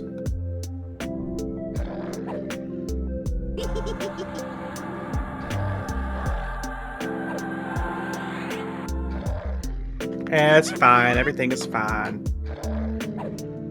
I always forget that everything Berserker high level is all about basically using your own health to deal damage. Can you give me a TLDR on power sources? I don't think I'm usually high enough for it. So power sources, if you see the stats that are on power sources, the higher the purity that your equipment has, the more of that power source's extra stats will go to that item. Power sources give bonuses to everything that your character is wearing that has purity on it. So the higher the purity is, the more of those stats that you get from that power source. So if you think about having 10 items with purity on it, and whenever you pop that power source in, all of those stats are going to go towards those items with purity on them. So say you have a power source, like here, let me give you this. So this power source right here. So these heroic stats like plus 10 stamina, dexterity and stuff like that, those heroic stats are all going towards all of my items that have purity on them. This chest piece has 85 purity, so I'm getting all those green stats I'm getting as a boost for my power source. So just know that whatever you're putting in your power source is going towards your items that have purity on them.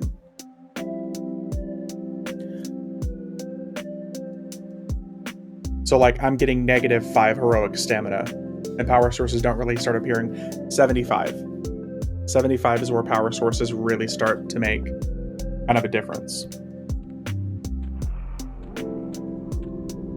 My bags have defeated me. I give up. Dude, I'm telling you, man, you just delete the bags and everything in them and start over.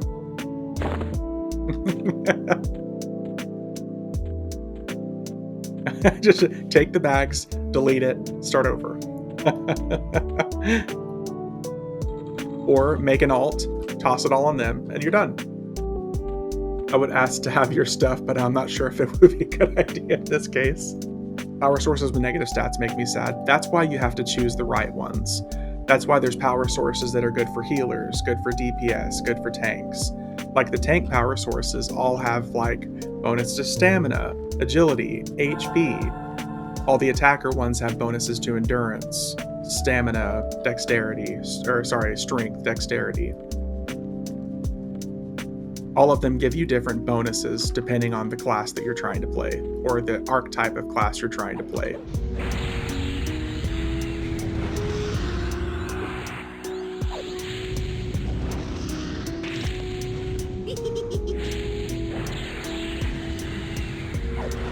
They run out, they do indeed run out, and these days I don't think you can recharge them. Back in the day, they used to have stuff that would let you recharge it, but I don't think that's a thing anymore.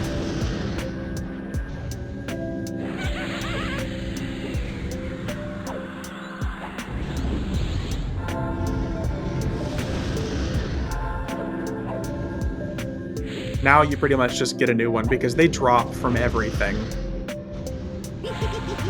And they do actually run out. So like mine right now is at 78%. So yes, they can and they will run out. And especially for like my rogue, I have to get a new power source probably every other week. Oh, we got another one of these. Nice. Fabled stone, fabled earring.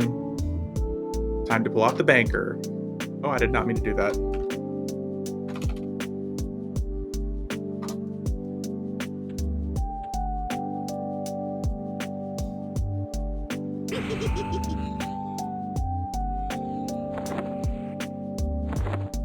They only drain while in combat. Yeah, it's only in combat. Sorry if I didn't explain that. But yes, in combat they do drain.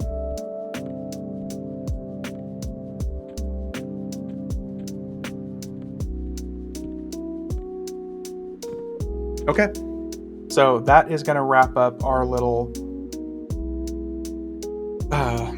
Plane of Time deep dive, of 5 times so far this week, or today.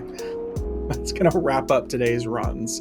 We're probably going to be back on the night if we get the group together. But It's been awesome, guys. Again, I appreciate all of you who have stopped by. Another 5 tomorrow. Could be. Let's see who we can get you guys over to. I'm going to try to raid a channel. Got you tonight? Hell yeah. Sounds good to me. Let's see who's online right now. Oh man, I missed the stream. Sorry, dude. We got some extra stuff in today, so I don't do raids. We're gonna raid a channel. Dang, I have terrible timing. Sorry, Judo. I normally don't stream at this time, so it was just kind of unexpected. If I wanted to watch them, I would be in their stream. That's a very good point too. Let's see here. Okay, so we're gonna raid Barthorn. Barthorn is a P99 streamer. I've had a good time watching his stuff. So Barthorn. Anyways, guys, thanks everybody for stopping by. We'll be back on tonight. I appreciate you guys. We're gonna send you on over, forcing you to listen to their sucky music. Anyways, guys, thanks for watching. I'll probably see you tonight if you're here.